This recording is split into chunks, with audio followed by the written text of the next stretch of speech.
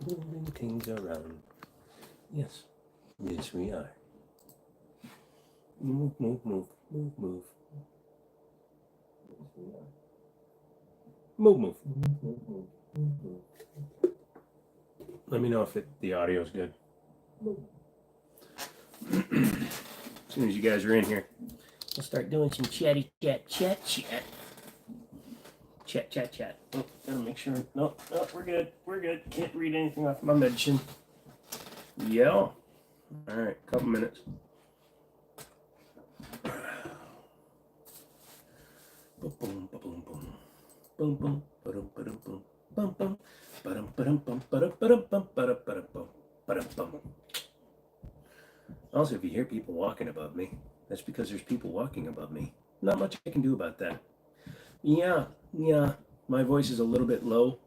Also, the light in here is a little bit low. Hang on.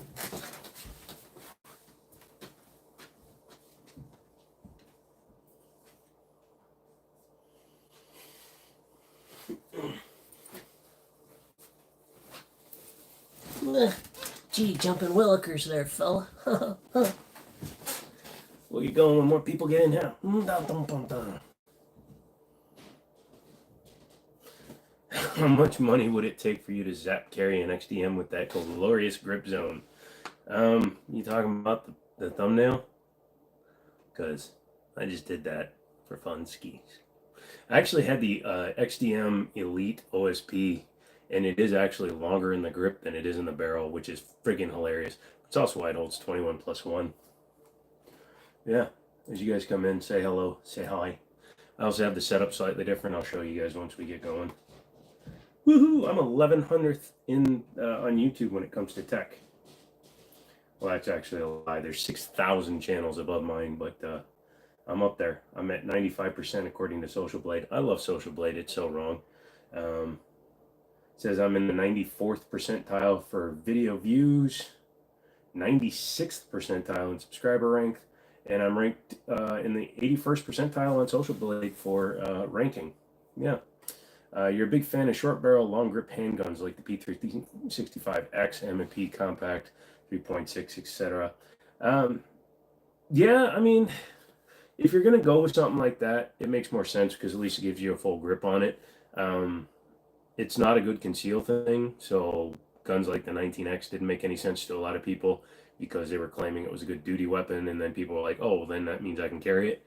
No, you're putting a Glock 17 with a Glock 19 barrel, and what prints is the grip, not the barrel. So, you know. 2 World Wars. Did you see the pictures I put up actually? Oh, no, that one's going up tomorrow.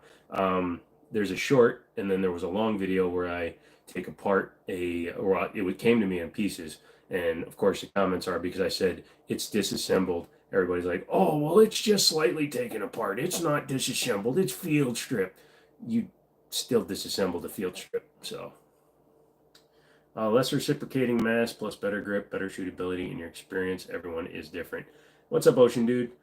Yeah, to each person, it is what it is. I prefer a longer slide with heavier mass up front with a full-size grip. So that's why I carry a 1911, Glock 17, Glock 34s, etc. So I make sure I have a full-size grip, but I enhance it by having a heavier barrel. My SP01 is a 40-ounce gun. My 1911s are between 39 and 42 ounces. The SIG X5 Legion 320 is 48 ounces, 49 ounces, something like that.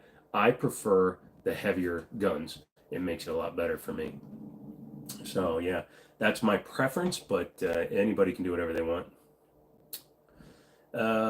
You see Ames has his Glock 21 small frames. Grant, what GPU is that? Oh, this is just a cheap computer I built. It's actually an old NVIDIA GTX 980 that I hate the green that NVIDIA uses. So I actually cut the green off the top of the LED plate. So it's actually white LEDs, even though it looks a little blue on camera. But this is just a cheap computer I built for my office, but I've just been running it because it's already set up. And my water-cooled rig's all disassembled. And I sold the graphics card because I'm waiting for a 4090 to show up that I ordered. It's okay. It's okay. Also, I got rid of the small screen that I've been using for chat. So, yeah, I'm now using two 32-inch screens and still using my phone to stream off of. So I'm what you call a professional dumbass. I'm a professional dumbass. Red drink. Uh-oh, we got DA and DB. You know what comes before Part B? Part A. Yeah, I'm sorry. Very, very respectable setup. You're running an AMD RX 58 or 580 with the 8 gigs, and it's a beast of a budget GPU. Yeah, hell yeah, man. I'm not doing any gaming on this computer other than like Forza Horizon 5, just because I like to keep up with the seasons. And believe it or not, it'll play ready or not over 60 FPS at 1080p. So I mean, it's fine. I'm not playing anything. Starfield really struggles on a 4 gig GPU. But I have a 1070 Ti and a couple of 3070s laying around. If I need a little bit more graphics power, I can just throw one of those in there, but I really don't. Hello, Blue Panda. Don't look up blue waffles. My hand's doing much better. Still can't do push-ups on it because it hurts really bad, but it's doing a lot better. It's split open, but it seems to be filling in with scar tissue. So we're good. We're doing good. But yeah. So if you saw the other video I put up today, I brought the 300 home. It's sitting outside right now. Did a walkthrough, did a sit in it. I really didn't take a whole ton of time when I first bought it. The tow truck driver messed up the front bumper, which really pisses me off because I didn't plan on replacing it right away, but I may wind up having to replace it right away. I think I can fix it so at least it's drivable. Starfield struggles on all GPUs. Good luck getting 60 FPS on 4K Ultra, since even a 4090 will get hard. Yeah. Starfield is just not well optimized at all, but it's a game I play because I get bored and I want to play Fallout in space, which is all it basically is. You mean he is replacing it? Me? What'd I say? Yeah, I'm replacing my 4080 with the 4090. It's a Bethesda game. Need you say more? Not really. I remember when Fallout 4 came out. No. Here's the biggest problem we have. So I used my AAA membership to have the car towed from the guy's house to my house. And AAA, the advisor, the person you speak to, told me it was between an hour and a half and 2.5 hours before the driver got to me. And I went to get something to eat because I figured it'd be a couple hours. And 25 minutes later, he shows up at the house where the car was sitting, and he hooks it up and drags it out of the yard, and he has it all tied down by the time I get there, and he had messed it up. Gonna delay the karaoke practice until after the show. You're welcome. Don't delay it because I'm going until I get tired, man. 5 hours probably, so you can do whatever you got to do, man. Sing it up. But yeah, so he wrecked it. He was already tying it down when I got there. I couldn't prove he did it because nobody saw him damage the bumper, even though I had, gone out and bought the car after looking underneath it and didn't see the bumper hanging down. But it is what it is. The intention is to put an SRT8 bumper on it anyway, so it's forcing my hand to spend a couple $100 extra bucks. So AAA buying the bumper. Again, I have to be able to prove he did it. And I wasn't there when he loaded it. If I was there when he loaded it, it'd be a different story. And the dude was not right in the head. He tried going to my house to pick it up, even though it's clearly shown as the destination. So the pics I have don't show it. If you look at the pic I put up, I was up high in front of the bumper, and he ripped the bottom of the bumper off. So it's again, I can't prove it. So it's one of those things where I got to eat it. It's not worth fighting AAA over because they're not going to pay for it, and the driver's not going to pay for it. I also know the owner of the tow company is a dick, so he's not going to pick it. Pro tip, okay. I mean, normally I'm there when they're loading, so, I didn't expect the guy to just show up at another person's house and load up a car when nobody was there. So, what about ring camera video? What? No, it was on the side of the house at this guy's place. It wasn't in front. It was in the guy's driveway on the side of his house. So no, there's no ring camera footage showing the car. It's not worth fighting over. I'm going to spend 3 days arguing with him, AAA, and the driver to get a $200 bumper cover. It's not worth it to me. Since I intend to replace it anyways, I don't care. So it's just annoying when they do something like that and then lie about it. That's the biggest problem I got. No, there's many more. You see, you seem like a youngin' still, BB. How old are you, man? Now, I will admit, one time I stayed on hold with PayPal for almost 4 hours just to get one of their calling center people to admit that they were still owned by eBay. Yeah, see, you're a youngin'. You're a youngin'. You know better. You know better. 48 years old, you know better. There's some fights that are worth having and some fights that are just whatevers. To me, that kind of a fight is a whatever. Hold on a second. I gotta turn you so that I can move my chair. Look, man, I never said I was the best person in the world. I've only been doing this for a minute or two. Don't look at all the stuff under my TV. It's not for you. No, it did not happen here. I actually rolled it off the truck. That's another thing, too. I'm not kicking the camera out, twisting the camera. So when we went to unload it, I get in the car, and it was in neutral because it had a dead battery. I'd given it some power so I can get it into neutral, and it's still in neutral. I jam my foot on the brake, and I release the parking brake, and the dude just lets the car go. He took the hook off, so the car goes flying down, and then he stops it with the chain. I mean, Jesus Christ. Some people are just dumb, and they don't deserve a license. And, you know, he's one of the big old boys that's been doing it for so long that they think they know everything. So, again, not worth fighting them over it. But anyways, let's throw this back to you guys. What's up, guys? What do you guys got going on? I reassembled that 1911 that somebody had drilled through the slide. Dude literally drilled through the top of the slide in order to put Glock sights on it. Again, can't show it. YouTube live policy, but it's sitting right there. He drilled down through the top of the where the front sight is because it's a auto ordnance who's owned by Carr. So it's a GI style gun. He drilled straight through it and messed up the front end of the slide just to get it fit in there. I'm pretty sure the first time I fire it, the pressure's going to blow the front sight off. Opinion on Joey Goodlow allegedly calling guy the gamer word and breaking the guy's jaw for wearing a USSR Ushanka hat. I'm not too familiar with what's going on with that. I can check it real quick. Number one, you don't use the gamer word. The fact that we call it the gamer word is pretty bad, but we don't use the word. I've been given the pass because I'm half Asian, but I've never used that word, and I don't think anybody should. I don't even think black people should be using the word. So it's just derogatory all around. It's like when we call each other whitey. Well, I call you whitey. It's offensive. Yeah, I'm going to do the JB Weld hack once I make sure the front sight works. The tritium is very weak in these sights, and I don't want to do that. Yeah, I don't know. DB, sorry. PewDiePie, one of his major cancellations was for using the N-word to a dude in a game.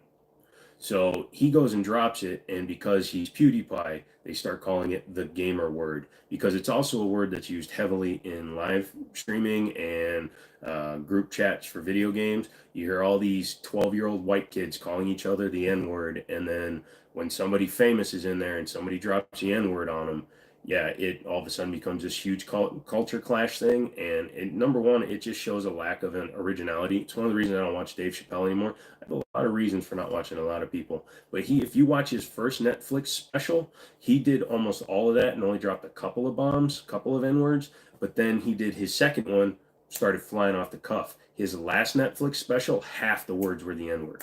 And I mean, fine, whatever. Is he embracing the way he really wants to be now that he's an older comedian that can say what he wants? Maybe. But I think it shows a lack of intelligence to just drop slurs, because when white people do it, we're called idiots. When Asian people do it, they're called stupid and funny. But yeah, no, it's not fun. Yeah, silly Swedes. He's Japanese now. Brady, welcome. Snafu, welcome. Yeah, Shelby hurt a lot of us by being the way he was. For those of you, now that we got a few people in here, I'm staying on here until I'm done today. I don't care. I had to cut it short on Monday. I'm feeling a lot better. This is not a heroin spoon because it's not bent correctly, so don't say anything. If it was a heroin spoon, it would be bent into a circle back here. That way you can hold it. Anyways, I don't know much about heroin, so we'll stop talking about that. But I'm feeling a lot better, so I'm going to be here until you guys leave me alone. So get in here and let's have some fun. I don't know who Tier Tactical is, since that's why this alleged incident happened at the Circle Bar of the Venetian after the Cry Precision party. Yeah, see, unfortunately, who's Ron? I didn't get to. Oh, well, I didn't go. I got invited to go to SHOT Show, but I didn't go, mainly because I didn't like the products of the company that were inviting me, and I wasn't going to show for them. But yeah, who's Ron? Hey, Mike, missed the stream on Monday dealing with walking pneumonia. Kind of sounds like me. I tested negative for COVID, so I think I got pneumonia. It's finally getting a lot better. My voice still isn't perfect, and my breathing's a little wonky, but yeah, I'm getting better. Hopefully by Friday or Saturday, I'll be back to like 30%, which is my norm. Grant Tier Tactical sells plate carriers and other tactical equipment. It's a veteran-owned business. Well, that does say Tier Tactical, or veteran-owned, veteran-owned. Um, yeah, Tier Tactical, that's why I haven't heard about them. I don't mess with plate carriers and stuff like that. Nothing wrong with guys that train wearing full gear and stuff. It's just I was never in a military or law enforcement capacity, and I've never had a reason to wear tactical gear. So, yeah, exactly. So all of you guys coming in new, this is a live stream. It's all these live streams are just talking head. You guys can stop saying that. I do not sound like Ron Swanson, so I don't know what you're talking about. This live stream, we just hang out, shoot the shit, talk. We can bring up any subjects you want. The main things that we talk about here on the channel is guns, obviously firearms, but I'm into computers, I'm into cars. That's why the last video that went up was on the Chrysler I just bought and I'm going to rebuild. I really don't like talking about politics. It's just there's plenty of people out there that are making their living by milking the shit out of talking about politics and getting on the one side or the other side on like two-way when there should only be one side. Two-way is good. The rest of you can suck a dick. Um, I apologize. I'll try to refrain from cussing as much. It's the one aspect of my personality that I actually hide a lot on YouTube, and on TikTok I don't censor myself at all, mainly because I don't care. They like to take down my videos when I show a gun because, Chinese, whatever. But an 11-year-old girl twerking, that's fine. But here, to I worked at a car dealership for 11 years. I cussed like a sailor. I never stopped cussing. And when I started doing long form stuff, I had to stop. Like literally, I could make The Wolf of Wall Street look like a PG-13 movie with as much as I could cuss during the day. So it's taken me a long time to break that habit, but it does come back sometimes when I'm talking about things that I'm passionate about. So I do unfortunately. I apologize about that. Grant, you're cracking me up. Glad you tuned in. I'm glad you tuned in too, man. I love people just coming and hanging out. This is an organically growing channel. This isn't a channel that's based on money. It's not a channel that's based on trying to grow it. That's why I don't have ads. Most live streamers have ads that YouTube inserts into their live streams. I don't do that. I'll put ads after the live stream is done, so replays have ads, but I don't put ads before it. I tried that once and it royally screwed up everything, so we don't do that. All I ask is that if you enjoy the stream, you give me a thumbs up. If you like this kind of stuff, you subscribe.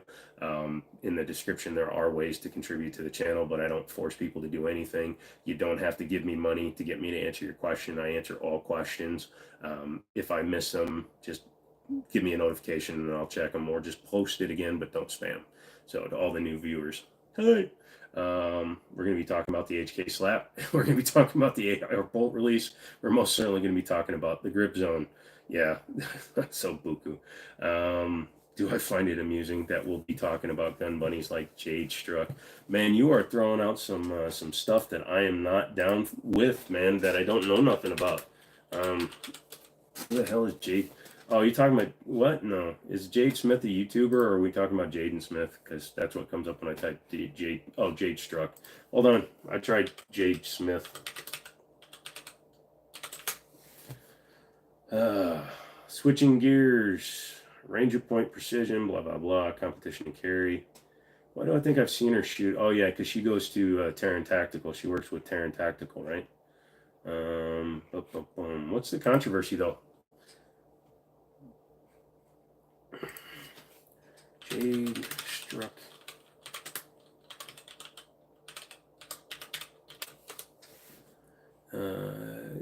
Apparently, the fellow responsible for training for John Wick's trilogy is a bit of a creep. A video pulled from his phone. Why is this on Terran's actual? Okay, was this real? Oh, that's from 2020. Besides, look at him. He's a fucking creep. He's a creep. Sorry, I'll time myself out. 5, 4, 3, 2, 1. You thought it was going to be that one, didn't you? I tricked you. I guess you thinking I was going to put up the middle finger, but instead it was this one. Yep. Yep. No, I just kind of Googled it real quick. And I mean, to be honest, he may be a world-class shooter, but he's also a world-class creep. When the shooting trips to Terran Tactical happen, if it was, then that's even worse. It's a 49 this morning. It as 49 this morning. You're in Florida. You're fine. It was like not today. It was 0 degrees Celsius this morning. That's right. I'm going with the other people.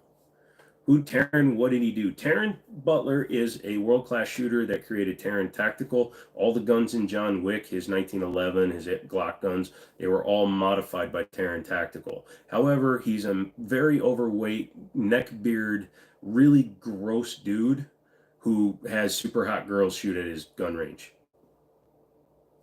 He's kind of like Dan Bilzerian, if Dan Bilzerian.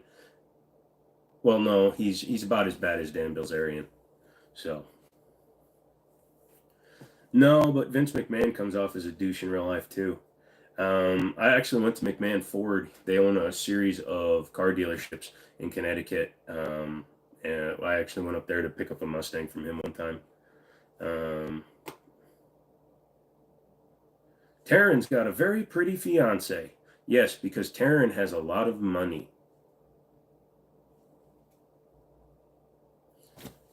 There are some people out there that will go out with somebody because they aren't famous, but the minute that you're famous and you have money, women like you. As long as you buy them stuff and you look the other way when they have sexual relations with lots of other people that aren't you, because you give them whatever they want. So they stay with you and tell you that they're doing you the favor. Men do it too. That's why Taylor Swift can never get married. She's just going to be, I mean, it'd be great for her songs. Man, today's negative. Holy crap. You guys are bringing me down. Let's cheer this thing up. Let's talk about something pleasant like the Holocaust. Holy crap.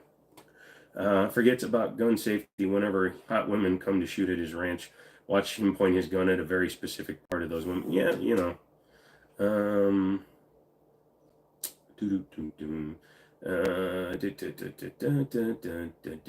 No, it folds. It doesn't jiggle. It folds. What's going on, Mr. John? What's going on? How you doing? Taylor Swift has a very pretty face, but that's about it. She also has $1 billion.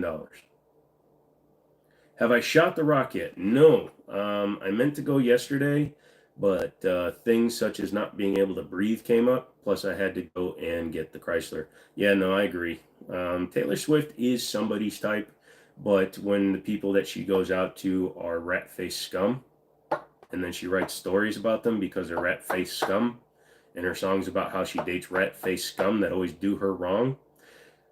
Ron White said this once. If you have a problem with one person, it's probably them. But when you have a problem with 50 people, it's probably you. Just saying.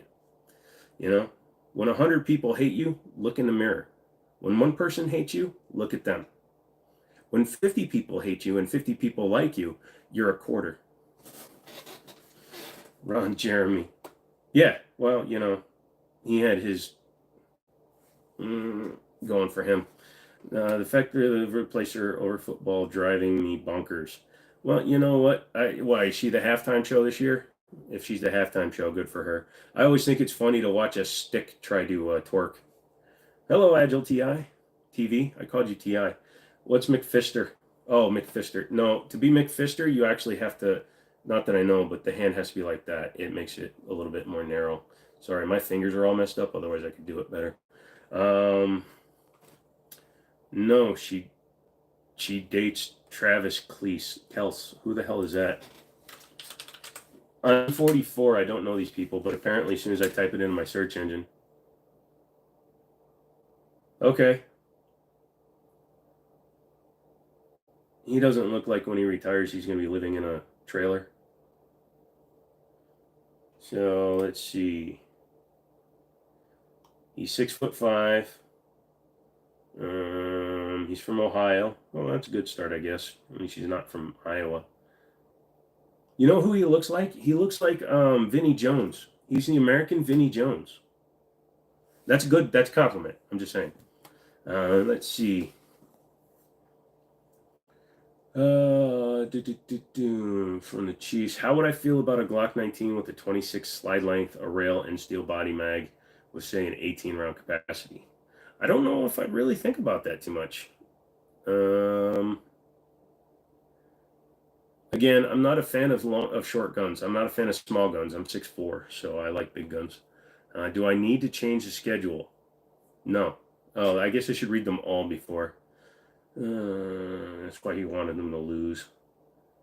Hard left, people. Love the tats, by the way. Thank you, Agile. This arm is going to be done this year, and we're going to be starting on this arm this year. This one is all just kind of circuits and tech and like geometric shapes. This arm is going to be a skull going down into gears through torn flesh. So that one ought to be a good one.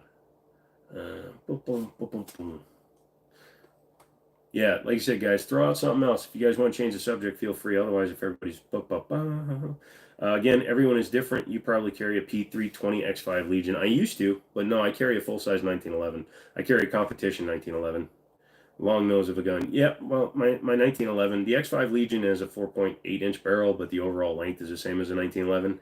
And I have actually carried a Dan Wesson DWX, which has a full 5-inch barrel. And I've also carried the Canik TP9 SFX, which is a 5.2-inch barrel. So, yeah, I've carried them all. The Bourgeois of guns. That's funny.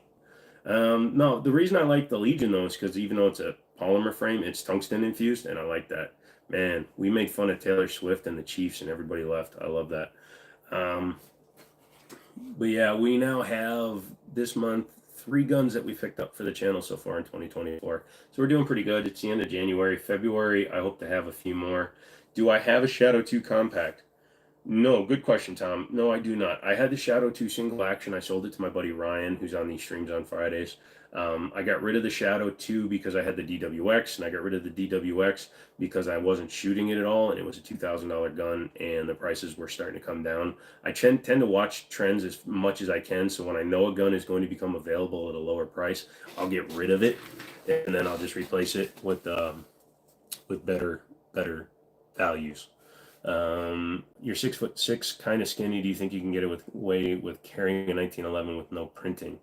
I'm 6'4", I'm 240 pounds ish. I fluctuate between 230, 240. You're going to print no matter where you carry it because the length of the grip is probably close to, from the top of the slide to the bottom of the mag is, I'm trying to, hold on, I'll use a pen for reference.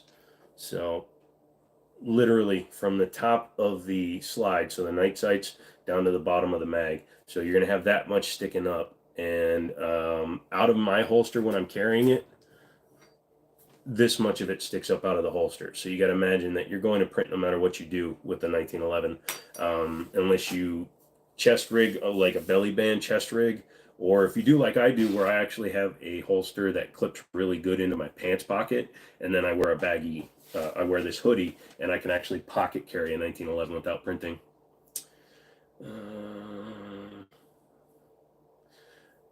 Brady, okay, so there's exciting news in aviation and stupid news. The exciting news is researchers may or may not have found Amelia Earhart's plane.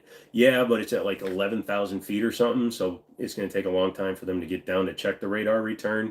And the number of aircraft that are actually at the bottom of the ocean is a pretty staggering number. So the possibility being off the coast of an island, a remote island, and being Amelia Earhart's plane are very slim, but it could be true. That would be nice if they actually find the plane. It'd be nicer if they don't find, well, it's been so long, there will be no skeletal remains, but it would be interesting if it was her plane. Some idiot in Hawaii landed an A320 so he could send 6 passengers to the house. So hard he sent 6 passengers to the hospital. I'm sure there'll be a video on what actually happened. Pilot debrief for Mentor now. We'll go through the whole thing. Race holster. I have one that I use. You can inside the waistband a G17 with that setup, except without an overshirt, but with just a black T-shirt, minimal printing. Yeah, I mean, there you go. The 17 has a slightly longer slide or shorter grip. But yeah, no, if you can carry it with that, then you should be good. No printing with full-size guns. I mean, that's good. End up like those billionaires with the homemade submarine. That's the funny thing. I don't know why anybody thought that carbon fiber, and why nobody thought to tell this guy that carbon fiber was going to be the wrong single material to use for this submersible. Number one, it's a submersible. It's not a race car. Weight saving should never have been a consideration for building a submarine out of carbon fiber. Number two, he didn't use compressed carbon fiber. He used sheet carbon fiber. For those of you that don't know what carbon fiber is, welcome to the 21st century. Carbon fiber is a composite material that is woven like your Easter baskets when you were a child, but they're very fine, very thin filaments that are put together and they're layered using an epoxy. When you do that, you do create an item that's extremely strong in one direction. It is not made to absorb a full crushing load, such as, oh, I don't know, 6 miles of water above you. So, yeah, the fact that nobody in materials engineering or anybody that manufactured the shell for this thing even thought to tell them, it doesn't matter if they crossed them like at a 45-degree angle going back and forth, which they didn't. They literally just layered it on in circles until they encapsulated the mold that they had multiple times. It doesn't matter how thick you make it, it's only strong in one direction, and that is not in a crush direction, it's in a lateral direction across the face of the carbon fiber. If they had used the compounded or the non-structured carbon fiber like the Sesto Elemento or the wheels on the Ford Mustang GT350R, they have all of a sudden I lost the name of it. I said it earlier. But they have a type of carbon fiber that is not layered, so it is way stronger in every direction because it has no weak end. So, yeah, I mean, that is one of the dumbest things they could have done. Let's see. Stupid. Let's see.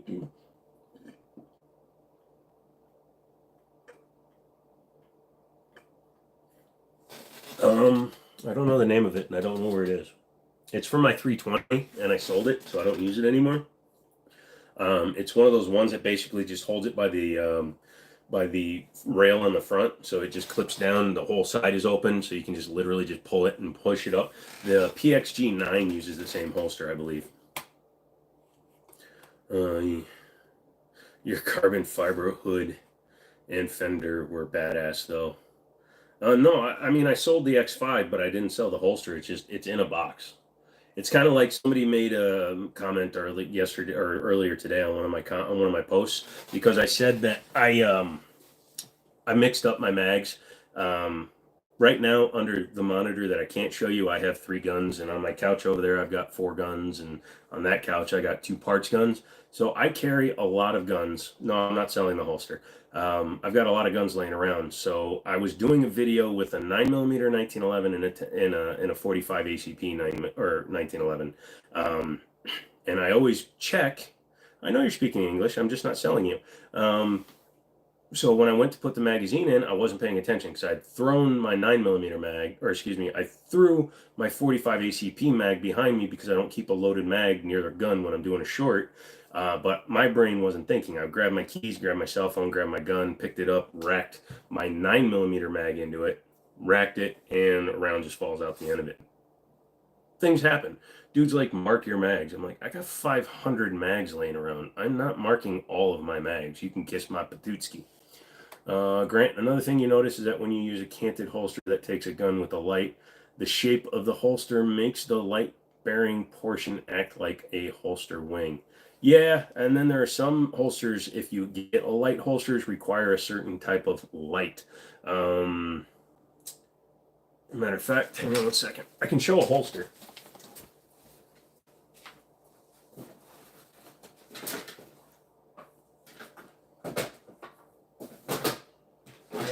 Assuming I know where the holster went.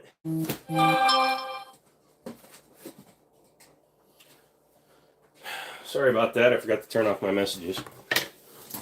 So like this is I think a Blackhawk Omnivore holster, and it's designed to hold a TLR-7. Hold on one second. I gotta do things. My foot care appointment is tomorrow. Yay. It's a good thing you can't see my messages. All right, there we go. I'm not kicking it. I'm not selling the holster, DB. I'm going to buy another X5 this week. I mean, there's a question. But this is one of my favorite outside the waistband holsters. This is actually for my 226 Elite 1791. Just uses the gun. And this is actually the cheap one I use at the range for any double stack gun.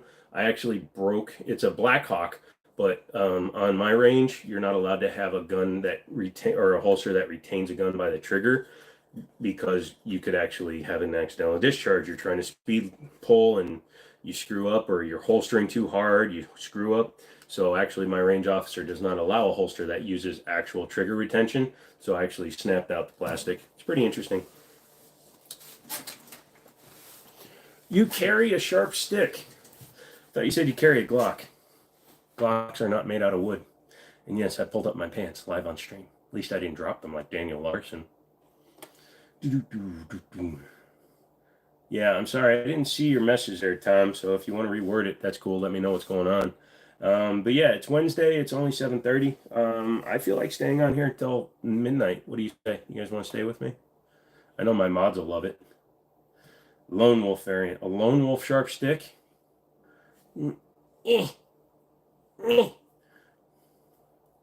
Ocean Dude, you can't carry illegally. That's right, you're in New Jersey, so you have to ask them to follow you home so that you can go into your home and get your firearm. Yeah, holster. Boop, boop. You got the Evan Williams out already? Holster. This is an example on how I treat my stuff. Ooh. Is it a good thing when someone says ooh when they throw stuff? Conceal is concealed. Yeah, until somebody calls it in or says they saw your gun because you're at Walmart and you forgot you were wearing your short shirts, and you go to reach up to grab a box of Pop-Tarts, and stuff happens. You're laughing so damn hard. You were thinking about my gun couch flip test. Yeah, I've been practicing with a couple of my airsoft guns. I'm about 12 feet away from the couch right now, so I want to be able to throw it as hard as I can at the couch while sitting here and catch it in a video. But I don't want to wreck a $300 monitor if I miss. So, but it's an L-shaped couch, so I might use the other side. I don't care if I break that big screen. It's an old one. But yeah, I think that would be cool. Just every video, I'm a little bit farther from the couch until I'm all the way up against my desk, and you just see me yerf it, and then, yep, I think that would be cool. And I can do it. I'll do it. How's my throat feeling today? I'm no longer gargling rocks or glass. It's not 100%, but it's about 90%. So that's why I'm going to stay on here a while today. Also, I don't have to go and pick up a bag of guns. Not that I ever leave at weird hours to pick up guns. Also, I'm allergic to peanuts. So I'm going to eat some almonds. Want to see me have anaphylaxis on camera? So, quick story. You used to drive lifted truck, jump out one morning on going into the coffee shop. It's like 7 a.m. in Miami. Okay.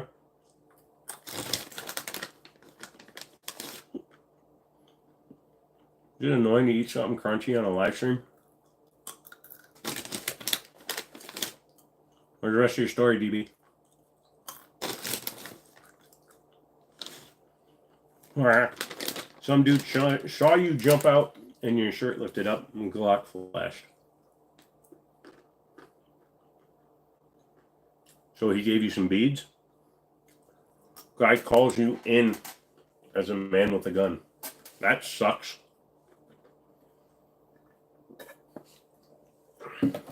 Not a good punchline, but it sucks. Yeah. Well, you're in Florida. I go into the Walmart all the time, and I'll just throw my gun in my front pocket.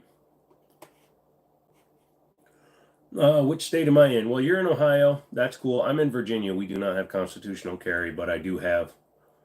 Oh, he's talking about DB. No, I'm up here in Virginia, and we don't have constitutional carry, but I do have a concealed carry. Let's see. Oh shit. Okay, no worries. That's fine. It auto catches that when you cuss. Shady dude behind me clearly says a 1911 side on one side, two mags on the other. I mean, I don't care if somebody carries. I'd rather know. I'd rather be situationally aware. But yeah, no, I don't care if somebody knows if I carry. Although, if you run into the wrong situation, like if you're in a Walmart and some old lady sees you when you reach up and she sees a barrel of your gun, that can sometimes cause an issue. Apparently, you can as a mod.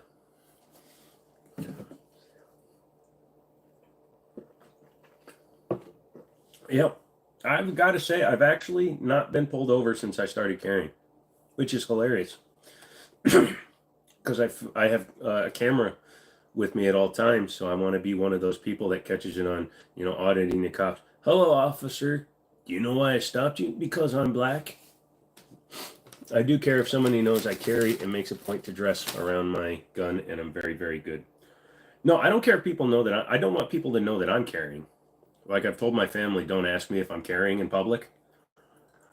And most times when I'm carrying in public, you can't tell that I'm carrying. I started saying two different sentences and it didn't come out right. This is a long story, DB.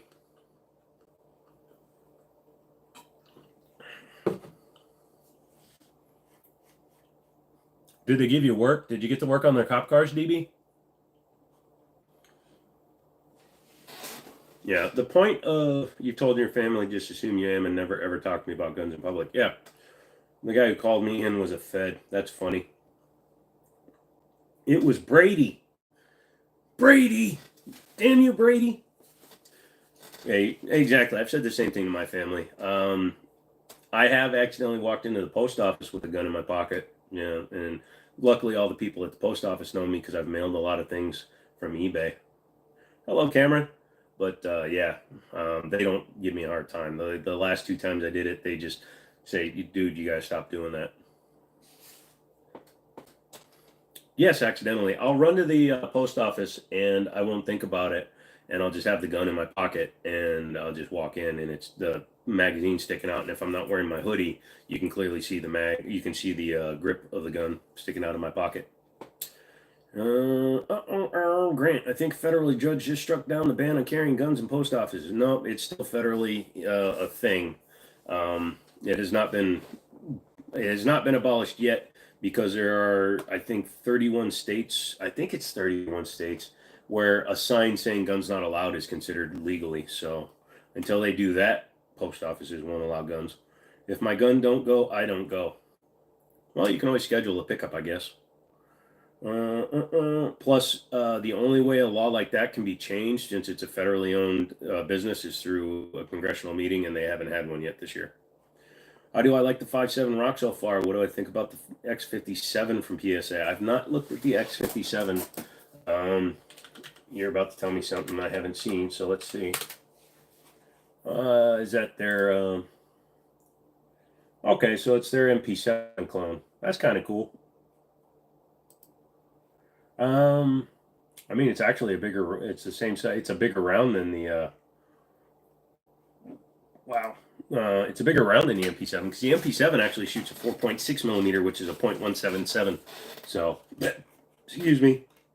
I'm allergic to peanuts and I just ate some peanut or roasted almonds, so I may burp every now and then. We got that shit everywhere with me. Once in a while, your voice gets choppy. I am so sorry. Am I even? Hang on a second. I'm on my Wi-Fi and I've got full gigabit, but it's using a phone, so I do apologize. Concealed carry is concealed for a reason, bro. Yeah. Text, history, and tradition. But I'm taking a massive crap. This is good crap material to wipe to XD. Well, I'm hoping you at least use toilet paper, you Neanderthal-headed booger bum. Haters gonna heat. Maybe. Has the couch landed on the 300 yet? No. But maybe I should use part of the couch when I'm repairing the 300. That could be an idea. And I'm probably going to live stream while I'm ripping it apart. I should grow a major beard. Bro, I'm Korean. I go through one razor a year. The hair I just shaved off was over a month and a half old. Go look at Monday's live stream if you want to see where my beard was at that point. I hadn't shaved in over a month. This is not stubble from 7 o'clock or 5 o'clock shadow. That's because I just buzzed it all off today. Wait till you see it on Friday. It's going to look the same.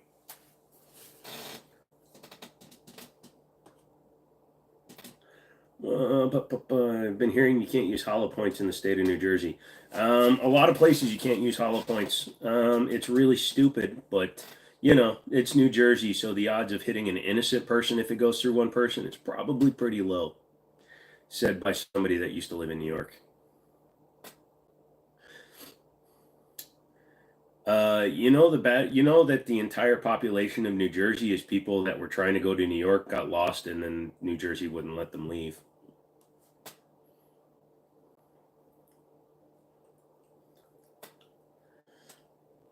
Yeah, hollow points are illegal in New Jersey, blah, blah, blah, outside of circumstances like Ocean Dude was saying, only in your house. The state police publishes a list of legal expanding ammo every year. Yeah, also, a lot of states will have like their banned gun list, or for California or California, it's known as the California roster of guns that are legal. But Illinois, Maryland, they all have a legal list of firearms that you're allowed to bring into each state. One of the funny ones is actually Maryland. I don't know why I just said it like that. I know why I said it like that. I was watching somebody that couldn't say Maryland. So in Maryland, they publish a list every year of rifles that are legal and that aren't. You cannot have a pencil barrel in the state of Maryland. So you have to have a heavy barrel because, you know, you want to have the best possible firearm possible when you're committing atrocities.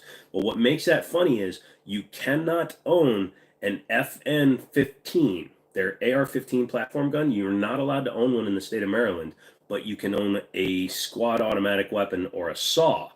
An M249 saw is legal in the state of Maryland, assuming it's semi-auto, of course, because it has a heavy barrel.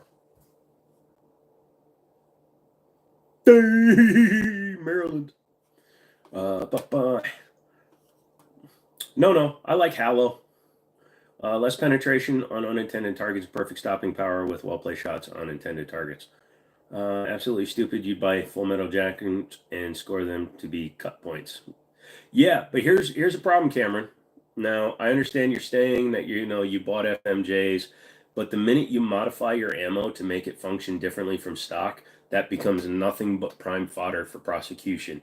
If the prosecution can prove that you did anything to make a round more lethal or to make a gun more lethal, they will then assume that you went out looking for a reason to use that ammunition rather than self-defense, and then they will try to prosecute anything you do as murder, attempted murder, aggravated manslaughter, whatever the case may be. It's a stupid thing. We have to walk a fine line as legal gun owners because they keep taking rights away from us that didn't do anything wrong, which is bullcrap, and you need to, sign any petition and go to as many rallies as you can. But they're infringing on our rights. But the only way we can fight them, we're not allowed to just do what we want like they are. So, you can, it sucks. You cannot modify your ammo in self-defense. Gun show in Chantilly this weekend. Yeah, I've been looking for a Hudson H9, but I'm probably just going to buy the Daniel Defense H9, which is a completely different gun. According to SHOT Show somebody, the Hudson H9 and the Daniel Defense H9 share one part, so that'll be interesting. So I'm still looking for an H9, but I'm going for the Daniel Defense first. You can own 30-round mags in Maryland. You just have to purchase them from out of state. Yep, that's true. Do you own any Beretta tip-up mouse guns? I have a Bobcat and a Tomcat, but I don't ever shoot them because they're very old and they were in a fire. I got them to run, but I don't trust them.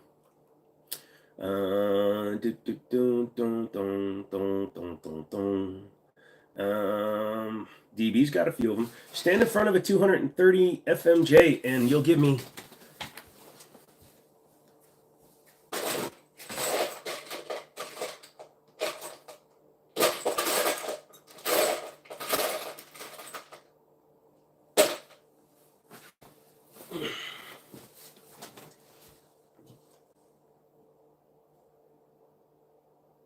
Where's my $20, bitch? Just saying. Here, let me put it up there. 230 FMJ. Pay me. And it won't be a good look if you dog out on a bet when you're a mod. Just saying. Let's see. Did you know your target audience and what's behind it? Yeah, pretty much. Am I going this weekend or am I working? No, I'm actually going to the doctor tomorrow, and I'm probably going to wind up on bed rest for a week. So, yeah, that's going to suck. No, put in magazine. All right, fine. Jeez, man, you're making this so difficult.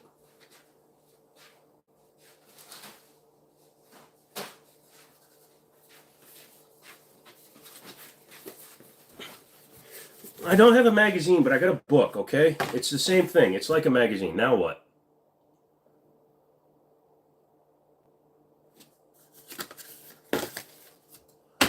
Load, and why are we talking about my rack? You are weird. Kick the camera.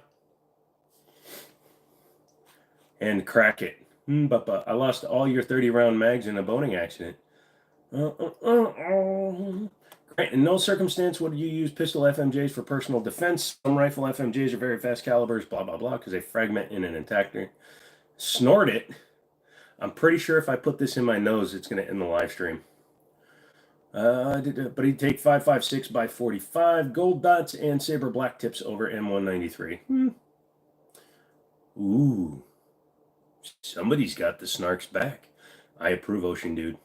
I approve. I'm going to give myself a heart over approving for you. Yeah, I can do it too. I don't even know what that means. Does that mean anything when somebody clicks on that, or is it just somebody showing love to me? If it is, then I'm just going to sit here. Oh, look at all these people loving me. Ignore the clicks. Nothing's happening here. Everybody's just... You in Jersey, nothing but sharp glass. Actually, no, I don't even think they're allowed to have sharp glass because it could hurt an attacker, and you don't want to do that. New Jersey is as British as you can get while still being able to own guns at some point. I'm pretty sure that if we could call them, it'd be New Jersey, yeah? Oh, love, bro, no harm. Actually, I like New Jersey. I love your toll road because I can drive fast through New Jersey, whereas the minute you're out of New Jersey, like if you're on 95 going south, holy crap. I once made the mistake of driving from Meriden, Connecticut to Virginia down 95. I wound up going across the George Washington Bridge, which was a $27 toll. I wound up paying like $43 in tolls to get from Connecticut to Virginia.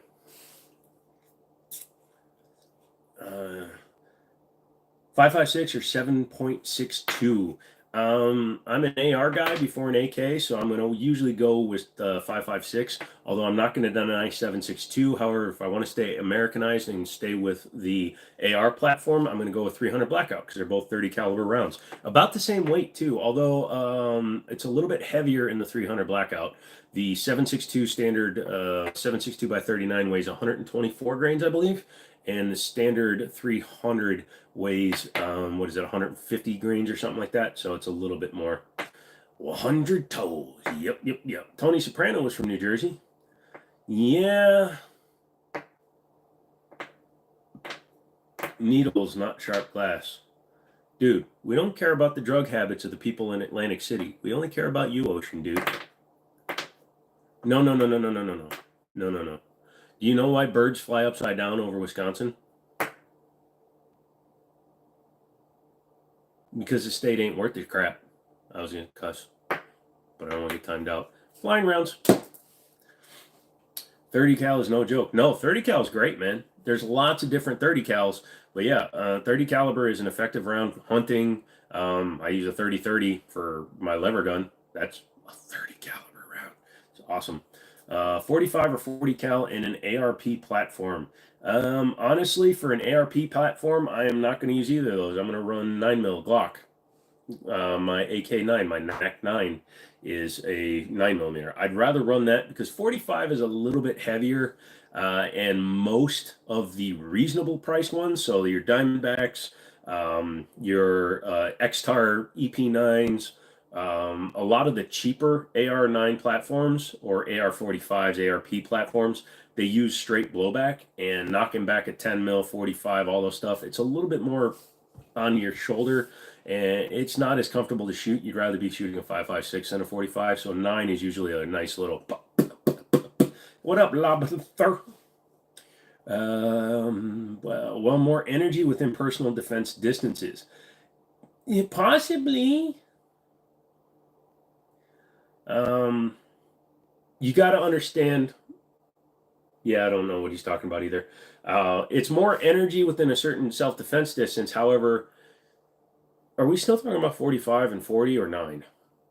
Because the issue with the 45 at short distances is if you're using hollow points, it's probably not going to expand because it's not going to be going fast enough, and then it's not going to go deep enough to expand. Oh, the blowback. He's talking about blowback operation on AR pistols. Oh yeah, 5.56 versus 7. Yeah, no. 7.62 is much better at short distances. In fact, the 300 Blackout, which is the American equivalent, basically 330 cal, is actually designed for a 10.5-inch barrel, and that means out of a 7.5-inch barrel, you lose less velocity than you do going from a 5.56 in a 16-inch barrel down to a 6 or a 7.5-inch barrel.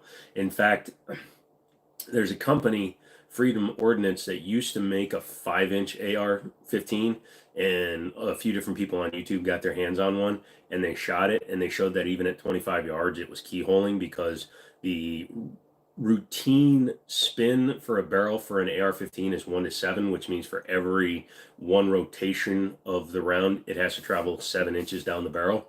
So obviously that means the shorter distance it travels, the tighter the spiral. So 1 to 8 is a slower because it's one twist every 8 inches. 1 to 9 is every 9 inches.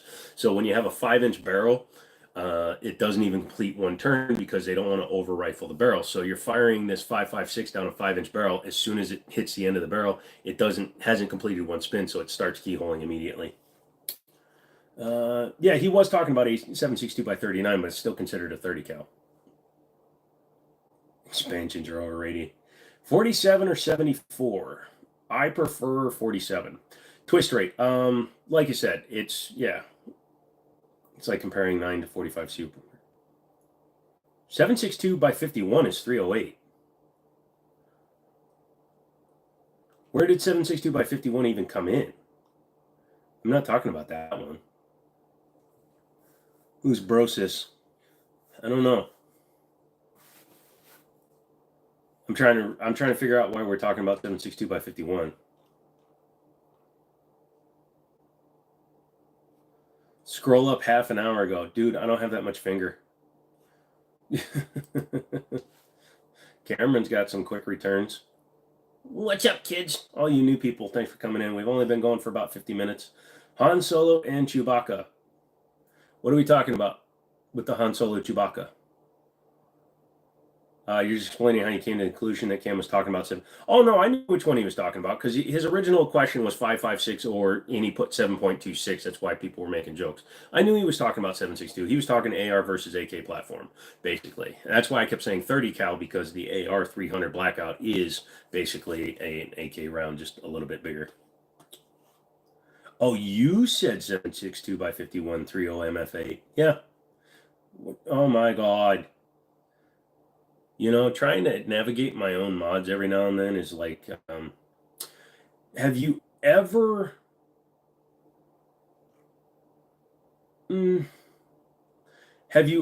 tried to wrangle cats?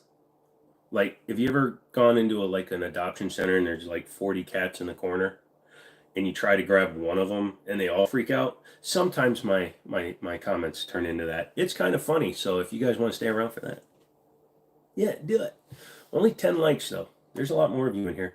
5.7 pistol caliber or 9mm. I would like to probably say that I still think 9mm gives the better penetrative wound cavity, the permanent wound cavity. So it's going to cause more damage in an area of the body. Whereas 5.7 is something that you would want to use should you be in an instance where your enemy combatant is wearing soft body armor. And if you're using, the SN193s or whatever they are, the steel core, that will punch through soft body armor. But for most cases, even though I do have both I've got a 45 f5.7 and a 10 mil sitting out right now, I would probably grab a 9 in those. Just shoot a rifleable caliber going fast. Rifleable. That's what we say, kids.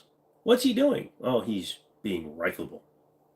9mm, 12 gauge, 5.56, and 308. Well, I'm still going to go 9mm because it's going to be the smallest overall package. You get super precise when you're talking about 30 caliber cartridges. DB, why are you deleting everybody's messages? What did he say, dude?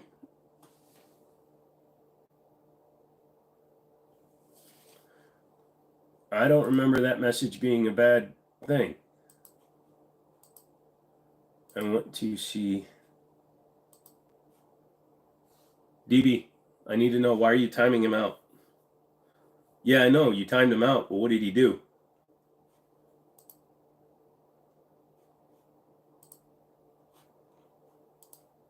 Sorry, I just gotta...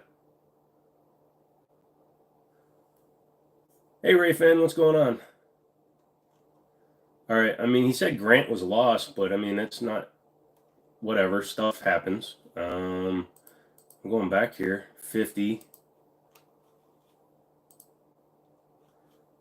All right. Okay, I didn't see those ones. Let me know if it comes up again before you time someone out. Oh, they dropped the F-bombs? All right, yeah, okay. Yeah, you can say it with the letter. Don't say the entire word doing that. Okay, I didn't see that. I'm sorry. Thank you for clarifying. Yeah, no more cursing. I need to watch mine too. So if you guys are cussing because I'm cussing, that's a bad on me. I'll time myself out for 10 minutes. I'll see you later. No, I'm just kidding, but I'll watch it. Okay. Thank you, sir. You can say whatever you want. You're not a little baby. No. It's dropping excessive cuss words. No more cuss words. You can make a fun version of a cuss word, but don't get offensive with it. AK-47 or AR-15. I prefer AR-15s. AR-15s are, in my opinion, cheaper. Thank you. I appreciate that. AR-15s are cheaper to get a more reliable-ish platform because you really don't want to go cheap on an AK. You can go cheap on an AR-15 and fix it. It's harder to fix a cheap AK. For example, a Vishka with their stamped receiver and their really not great quality control on their bolts and their channels for their rotating bolt assembly. It's harder to fix that. And also, some of the times the rivets and the trunnions aren't that great. Whereas if you have an AR-15 that has inferior trigger, simple drop-in trigger, you don't like the bolt carrier group because it's hanging up. Instant, just pop it out, change it right away. So AR-15 is going to be my go-to. It's like Legos for adults. 7.62 pistol. Brady, I've never had one. The closest I think you're going to come would be like, I believe CMMG makes a very short barrel Descent. No, it's fine, guys. Everybody's good. Hey, always good. Literally look away to chat earlier and my pen are gone. What? No, it's fine, Cameron. Let it go. We're good. Canted sights, I got a couple of them. Cheaper, easier to build AR-15. Yeah, exactly. Pistol M92. I like the pistol M92. Yeah, AR is cheaper than AK since when? You can buy a entry-level AR from Radical Firearms for under $410. Pretty much anywhere. You can go on Palmetto State Armory right now and get complete blems for like $360. The cheapest AK that I would be willing to shoot is in the $700 range. Century Arms made a decent version of the Vishka or a decent version of the AK called the C39 V2s that actually had milled receivers and better fit and finish. I would actually rock one of those. But yeah, no, the cheapest AK I'd be willing to run is about $750. It's gone too, man. I hate when it happens. I'm sorry. How about this? SKS versus M14, not the Mini 14. I'm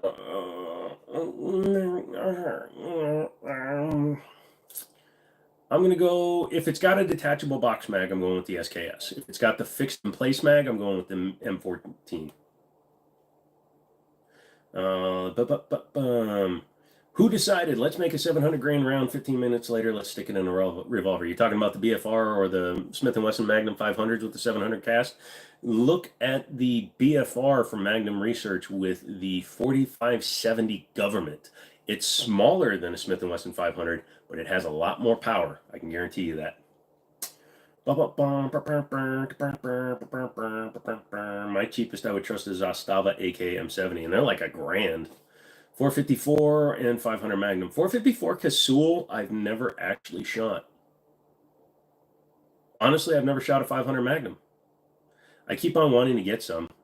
You love you some SKS. I had a really nice one. I had an SKS D post band, so it didn't have a bayonet because it was a shorter one. It was a 16-inch, had the really nice bleached walnut stock on it, and the detachable box mag. It was really nice. I paid $300. PSA makes good AKs. Grantham said they get wear faster, but they shoot better than Sentry or Radical. They're definitely better than both of those. However, you have to watch out if you're buying one used.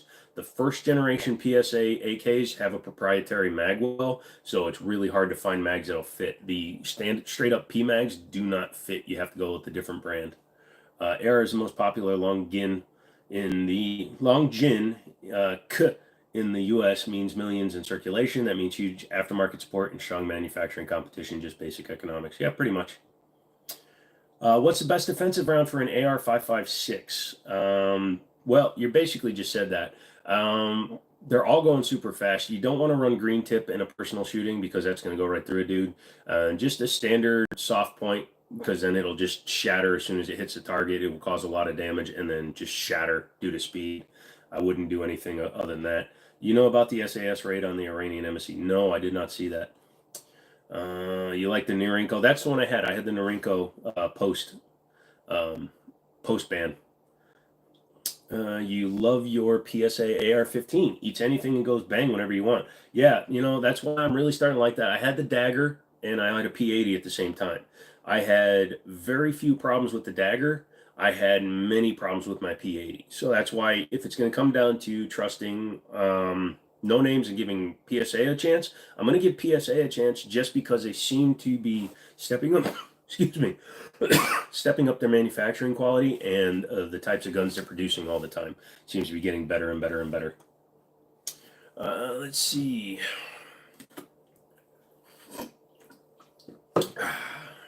Green tips. Green tips, green tips, green tips, green tips. Woohoo! What was I looking at? Oh, let's see. Why are they promoting Saber? It doesn't make any sense to me. I don't want to click on that one. Woohoo! Never mind, found it. Your friend just borrowed it. LOL. Are we still talking about your pen, son? You're weird. Yes, drink. Where is it? Yep, I did it. The raid was a while ago, not very important. More important, how about was it happening in Waco? Brady, that is a weird freaking transition, bro. No, no.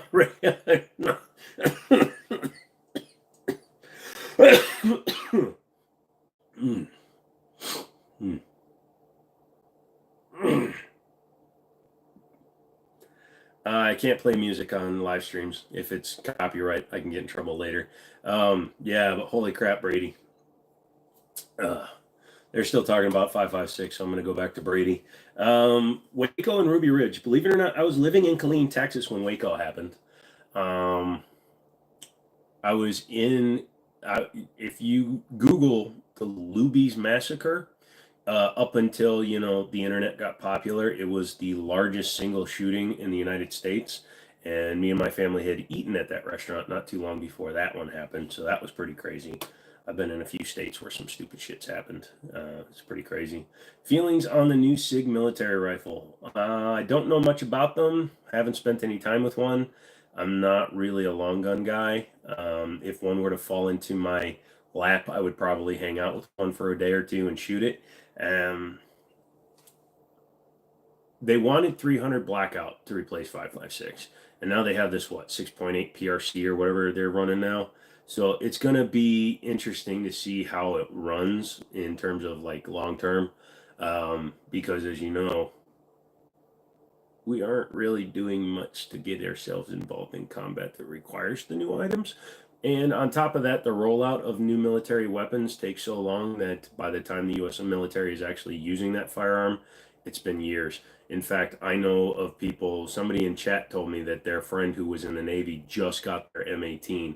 That gun's been out for 2 years in the U.S. military, and the Navy just got it. I mean, it's the Navy. They don't need guns, but boom, boom, boom, boom, boom, boom. Bro's about to write a manifesto and then want some steel pigs.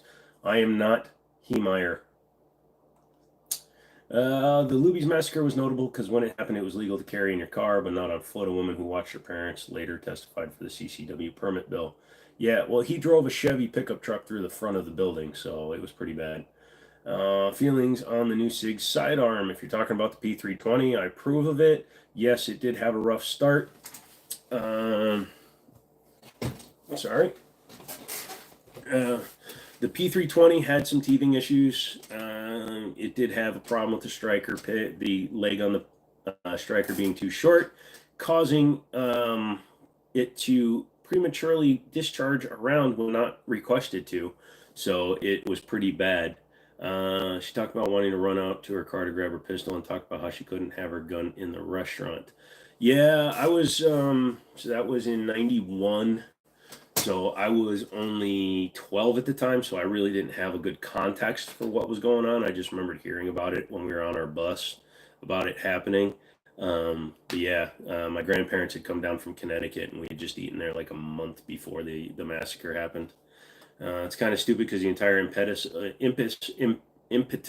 of the 6.8 platform was a response to overmatch the Russian Ratnik modernization and upgrade program, which turned out to be so basically stupid.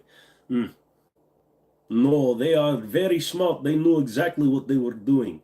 They sat in a room and they said, "Oh, look, we're going to make them waste all of their money by telling them we are coming out with new weapons. We are going to make round that is so fast, so big, yet still capable of causing so much damage without any propellant. It's going to be a round. It might sound like it comes out of airgun, but it's not. It still fires rounds. And when you shoot these rounds and they go, and then you're going to be over here in America going, oh, what is this? What just happened? Did I get taken down by a gun I did not know existed? Yes, you did. And then we're going to be like, well, shit. I need to come up with a round that has a weird number attached to it, and I'm going to use a digit that's only used in the rest of the world over instead of having it be a caliber like we do over here, like 5.56 or 2.23. No, we're going to call it 6.8 because we want them millimeters. We want them to know that we're serious over there in the European in the Western Bloc over there. We want them to know that us Americans, man, we're gonna build trucks and tanks and planes that drop bombs. Yeah, we're gonna spend all our money on guns and knives, sharp knives, Marines. Anyways, where'd I go? The movie Tread is all about Grandy, Colorado dude. Yeah, his name was Marvin Heemeyer. Now, for those of you that don't know, we'll do that in a second. Asian speaks in Russian accent. Technically, Russia is Asia. Russian Ratnik was BS makes believe Putin meth, and DOD took one look and like, oh my God, we must overmatch it. The woman who testified was Suzanne Hupp. Her parents were Alphonse and Ursula. She saw them get brutally murdered. Yeah, that guy was a dick. I'll show you a short striker. Meds, dude, snort it.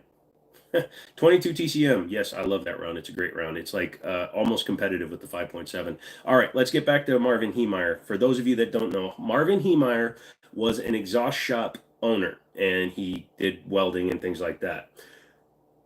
The city council cut off his access to his building because other places were willing to pay more for land rights, and they cut off access to his building. They damaged electrical infrastructure to his building, so he lost water at one point. He lost his road access, and then he went and petitioned, and then they granted a bill or a permit for another building that blocked off the other side of his business. So they basically cul-de-saced him in on one little shite road that he would need to have everybody drive down to get to his shop. But they basically ruined his life and his ability to make money because other infrastructures, other businesses in the area were willing to pay bigger taxes to have direct access, and they destroyed this man's life. So what he did, being a master welder, was he took a giant frickin' bulldozer and he plated it with a layer of armor. What was it, like 2 feet of concrete and then another layer of armor, and he welded it all himself because he was a welder. Put it all together, put it on top of the dozer. He had cameras, he had fans inside for ventilations, but he didn't.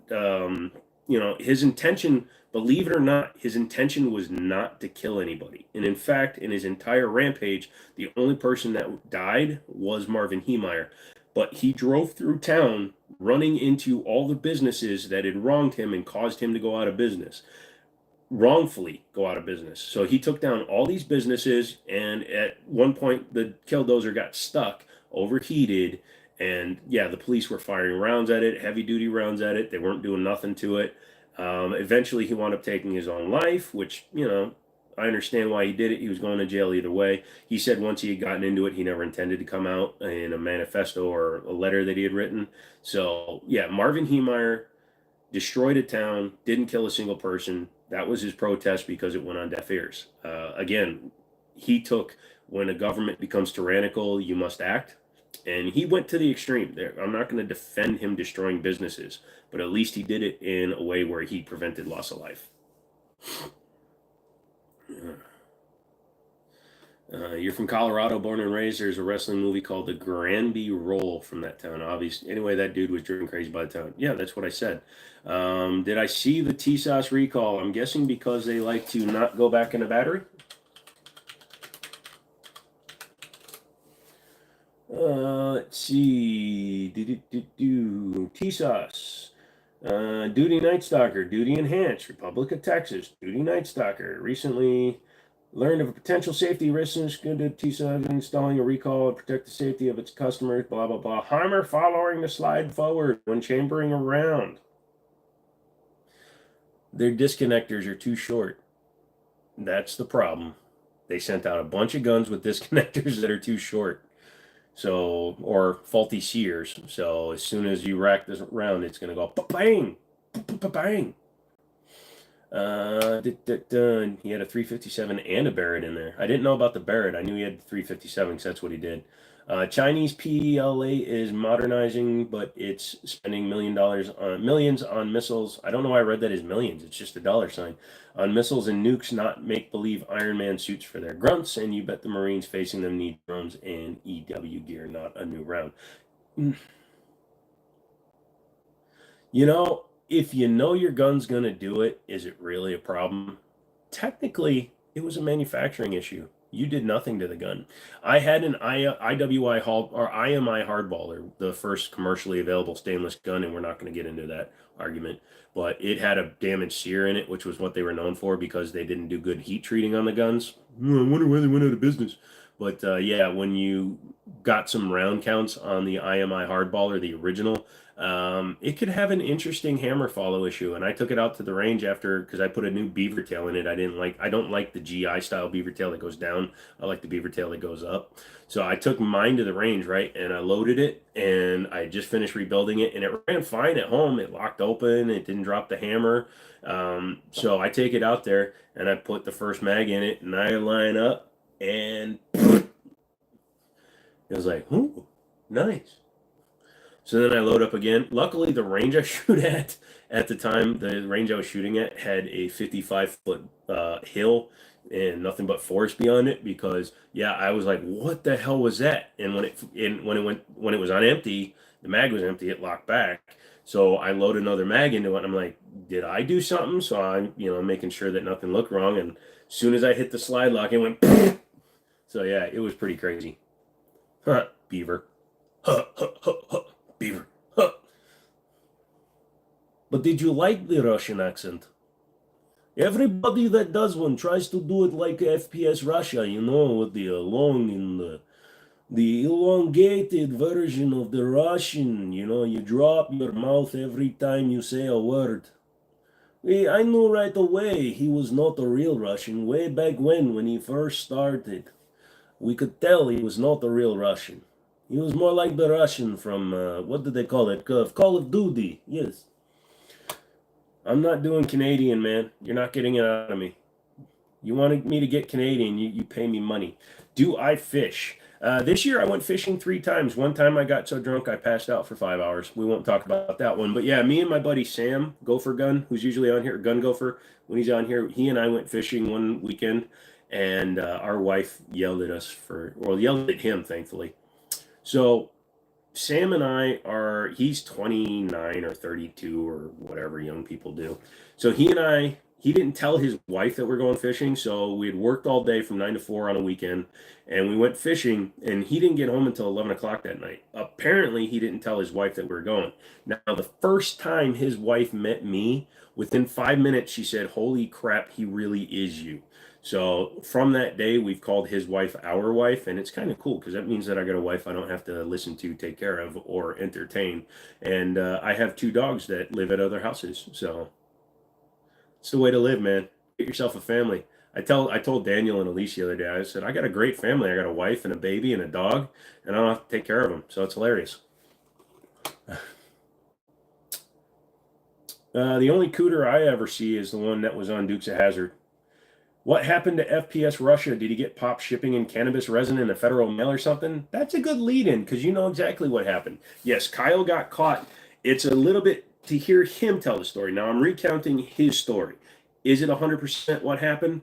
Maybe. He's an internet personality. He may have embellished a little bit. So he claims that he had oil shipped in, and he says they got a warrant and they were able to prosecute him because when he picked it up, he was wearing shorts. Now, the validity of that statement versus everything else that had happened, let's totally disregard the fact that a year before his lead guy for acquiring firearms and everything was murdered in his office. Not saying Kyle did it. I'm not saying he's that kind of guy.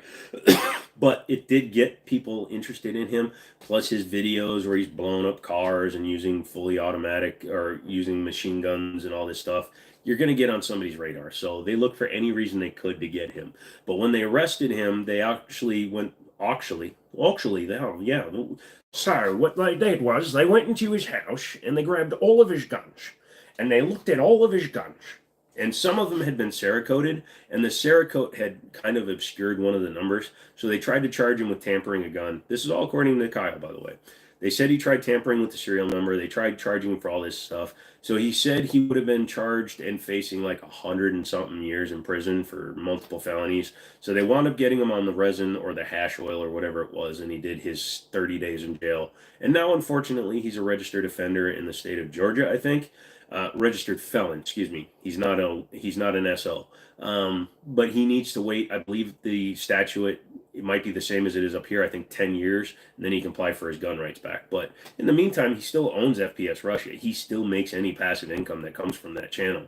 So he's not hurting. Plus, he's got Painkiller already, the PKA podcast. You can find it here on YouTube. Watch them. They're hilarious. They deal with everybody and everybody about anything. I'd love to be on there, but I don't want to do webcams. I reserve my webcam time for OnlyFans. Tip your Witcher. Guns, drugs, and dead guy. Yeah, pretty much. Let's see. I've missed a lot of stuff. I've seen less beaver. 2016 Ram, 6.7 comments, 256,000 miles. Guess how much? I'm going to say 16 grand. Nope, you said it 2016. I'm going to say 21 grand. One of your 1022s went full auto at an indoor range once. All the range officer said was put the thing away. Pretty much, if they're decent range officers, they're not going to assume that you brought a fully auto. Nice, you got a 2-year-old dog and she just broke your leg Thanksgiving week. You wish you had a dog at another person's house. Yeah, it's fun because if I just go and hang out with them, the dog loves me. All this fur on me right now, if you can see it, this is all Rue's fur. So yeah, I hang out with her when we go to the store. And yeah, she's a dumb dog, but it's funny. Kyle was total sketch. When you hear him on PKA, I haven't heard him make a lot of claims that he doesn't back up on the podcast. I've watched a lot of their replays. So like when he talks about other people that have been on the channel with them and things that they went to do, all the other guys are willing to corroborate it. Now, obviously they're all friends. So is it a bunch of people fact-checking lies by lying for the liar? I don't think so. But I still think there was a bit more to his arrest. I wish him the best, though. Also, he was convicted at the federal level after the state case was dismissed. However, he is now a convicted felon. Yeah, and that's what I was saying. he was facing all these other crimes, and the state case got dropped, but the feds were still pursuing it because they were able to say that when he picked up the illicit material, he was wearing shorts. So he obviously wasn't going to the post office under a business pretense. He was going for a personal pretense. So they were able to get him for possession with the intent to distribute because he was giving it to his girlfriend or a friend at the house at the time to use. So yeah, they busted him for that. A sucker is born every day. Yeah, but let's take a look at something real quick. FPS Russia. FPS Russia still has a growing audience, still keeps gaining people. He's got 6.89 million subscribers. Why don't you click on one of his videos? Nope, that one doesn't have an ad. Oh, his entire channel was demonetized, so that is definitely something that's going to hurt him. But he's left up all of his links. So, needless to say, again, he's not hurting. He's like all those guys that have been retiring this year. They're not hurting. It'll be fine. I'll give me 10K and a new Ford front end for that Dodge. 25 grand for a 2016 diesel is not bad. Yeah, it's got some miles, but it is a Cummins. 25 grand if it's clean and it's a Laramie. Let's add that to it. Yeah. And if it had been a few years later, recreational use marijuana is legal. So it's like, you know, he should actually petition for a full pardon. Now, here's one thing that he can do, and depending on which sitting governor and president is in place, he could petition based on changing laws in state to state to state, although his was a federal case, but he could still petition and say, hey, look, the laws change. Recreational use is legal state by state, including the state where I was convicted of, which means that there should have been no reason for the federal involvement that wound up happening. They should have just left it at a state level. And once the state said they were satisfied with it, blah, blah, blah, that I should have been able to pick it up. So, yeah, he could petition for a full pardon because there's only two ways to get your full federal rights back. Number one is to go before Congress, the Supreme Court in a private hearing. And number two is to get a presidential pardon. Although Dodge front ends are known to be weak and needing more upkeep in the bushings and front end parts, Dodge front ends fall apart like nothing else, man. I've got a 2006 Ram 1500 upstairs. It's got 230,000 miles. It's had the suspension rebuilt 3 times, including the last time my father just did it. It has literally every single component on that truck has been replaced. And COVID has made my father a genius.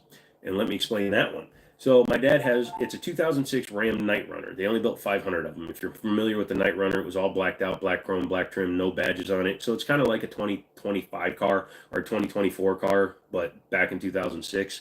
Hey, Lego. And he loved that truck, drove the shite out of it. And we put tons of miles on it. I had it for a little while. I rebuilt some parts on it. I threw parts in it. I redid the dashboard when all the vents broke.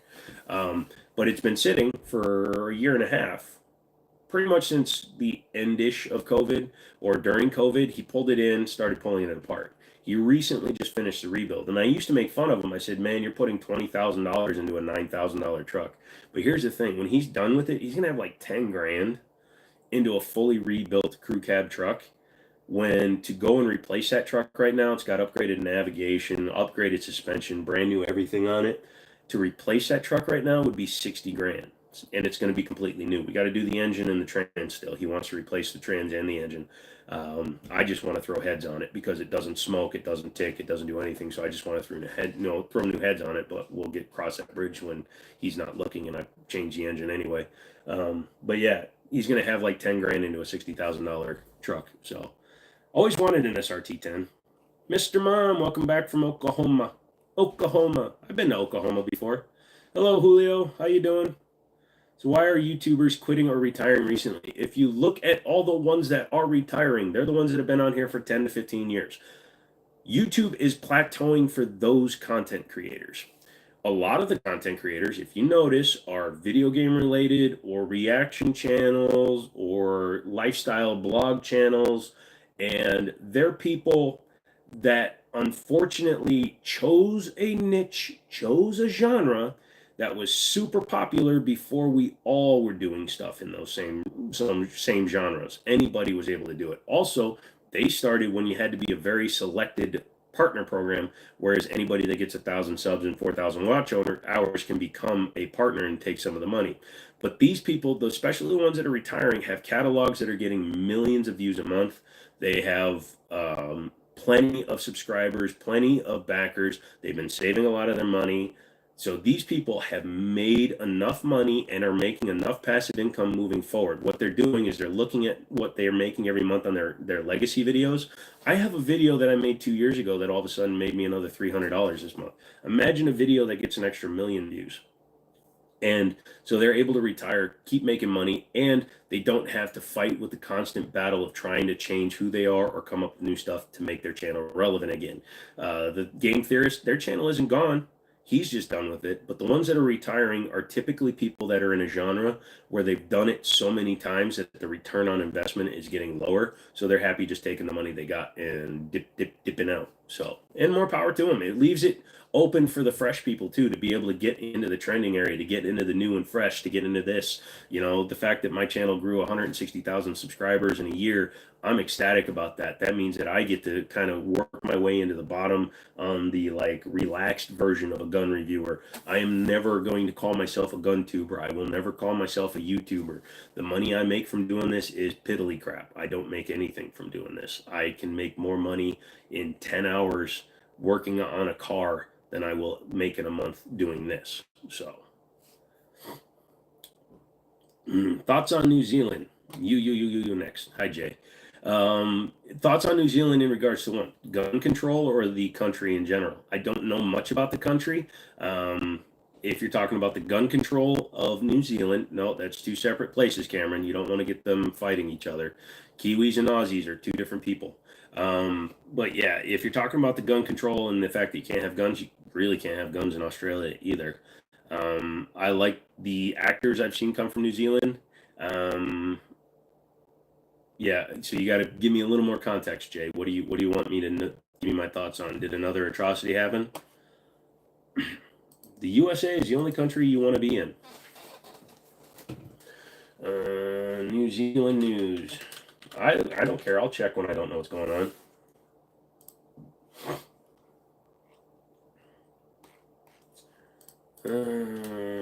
Recent.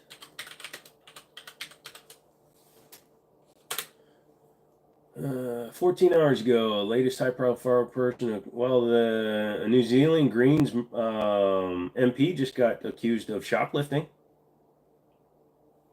So apparently they're thieves. Welcome to America. Mr. Mom, I like watching the gun and whiskey channels and the try-on chicks, hotties in lingerie and bikinis. I'm not going to fault you for that. I don't know why. Is the sound better yet? How about now? Does it sound better yet? It might be picking me up weird. Does it sound better yet? My camera's caught on my... Damn it. Oh my God. I'm a YouTube guy. This is also why I don't consider my content creator. Is that better? Is it better yet? Sound is fine. Thank you. It's your phone, Ocean Dude and DB. You're just messing with me. No, it ain't the place. It ain't the only place on earth, but it's the only place that you prefer. Yeah, that's true. Luck of the geographical birth location. Being half Korean and, well, I was actually made in shut it. You know, you guys give me a technical difficulty and everybody runs away. I love that. But I was actually made in Texas, but born in Korea. So I'm more Southern than half of you peoples. I got South in my birthplace. Thoughts on DB? He's an interesting guy. Sometimes he likes to have one-word conversations. Sometimes he says stuff without context. But then I remember he's Florida man, and I accept him for who he is. Glicky here. I'm sorry. Well, it was just bouncing around. I am so sorry. Hold on a second. Let me turn this up and see if I'm getting clicky. Here. I'm sorry. Well, it was just bouncing around. I am so sorry. Hold on a second. Let me turn this up and see if I'm getting clicky. It might be the connection. It might be the connection. It might be its location to my phone, to my computer. Hold on, let me move it away a little bit more. might be its location to my phone, my computer. Hold on, let me move away a little bit more. Is this better?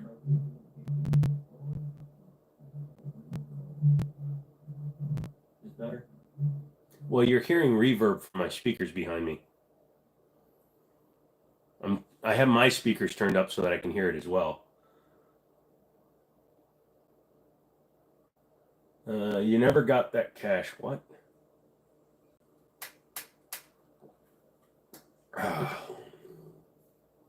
It was fine before I started messing with it. Gosh dang it. Ocean dude, did you just trick me?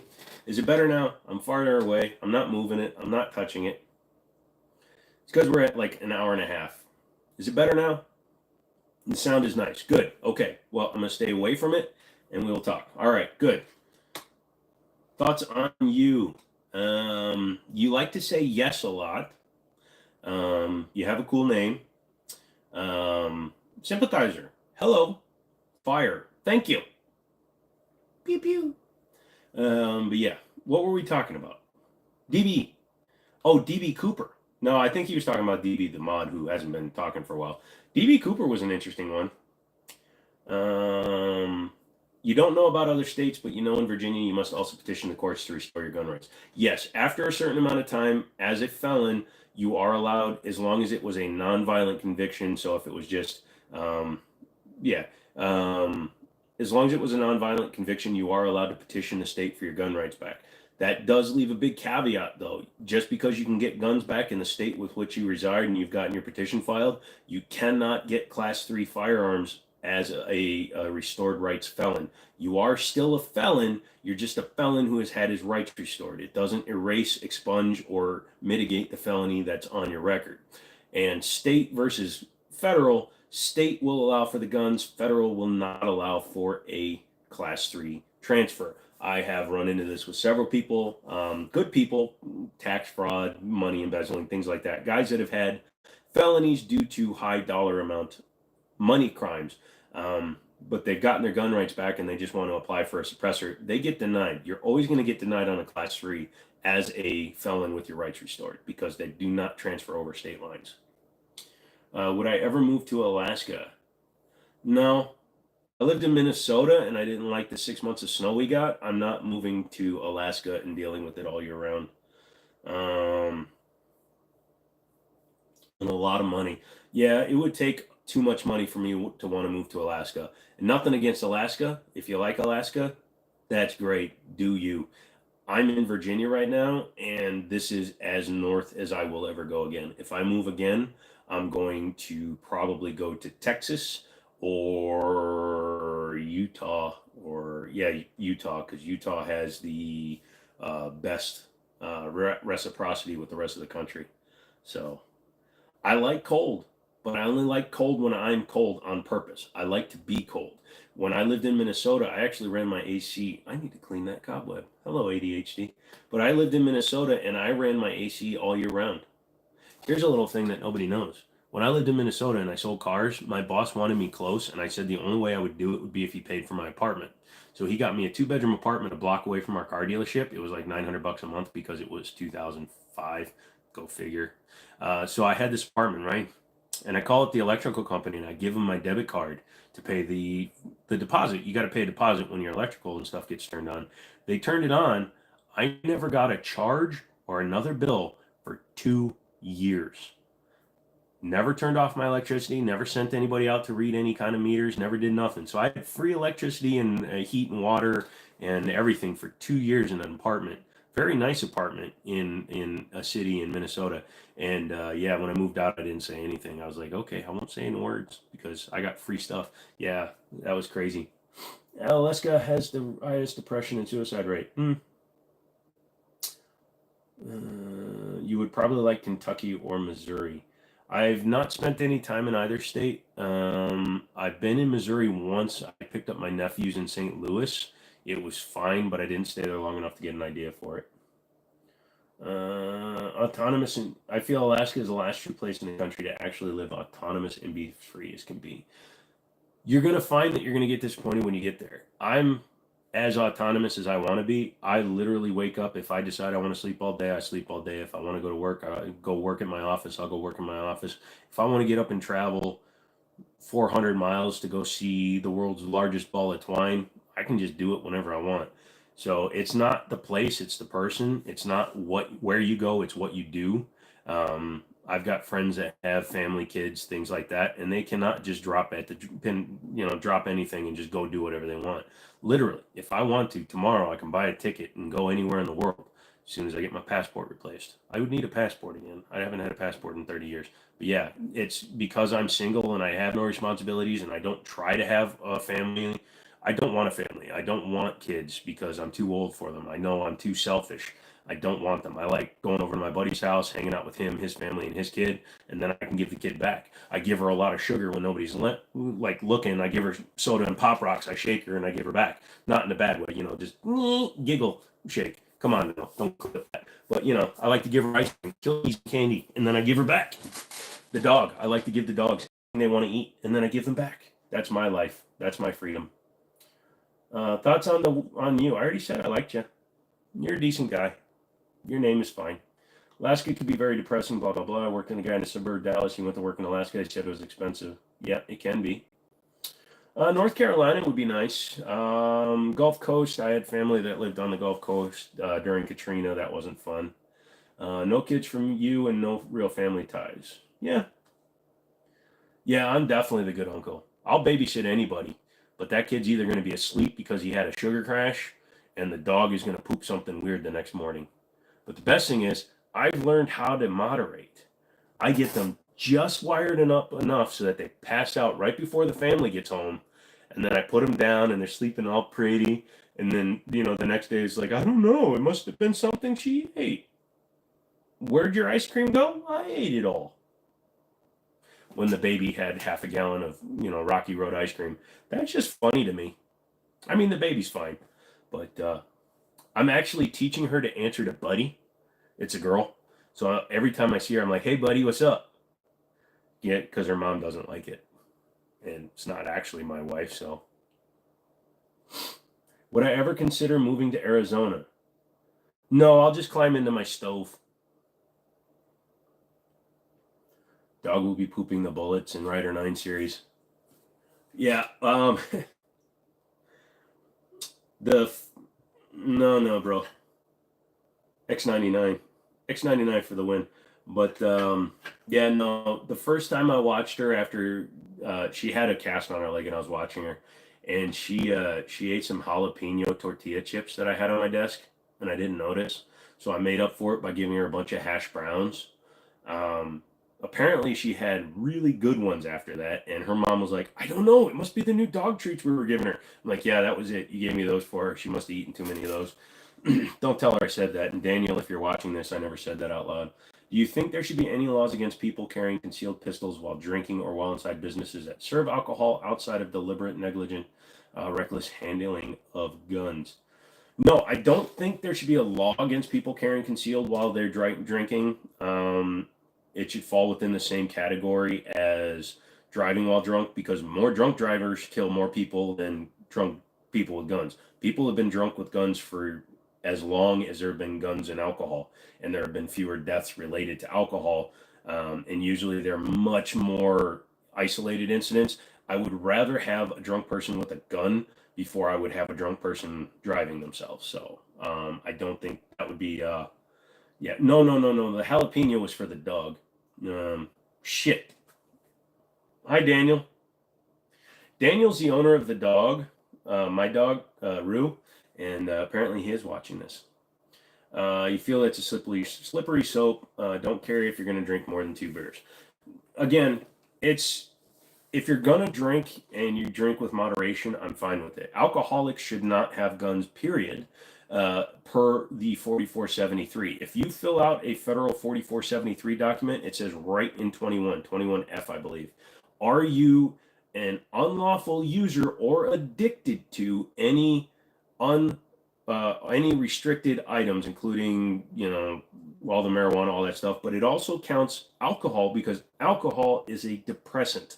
used in excess, it is actually much more dangerous than a lot of other things, including marijuana. But it's right on there. If you are getting so drunk, no, you shouldn't have a gun. But if you're just going out to a social gathering and you're going to have one drink, two drinks, whatever, or you're going to be there for 5 hours, so you have a few drinks, whatever. I'd rather see somebody with a gun than with a fucking car. Excuse my language, because more people are killed by drunk drivers than are killed by guns. At the end of the day, if you're going to drink, don't drive. I don't care about your gun. Just don't drive. Besides, most of the time a drunk doesn't hit anything anyway. Almighty, oh, I'm sorry, that's your name. I thought that was part of the question. What's my favorite 1911? I sold my favorite 1911 because I thought I was doing a good thing. I had the Kimber Custom Aegis, the one that was built not in Yonkers, the one that was built in California or wherever they were. Aegis Custom Elite. So it had the bobtail, it had the nice hex cuts on the slide, beautiful gun, ran perfect, G10 grips that I custom made for the gun, and I traded it for a SIG 220 Legion that didn't run for poop, and it pissed me off. Sorry, Daniel. As long as Elise didn't see it. I knew it was your fault. I just covered for you with the wife and backed your story. Haha. Yeah, don't tell her I did that. And don't tell her what I gave Rue the other day when we worked.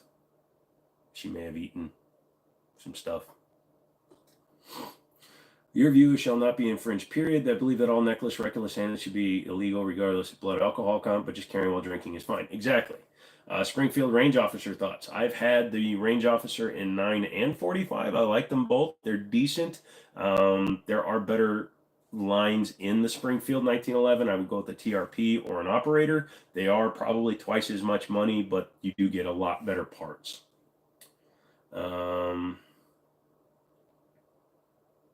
Nice selection. Thank you for the question. I really like that. Is that Jedermocking? Are you German? Did I pronounce that right? Jedermocking? Or did I miss that? If you can phonetically it. If you think about it, alcohol just shows a person's true side. You feel if you can't be trusted to carry while enjoying a few beers or shots of whiskey, you can't be trusted at all. I've hung out with a lot of dudes that have been drinking, and I've never seen a drunk guy in my presence rip out his gun and just start waving it around.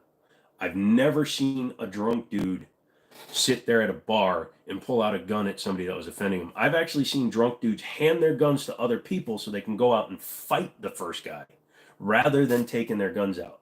Because no matter how drunk you get, a competent, safe gun owner is not going to just shoot somebody. Drunk or not, I've seen more drunks take their guns off to get into a fist fight. Because the gun is not to end an argument. It's to stop a threat. Two very big differences. You've seen 3 negligent discharges with firearms while drinking. You are hanging around with the wrong people then. You need to check who you're hanging out with or the places you're going if you've seen that many negligent discharges with firearms. Because, again, in all my years, I've never seen it happen. Desktops are not a joke. No, they're not a joke. But they're also less frequent than the world thinks. Unfortunately, Cameron, I think you are in an area where you got a problem with the people that are there. Like I said, if it's your friends getting these negligent discharge, maybe consider who your friends are. I've got friends that when they're drinking, we'll all take our guns away from ourselves. If we monitor each other. I don't drink anymore, so I'm usually the designated, so I'll be like the one carrying for the group. But I don't drink, so I don't run into that problem. But if I did drink, like when we went on the boat trip, the only person that was armed wasn't drinking. I drank a 750 of vodka in 20 minutes, so I really shouldn't have had a gun. And when we came back, they took my gun away and unloaded it. Might be the you do not go to bars anymore, and the people you were hanging with were total a-holes. Yeah, dissing myself. There you go. Cameron, with all due respect, buddy, you need to get away. Yeah, that's what I just said, man. Thank you for backing me on that, Grant. Yeah, no, like I said, if anybody has such disregard for a firearm that they think they can use that to either prove a point or end an argument, they're the kind of people you don't want to know, because they're the kind of people that will ramp to 150 before they take any kind of time to take a second, step back, and go, holy crap, maybe I'm doing something wrong. No, it's good advice, Grant. Amateur advice or otherwise. So, what are we at? 108 minutes? Cool. To any of you new people coming in, thank you so much. Just come on in, sit down, ask any questions. You can see what we talk with each other. We talk to me, I talk to you, I talk to them.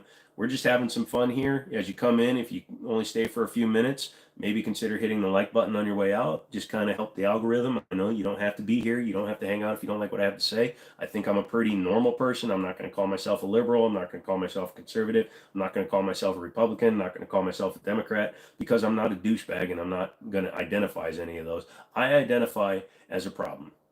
That's about all you need to know about me. But yeah, come on in, sit down, hang out, and like I said, hit that like button if you're going to take off. Maybe consider subscribing and if you want to contribute to the channel.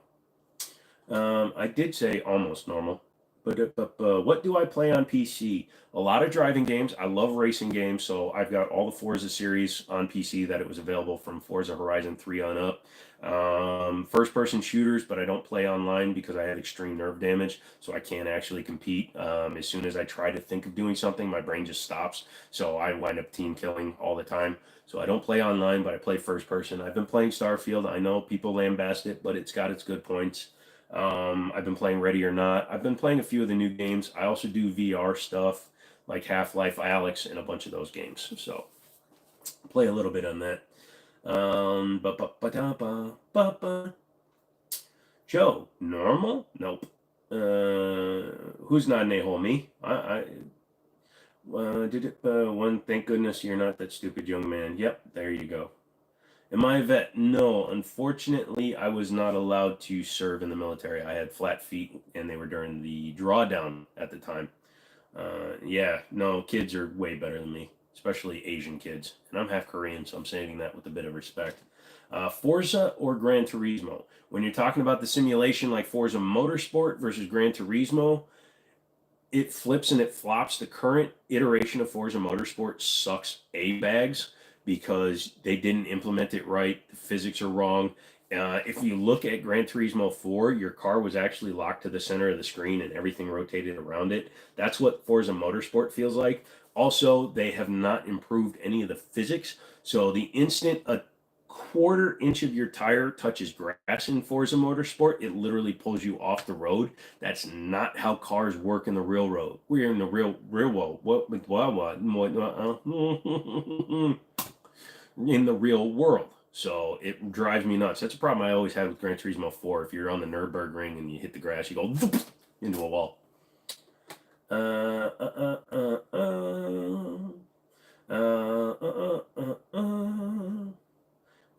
You see that it takes time to curl them. That explains why you notice your thing where you can't usually straighten my fingers out. I can't straighten my fingers out because I have what's called the boxer's break. It's kind of hard to see, but if you look at the light there, I have multiple breaks across both hands.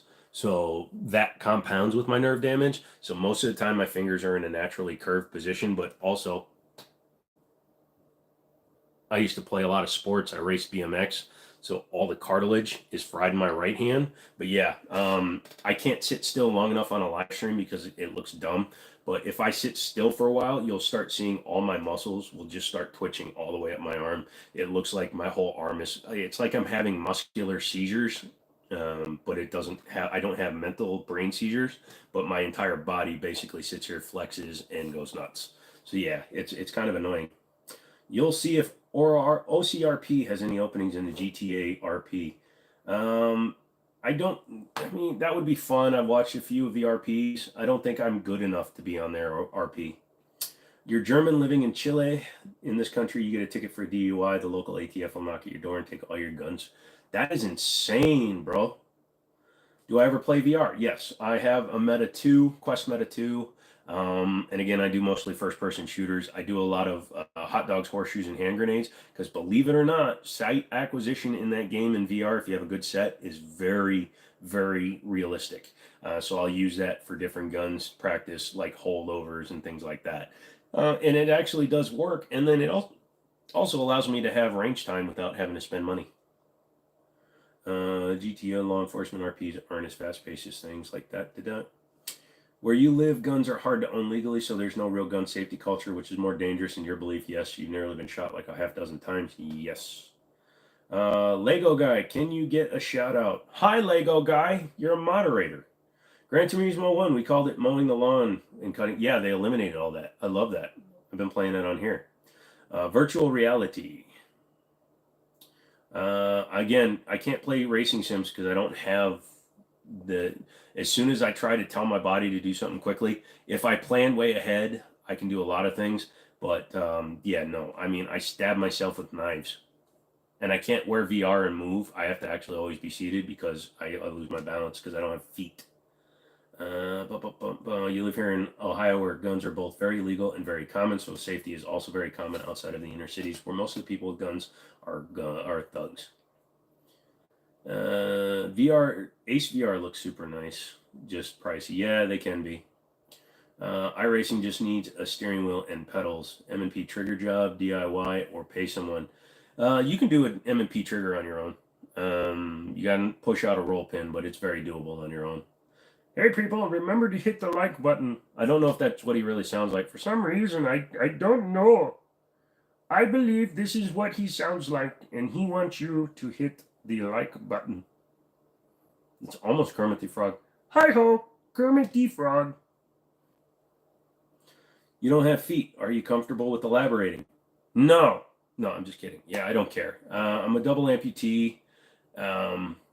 I have diabetes. That's the last time we're going to talk about that. So no talking about that.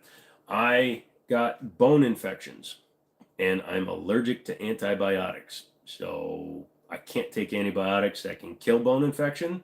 So the only way to stop infections when I get them is to do the old lopedotomy. It's a medical term. They give you a lopedotomy. So yes, I've had double amputations due to bone infections. Have I seen the new Apple VR? Yep, and I don't ever plan on buying an Apple product new. I may check one out used, but I don't use Apple products. Apple does not respect its client base.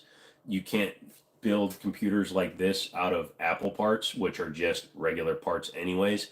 But their software is so locked down, their company is so locked down, their ethos to the customer is you're borrowing our parts even though you paid full price for them. Also, they're charging 3 times more than a Valve or the Valve Index.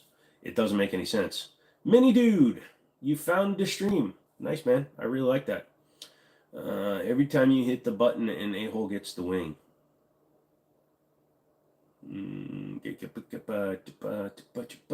Sorry to hear that, man. Thank you for elaborating. Does have told me that my blood pressure, blood sugar is the same as a healthy guy when you happen to be a fat guy. You can be heavy and be healthy. There's a big difference between the people that wind up on my 600-pound life. Those people are unhealthy, not moving, things like that. I am hypertensive. I'm always in pain, which drives my blood pressure up. I have multiple physical genetic issues. My file that was submitted for my disability was 1,200 pages of just medical procedures and documentations, including I actually went all of 2023 without having surgery.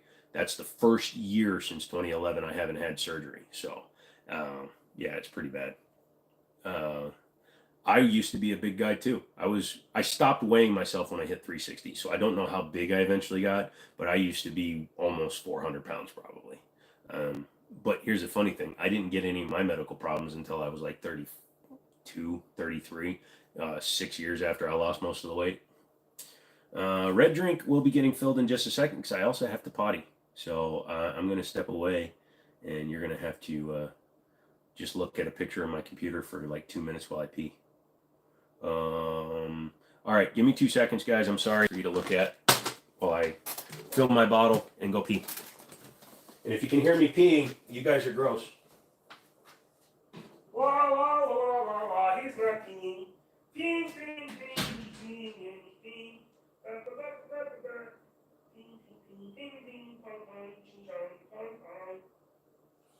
Oh, that's the good stuff. Hit the side, then it's quiet. Yeah. Oh my God. He drank too much and then he decided to live stream.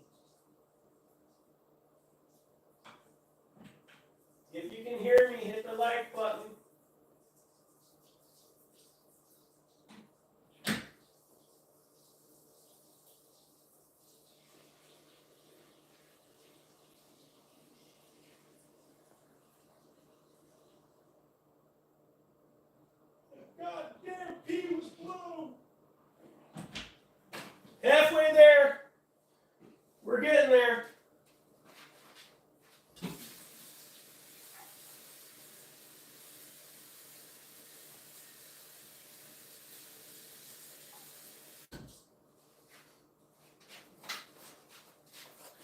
My pants are falling down.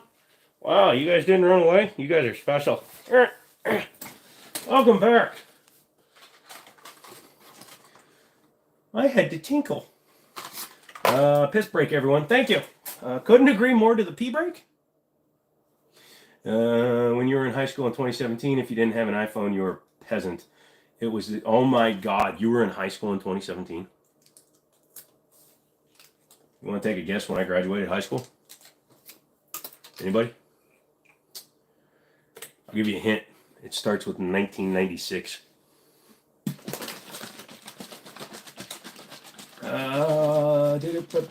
Don't fall in, bruh. Dude, you pee sitting down? Like a drunk's. Yeah, I hear him peeing. Like a drunk Smurf. No. I'm 6'4". Of course you heard me saying peeing. So we agree Apple is shiny brand for dummies that buy overpriced electronics. Yep. Who am I? Who are you? You have an iPhone, an iPod, totally overpriced BS, but you like your shiny BS. You know what? If you like your Apple stuff, if you like being locked down, if you like not knowing what freedom is like, I mean, do what you want to do. You just turned 23 in December. I'm old enough to be your father. Go to your room. How long have I reused the same bottle? Well, I wash it like every morning, so it really doesn't matter how long I reused it. That looks like mold. That's just drink that hasn't been dissolved yet. But let's see. I bought this bottle. I mean, it's been less than a month. But yeah, if you just clean it, you put soap in there, you super hot water. I went to buy one of those reusable, the mixed drink cups, the ones where you can, with the sealable top, $17. And I tried to buy one on, oh, shit. I tried to buy one at auction, and it was like $11. I'm not paying that much for a cup. This was $2, and I got a bottle of water out of it. I might have won stuff. Let's see. Okay, I won a bunch of games for $25 and a bunch of comic books for $18. Shit. The games will pay for everything, though, in case you guys are wondering. It's the last of things I was bidding on from last month. So, anyways, every Wednesday I check auctions. Dude, see, that's a problem. Why should I get a new bottle? It holds the red drink. Plus, you can't see it if it's in a stainless steel bottle. You'll just have to trust me. Stop drinking plastic bits. I love plasticine. It has nothing to do with why I have nerve damage. I'm also allergic to peanuts. Almonds, too. And did you know pineapple apparently is not supposed to taste spicy? Just don't confuse the drink bottle with the pee bottle. Dude, I don't go on long car trips anymore. And when I do, I just pee myself. Don't buy a Stanley. Glass bottles are good to reuse them for non-sugary drinks or ones that become sticky, and plastic ones are for any drink that is cold. Non-sugar. Sugar-free. Has a little bit of sodium in it, but no sugar. You were born in 1960. Your two kids were born in 98 and 2000. Nothing wrong with that. What were you, about 40? I know a lot of people that do that. Did you see Robert De Niro just became a dad at 80? Mother father can't keep it in his pants. You had the iPhone for 12 years, switched to Android this past summer. Sorry, when they're touting that their iPhone 15 Pro is made out of titanium without saying that it was a better phone, and the fact that they forgot to notice that titanium is one of the most insulating metals that you could use for a phone versus aluminum. Oh, and the fact that, titanium, once it starts burning, never goes out. If I buy a Stanley like the GD wave of people I see online, you'll unsubscribe. Dude, purple drink in a soft bottle. It's never going anywhere. What is the red drink? It's just Whaler's Island Punch. It's you can get it at Walgreens. It's like $1.20 for 10 singles, so you can get 10 full bottles of this stuff. It's basically makes water taste good. I have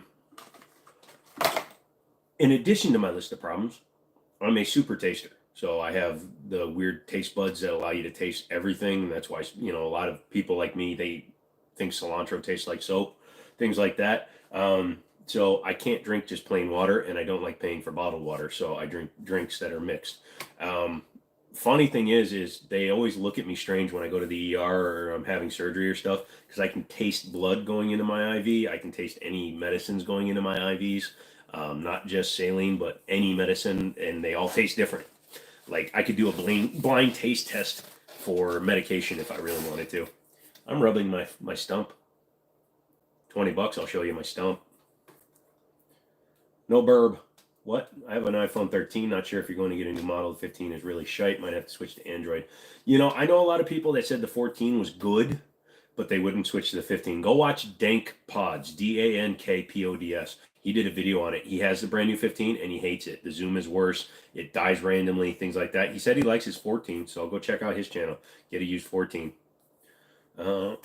There was a fire department in Florida that pushed a burning Tesla off a marina dock. It kept burning even when it was submerged. Yeah, titanium will burn until there's no material left. De Niro's new kid probably belongs to the pool guy. No, De Niro's a multi-millionaire. I'm sure it's his kid. I'm just sure that the lady that produced that child for him was probably going, oh my god, oh my god, oh my god, he's got $1 million. I'm fine. Keep going. Oh no, this is gonna be horrible. Oh, you're done? Okay. What the frick is this? This is whatever you want it to be, dude. I'm trying not to show you my stump, though. $20 if you want to see the stump. Kool-Aid without the part that makes your kidneys cry. Pretty much. I think the cause of the burning while submerged phenomenon was a lithium battery. Yes, lithium will also burn in water. But anything titanium, if you get titanium to light on fire, magnesium's the same way. Magnesium will water will actually make magnesium fires worse. So yes, there are a lot of cases where there are metals that should not be used in nature, but they wanted to sound cool. It's titanium. Okay, what the frick was wrong with aluminum? Well, we can't charge $1,500. You always charge $1,500. Mr. Cook, I believe I found the problem. You're an idiot. Do I ever watch Footless Joe on YouTube? Yes, I've watched her. She's very open about what happened. She's a pretty interesting person to watch, but we don't really have that much in common. She's a below the knee amputee, so she's had a lot more taken than I have, which is not to say that nothing else could happen. I have to go to a doctor's appointment tomorrow. Who knows? Maybe I got osteomyelitis again. Maybe they'll take my left leg. Maybe I'll be truly stumpy and never drive a clutch again. Who knows? We'll have to wait and see what happens there. I didn't notice I was off camera. Sorry. I'll move over. What do I think about the Caltech 410? I mean, if you use a good round, 410 is a good defense round. Ocean, do you have any phantom itches since double amputations? Not itches, but one of the things I miss the most, and this is something I will never experience again, so I want all of you to do this. All of you that have toes and are capable of doing this, I want you to do this for me tonight. I used to love cracking my big toes. You know, popping the knuckle, you curl your toes over, and you crack the knuckle. Oh, my whole kingdom for one knuckle crack. I would give up anything to be able to crack my toes again. I know that's probably the dumbest thing I've ever said, and I've said a lot of things on stream. That is the one thing that I get. But I do get phantom pains, all the toes. Thank you. I heard it mentally. Because I can still crack my neck and I can still crack my knuckles up on my hands, but no. Oh, yeah, that's good for the neck. Yes, exactly. Cracking your toes is what it's all about. Yeah, that Preston guy. What's up, dude? You still here, Preston? Preston? Are you still here? Preston? I feel it vicariously. Yep, both feet. Well, I've got parts of my feet. But yeah, unfortunately, the most likely to get damaged is your front plantar fasciitis, the skin on the front of your feet. And it did happen. Not blisters, not from walking on them, nothing like that. I literally had a nail go into this foot, and it caused a really bad bone infection. And it didn't get fixed for like 2 years.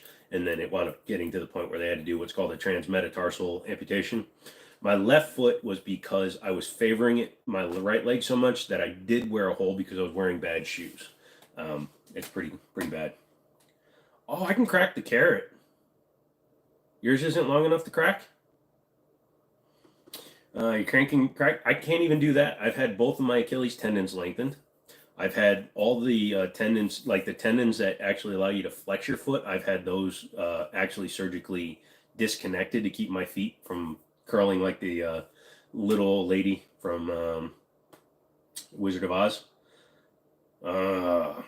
People yell at me to stop, and you don't even realize anymore. Yeah.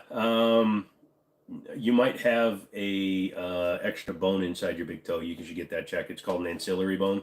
I had mine removed before they started cutting parts off because they were assholes. Here's the best part. Now, kind of like Footless Joe, right? I was young when this happened, and I believed my doctors when they said that it would ruin my way of life if I had an amputation. When the right foot went bad, I told them take the leg below the knee. I said, let's just get this done. If this is going to become a continuing issue, let's just get this stuff done. Because I was selling cars, I was making six figures. I could take 6 months off, go back to selling cars. But they said no, it'll ruin your way of life.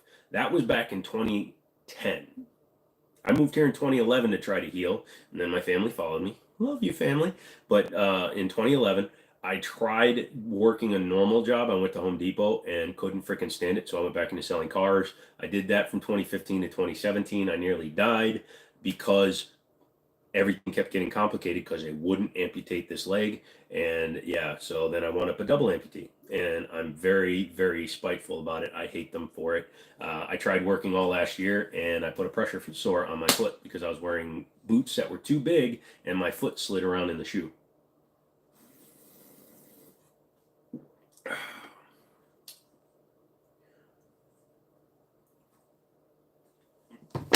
No, I get lost in my own house all the time. Here's the thing. The amputation would have been below the knee. The amputations I currently have, I can still walk. So I walk fine for about 20 minutes. Then fatigue steps in because accompanying my nerve damage is the fact that, and I hate to throw this out there because it is culturally appropriate to what happened to him, because of my kunta kinteing, I have to struggle to maintain my balance. So I'm expending more energy than anybody normal just to stay upright. So I'm fully disabled. I have the handicap plates. I don't have a cane. They told me I should use a cane. I told them to take a flying leap. The one time I used a cane, everybody, said I wasn't using it right. So I just stopped using it. I'm not going to use a cane. But yeah, you had a dream where you got lost in your own house. Either you have a really big house or a really good dream. I love those dreams though. Fatigue is an MF. Yeah, no. I literally was forcing myself. Anytime I go to work, like I went to work at my buddy's gun store because he needed the help. I started helping him. I helped him start turning it around, and he just did whatever he wanted with the result. But I gave him 9 good months of me working. Went up to 5 days a week, working a full 40 hours a week. Ruined my body again, and now I'm starting the whole process over again. I have to go to a doctor tomorrow morning, and he's going to tell me whether or not I need another surgery, if I need another skin graft, and how long I'm going to have to stay in bed. I've got a car sitting upstairs. I got to rebuild the engine on it, but I can't do it for at least 2 weeks now. So it sucks. And you might get some reruns on the main channel for like the main videos because I'm not sure I'm going to have enough gun videos done before then. I wanted to bring a bunch of guns home, but other people's situations, personal things have been going on. So I'm not going to have access to the sheer number of guns I wanted to have this weekend. So yeah, all in all, yeah, they ruined my life by not listening to me and taking my leg. I should have a pimp gun or a pimp cane. I tried that. I picked a really cool one, but no. Even though you don't like canes, use a cane, a sword cane. Nah, that might get me in trouble. Besides, if I don't take the cane, then I get to ride in wheelchairs and make other people piss me. This is not that kind of channel. But no, we went to the Smithsonian Air and Space Museum, and it was a trade-off. We got to use my handicap placard, but I got pushed around the whole time. And I could stand up and check out the exhibits, but I couldn't walk. I can't walk that. I can't walk around malls very easily. I have to think about, like, if I'm on my way home, I have to plan it so I can find one store that's got literally anything that I might need, because making multiple stops hurts. So, yeah. But that's why I like this. Hanging out, talking to you guys makes me not think about the pain I'm in as much. Shooting guns, love that. Believe it or not, the percussion from shooting guns makes my head feel better. Don't know why, it just does. What about the single shot shotgun cane from England? I don't know if that would be real fun to shoot. A single shot shotgun cane. I'm going to check that out now. Shotgun gun. Also, I don't know where that falls into because I have a concealed carry, so technically I could. But I don't know if they would really like me to. What are you doing? What are you doing? Stable. I didn't kick the camera. Come here. Come here, sweetie. Not you. The guy behind you. Let's see. Have I seen... No, I've never seen that. What is the most unergonomic gun you've ever shot? One gun that I think is very not ergonomic, even though they tout it to be, is the Sky CPX series. Second would be any Jimenez series gun, because it's completely squared off on the back and it hurts. Glocks are not favorites of mine because they force you to change your grip, where most guns you have to change by a degree or two, but a Glock forces you to actually go up higher in the back in order to get it to stay level.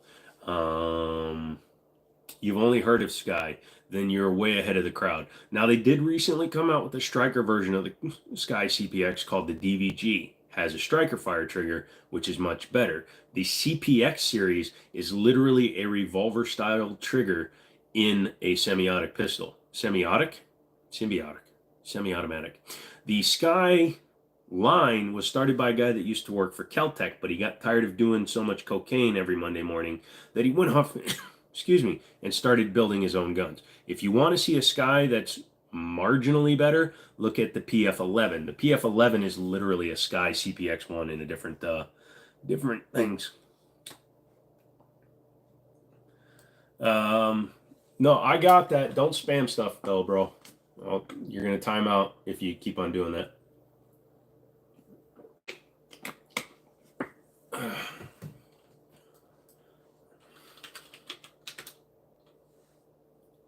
Hunting stuff with J&J. How are you, sir?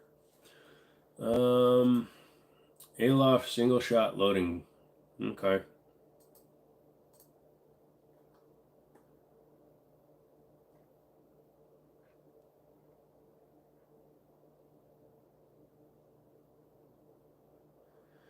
$1924. I mean, it's interesting, but it's extremely complicated. I mean, it's from 1924, so that makes sense, but I think it's cool, but I'm not a long gun guy. I'm sorry. Have I tried the Kalashnikov shotgun? Yeah, I had the Kalashnikov USA. I had one of their 12 gauges in our store for a little while. It seemed okay. Thoughts on the M&P 2.0 metal? I like it. It's expensive, but I like it. I think it's about $150 overpriced because it's just a metal frame gun. I think they could have done it a little bit cheaper, but they chose not to. And that was a failing on their part. I'm going to move you some more. You'll be fine. No, don't fall backwards. You turn. There we go. You need to be looking at me, not my wonderful computer. I've shot one. They shoot great just because of their ergo. Yeah, pretty much. You remember way back when you were shopping for your first pistol, tried the Glock 19 and the M&P 9, and boy, was that a day and night terms difference. Yes, the M&P has a much better grip, much better starting point for you. Losing one of your mods, you're starting to nod off, been up since 4 a.m. I get that, Ocean. If you got to dip out, please feel free to dip out. I appreciate you being so stringent and coming in here all the time. Thank you so much for coming in. Yeah, normally I only go a couple hours, but today I just feel like continuing, so I'll run it. I got you, brother. You just picked up the Stoger side-by-side double defense 12 gauge.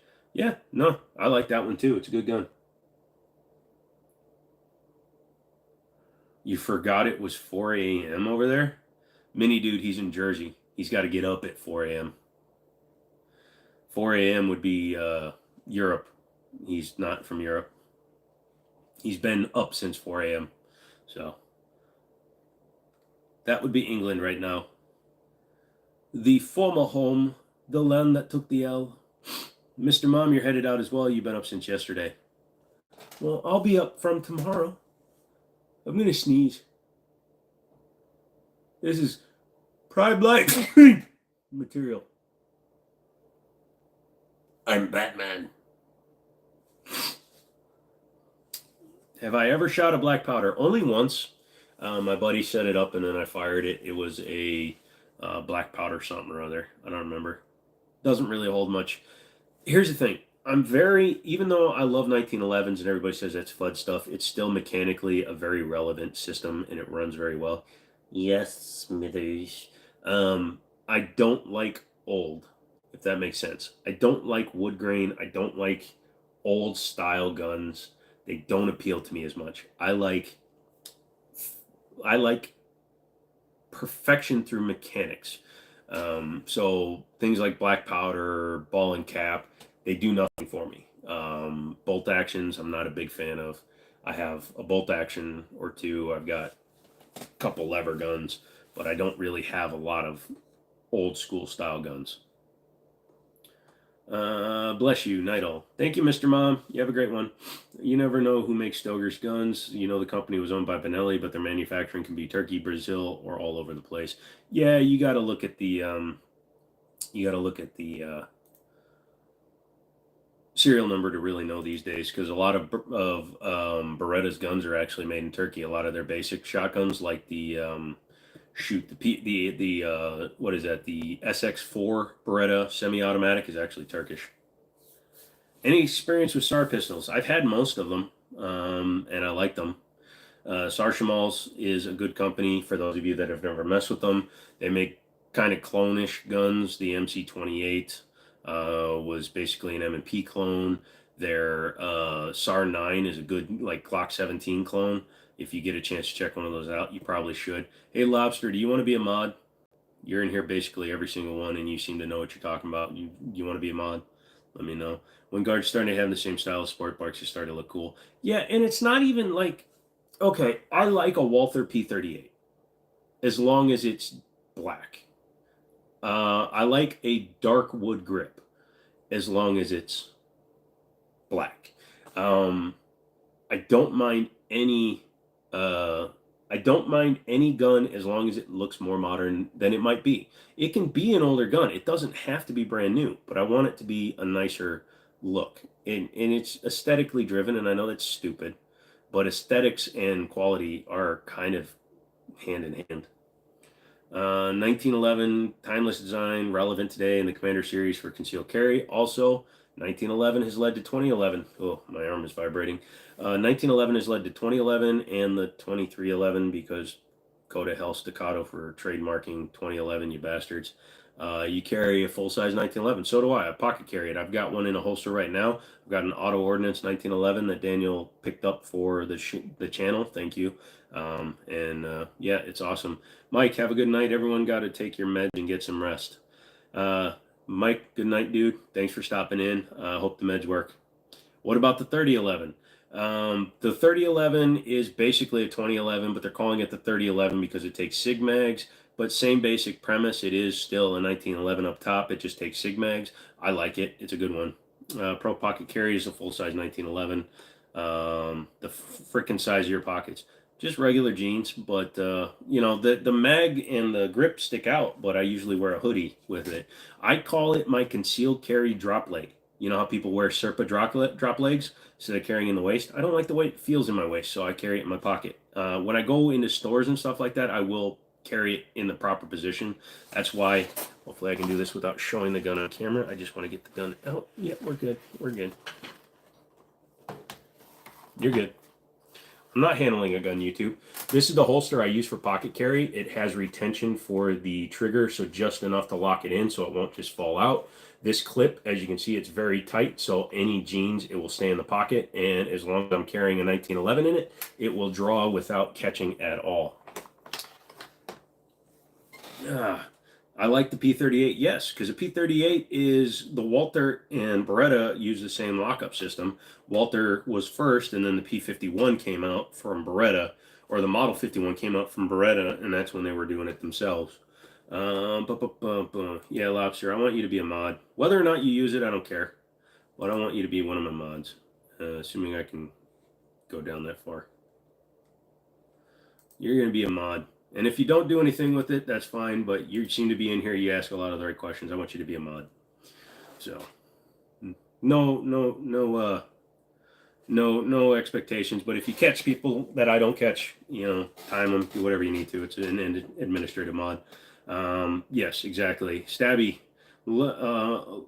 A lot of manufacturer came out with the 3011. There's been a 1911 slide on a printed lower with AR controls called the 3011. Yes, Oracle Arms. Look it up. Google it. Oracle Arms 3011. That's what they're calling their 1911 that takes Sig Sauer 320 mags. They're calling it a 3011. Oh, hey, wrench. Oh, God, you have no idea how much I want to give you a 10-second timeout just for that.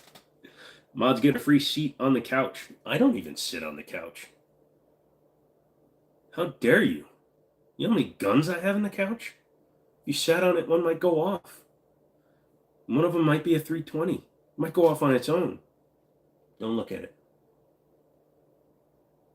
I see you.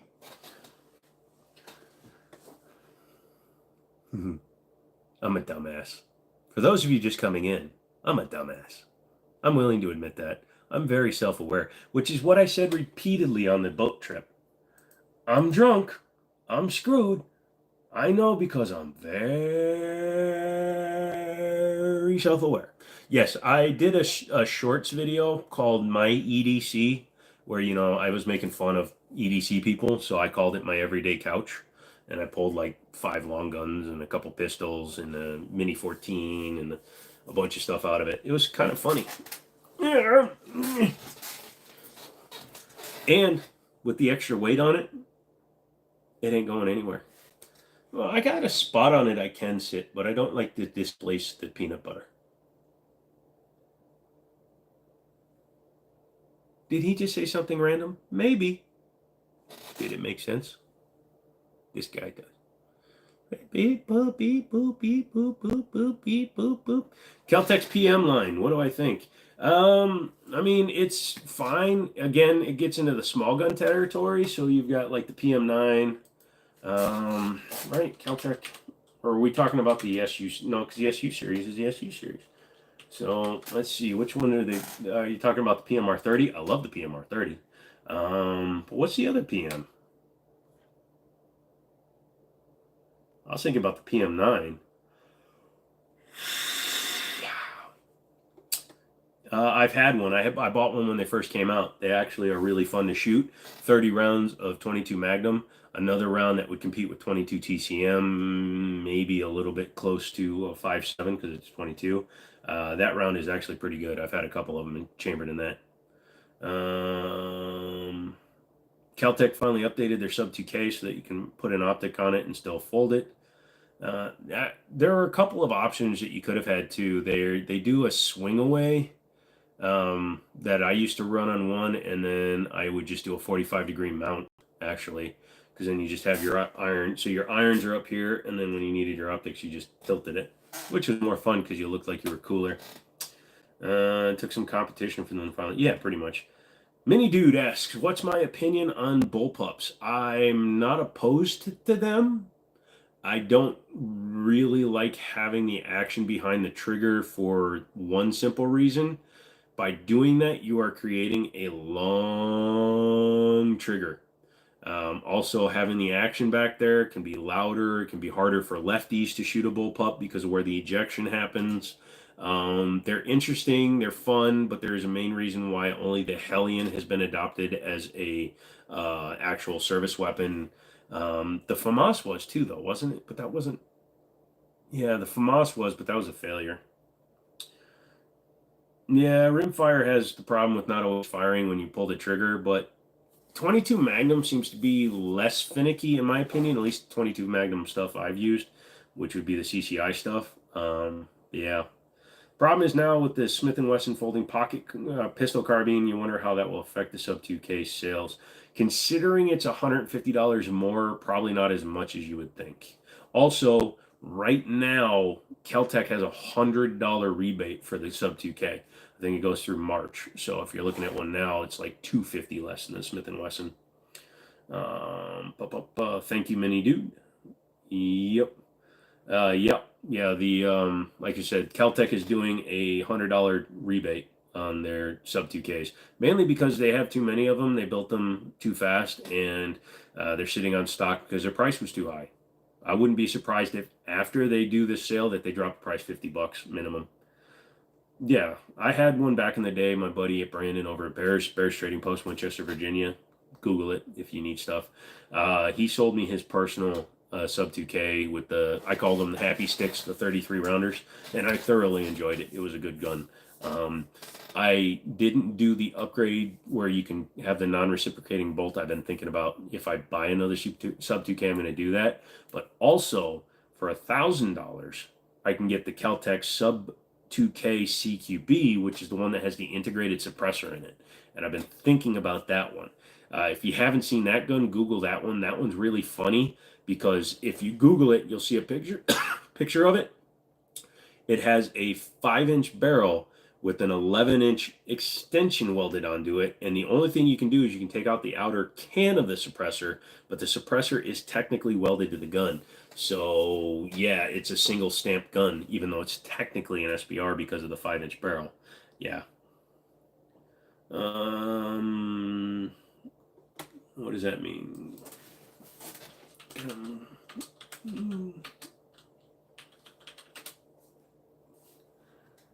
It's a song? How am I? Thank you for asking, sir.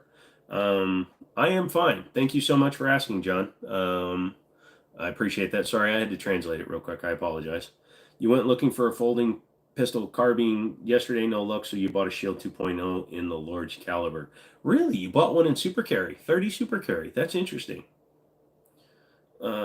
It's the giant suppressor front end. Yeah, pretty much. It does, but it's integrally suppressed, so you get a suppressor and a 9mm PCC for $1,000 plus the $200 tax stamp plus tax, so like $1,300. That's not an unheard of price if you don't mind having a suppressor locked into a gun. I think Demo Ranch has 2 of them. Yeah, I was thinking about it for a while, and they're not hard to get because they're class 3, so all the ones they produced are basically still available. We sold 2 of them through Liberty Arms, though. Liberty Arms, Harrisonburg, Virginia. Check it out. I should have like a scroll or a piece of paper that I just hold up every now and then. Subscribe to the Jimmini Show. Thank you very much. If you're new here, hit the like on your way out if you're leaving. You wish you lived in a country where you could use something else in 22 and needing to go to a gun club that's like 220 clicks away. Where are you from, mini dude? And that sucks. Yeah, 220 kilometers, man. In freedom units, that's like 110 elephants. It's like 100 miles. But yeah, that's incredibly far. Uh-oh. Uh-oh. What's in my foot? That ain't good. LOL, you don't see the purpose of 30 Super Carry. Neither did anybody else, which is why it's a dead caliber 2 years after being announced. It didn't help that the only companies that were manufacturing firearms for it were either Smith & Wesson, who had a $500 version of the Shield, which is what actually fired the 30 Super Carry, and then Nighthawk Custom had a 1911 that was $3,500. Those were your 2 options. And Federal was supposedly going to manufacture enough ammo so that there would be plenty of ammo. There wasn't plenty of ammo. That was the moment they knew they had screwed up. It didn't help that they announced a round during SHOT Show that nobody wanted to carry. Also, marketing is a huge thing when it comes to doing things such as a new round that you're trying to issue out. Doing a new round is very difficult. They kept touting it as good as 9 instead of saying it way better than 380. If they had just said it was better than 380 and you get more rounds in the gun, it probably would have succeeded a lot more. But by saying that it was going to replace 9mm, they literally took that 9mm, chambered it into their 30 Super Carry, and tried to shoot themselves in the foot. But at that time, they just wound up blowing up their 30 Super Carry gun. Yay. Let's see, what else is going on? Well, during this downtime, I'm going to tell you that if you decide to go over to Patreon, you can join me for $1 a month.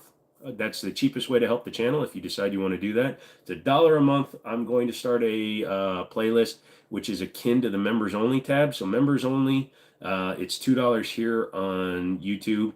You get early access to any videos that I put up, and I do put up a bunch because monetization issues, so you'll get to see them upwards of a month in advance. But if you want to help out, spend $1 on Patreon. You can become a helper of the channel. I'm not begging, but if you want to see me do stuff, I need help paying for things. I'm not asking you to support my lifestyle. I have plenty of other ways to do that. But if you want me to support the channel directly, anything that you guys contribute to the channel directly goes directly towards buying guns, ammunition, things like that. You don't see the, yeah. Join the Jimmini show for less than a cup of coffee. Pretty much. Don't get Starbucks. Just pull out your credit card and leave me a super thanks. It's fine. But yeah, no, and again, I don't like to e-beg, but I'm not really e-begging because I didn't use any of my YouTube money to buy the car that I bought. I didn't use any of my YouTube money to buy any of my guns. So as of right now, I'm not using YouTube money to do any of that. But if you want to help out, I'm not going to say no. At the very least, as you're dipping in and out, just go ahead and hit the like button. 30 Super Carry is comparable to 9mm, and it won't leave a bad taste in your mouth. Well, I mean, if you're putting it through your mouth, I don't think the taste is the biggest problem you have. I won't even eat. No, I'm not going to finish that sentence. It sounds really bad.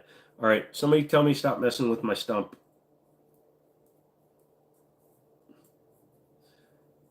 Tell me to stop messing with the stump. Help. Okay, I'm done. None of you want to help. You just want to watch the train wreck. I see how it is. You don't have keyboards. I'm going to put my sock back on. Nobody gets to see the stump.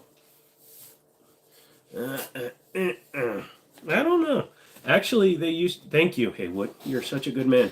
45 ACP. There's a company called 1776. They make a lead-free compressed core round. It's almost a frangible. It's actually made by the same company that makes frangible rounds. I would check it out if you're looking for a training round that you can shoot at steel up close. But don't trust it with your life because of the compressed core. It can actually snap when feeding. I had a 40 cal Taurus that we were testing, and 1 out of 100 or 2 out of 100 snapped at the end of the brass where the bullet was implanted, and it would actually jam up the gun. So if you are going to use 1776 lead-free range ammo, just consider that it's going to fail, kind of like buying 22. You know some of it's not going to go off. So you can buy that ammo, you can go to the range, you can have your fun, and just don't use it for self-defense. Best 9mm carry ammo. I'm working my way down the list, guys. Best 9mm carry ammo. I carry Hornady Critical Duty and Hornady Critical Defense. Those are by far my most trusted brands that I would trust. A buddy of mine who actually teaches CCW classes has a plastic divider case, and he has all the different rounds that he shoots, and it shows expansion and stopping, like mushrooming and flowering. And the Hornady seem to open the best in the shortest amount of penetration. So if you're looking for a self-defense round, it's hard to beat Hornady Critical Defense and Critical Duty. Have I seen the new Ruger LC45? Yes, and I plan on getting it. Federal HST is decent, and Daniel does carry that, but I'm pretty sure it doesn't open as much. I'm going to look that up right now. I didn't even know you're still awake. Battlefield 5s or servers are dead. No wonder why there's so many people in here. People could be playing video games. Federal H. Oh, probably helps if I tap. There we go. Up, beep, beep. I'm a computer dude.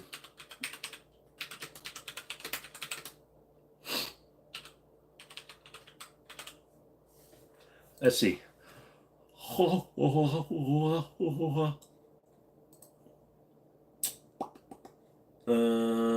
still think that the flowering is better, but you know what? You do you, boo. Steam Church says 67,000 players, but dead AF. That's not a whole lot. RIP Ammos, thoughts? You think it's all a gimmick? Radically Invasive Projectile is what RIP stands for, and it is a dangerous round to carry for self-defense because you are going to face a lot of scrutiny when it comes to a self-defense shooting. If you shoot somebody with RIP ammo, because a lot of people say that it also stands for rest in peace, it's kind of like how Magnum Research has a BFR, but they call it the big freaking revolver when it really stands for big effing revolver. RIP ammo is the spiritual successor to the old Black Talons. Now, the difference between a Black Talon and an RIP round is an RIP round splinters. You hit the target, all of the individual pieces, they work like an extreme penetrator. They don't deform, they just separate and they shatter. So they'll go off and make 5 or 6 different wound channels. The old black talons, when it opened up, it formed a claw, which is why they were called black talons, and they spun, obviously, because you're shooting a bullet, and they would just tear the crap out of whatever they hit. But it's like the spiritual successor to black talons, which is another reason why nobody carries them. They were fun for YouTube for a while. Everybody was grabbing it. Everybody was shooting stuff with it, shooting it through turkeys and things like that. But I do not recommend carrying RIP rounds. You'll get in a lot of trouble. Lotus, you always remember that in a defensive shooting, it's the discretion of the prosecutor whether or not they go after you. Don't give them more ammo. Yes, exactly.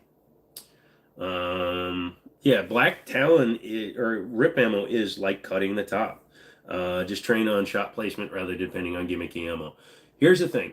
Paul Harrell did a great video on it, and I have some of when I was at Middletown, we had a sheriff working for us, so he corroborated some of this stuff that Paul said, some of it. As Paul says, these are my experiences and my knowledge from my time with people in law enforcement and things like that.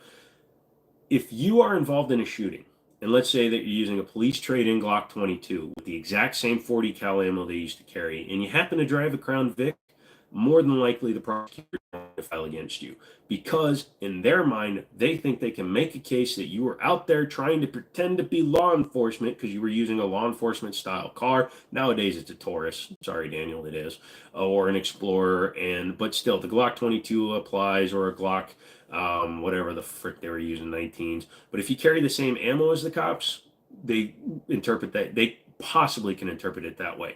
Other people will tell you carry the same stuff as the cops because they're able to carry what they carry. No, don't copy a cop unless you really want to get in trouble. They can say that you were trying to imitate a cop. So it's crazy. Just use good hollow points if you can. If you can't, use FMG and practice shot placement if you're in Jersey like Ocean Dude. Don't train like a cop. Don't act like a cop. Don't present like a cop, because all that stuff can be used against you. Oh, he's pretending he's a cop. Gold Dot or HST, they're both good choices. Paul Harrell is awesome. Also, condolences. I hear he was diagnosed with pancreatic cancer. Although he just got 1 million subscribers because they did a subscriber run for him. That was cool of the community. Yeah, Crown Vics, and now that they've been, 2012 was last year production for the cop version. They're over 10 years out of date, so many municipalities, anything in a major city, they're all switched to the Interceptor. They're not Tauruses, they're Interceptors, so most people don't even know that a Crown Vic used to be that way.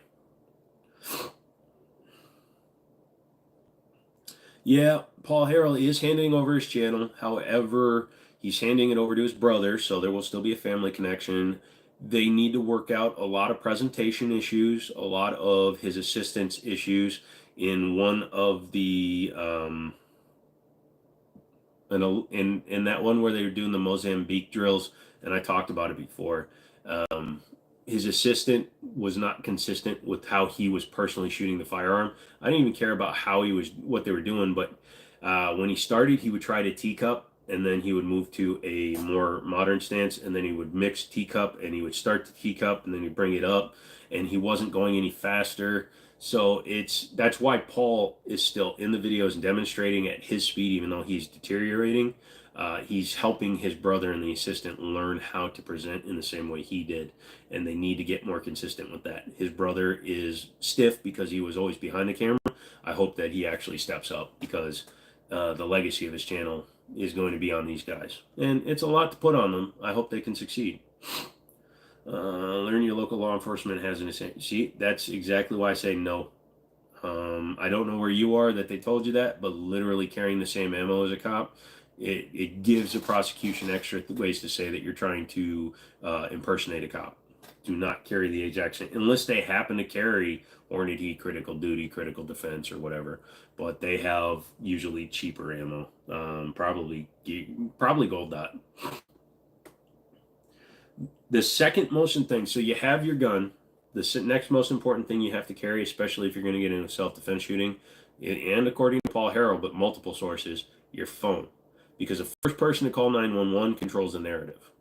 If you shoot one person and their friends are with them and they get the 911 call out first, they can say that you're the attacker.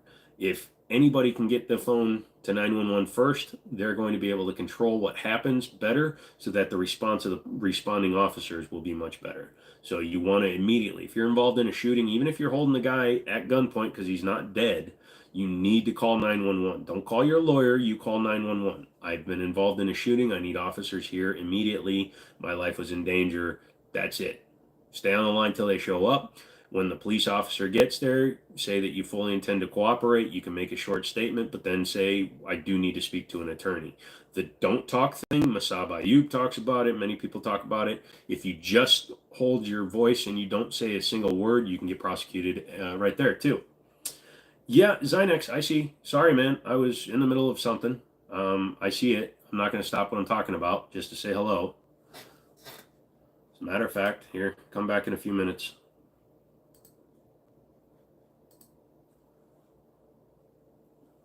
If you wanted to be that desperate to get me to see something, pay something.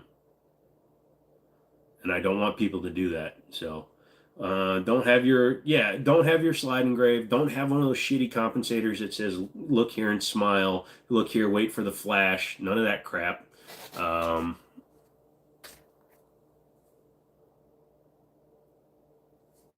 I'm fine with that one. That's fine. It's fine. Hold on, I gotta do it the other way. But yeah, like you were saying, just make yourself not prosecutable. Sorry. Invoke the fifth.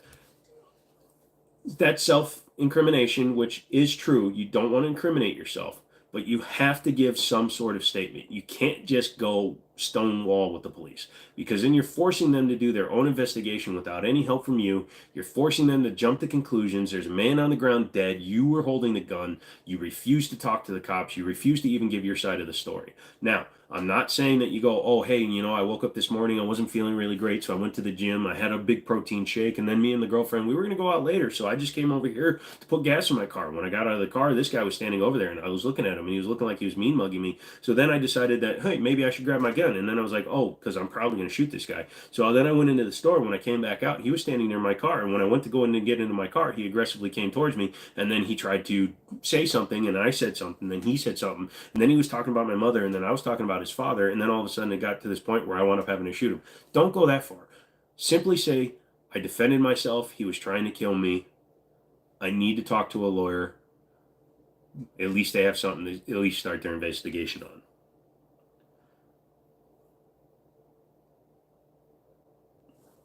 Cameron, that is the literally worst thing that you can do. A guy spent 2 years in jail because he didn't tell his side of the story. And after he got acquitted, the police officer said, had you told the truth, we wouldn't have prosecuted. If you had just told us what was happening, he spent 2 years waiting for trial and he got acquitted. And he said, if you had just told us your side of the story, you probably wouldn't have been prosecuted. If you want to go to jail for 2 years, that's your choice, man. But that level of distrust to the police is not good, dude. Not every cop is a total jackass. Again, invoke your right, absolutely. But when a police officer comes to you after you've killed somebody, you need to control the narrative. You have to control the narrative. If you let a police officer run his dreams, he's like, oh, I got a killer on my hands. No, he tried to kill me. I defended myself. I will cooperate. I need a lawyer. So at least they understand that you're telling them that you did it in self-defense. That's not talking to the cops. That's protecting your butthole from going to prison. Yep, you leave the trigger stock. Yeah, red dots aren't going to affect things. Most important thing to remember, don't let your ego get you into a pew incident. Yep.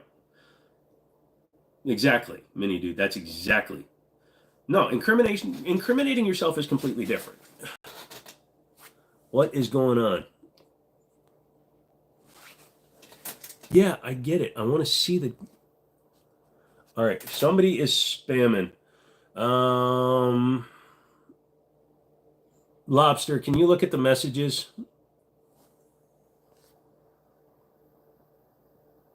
I don't even know what that means. All right. Can you do me a favor and just, yeah. How do you time out? Click on their picture and it'll allow you to do that. But I'm taking care of that guy. I already took care of him, Lobster. We are not going to be dealing it. You cannot spam the chat. If you want to say hi or something, that's fine. If it needs to be, no, it froze because I was handling a situation, man. Yeah, it was me because I was doing something that caused me to leave the stream for a second. I do apologize. Am I still there? I mean, I'm watching myself and I still seem to be moving. Hello? You still seeing me? There we go. Yeah. Also drop the gun. Don't do anything with the cops. I'm going to expand on that, Mini Duke. If you are in possession of the firearm, don't just put it on the ground, especially in an emergent situation. If there's other people around, don't just drop the gun. If the gun has a safety, put it on safe, put it back in your holster. If you have a car that you can lock, you can take the mag out, take the round out, put it on the dashboard, let it sit until the police get there, but do not just set a gun on the ground. Again, it shows that you're trying to be cooperative, but that is not the way to disarm yourself.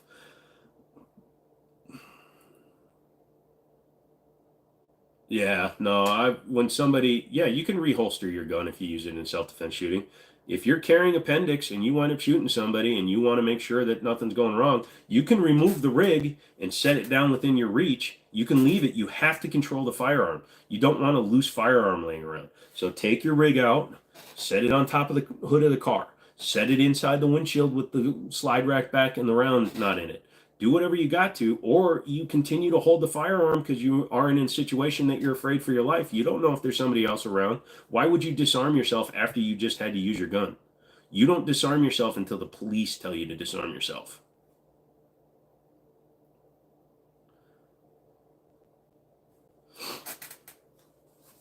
No, don't lie on the ground. Again, that just shows that you're guilty. You have to maintain a bit of calm. You have to handle the situation. You have to understand that the police officers that are coming to respond to a shooting don't know what's going on. Zynex, keep it chill. Don't spam and don't order me around. You can make comments. We can have some fun, but don't spam the chats.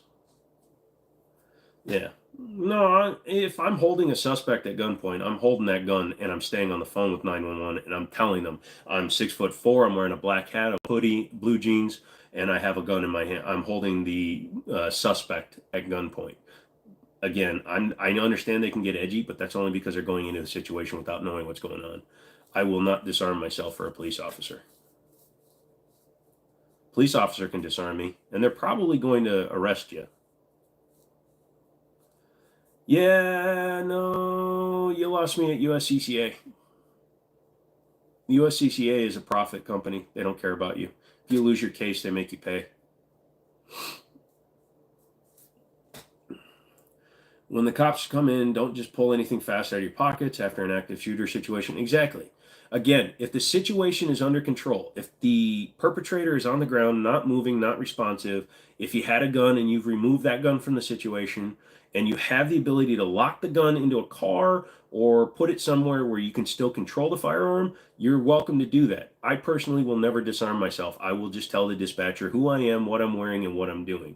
If a cop rolls up and sees that I am still holding a man at gunpoint, but they understand because the dispatch said, okay, he's this, he's holding the suspect at gunpoint because he fears for his life, whatever, they're going to pass that on.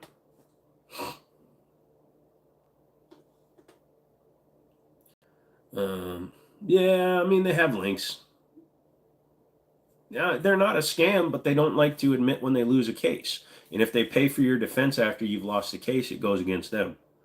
It's hard to find a lawyer versed in self-defense 2A law. Yeah, you got to find guys. My mother was a paralegal, so she can help me find somebody if needs be. Yeah, right now U.S. Law Shield is offering better representation. They will handle your case even if you lose. They'll handle it through an appeal, and they won't charge you because you're actually paying a monthly fee to them. It's like car insurance.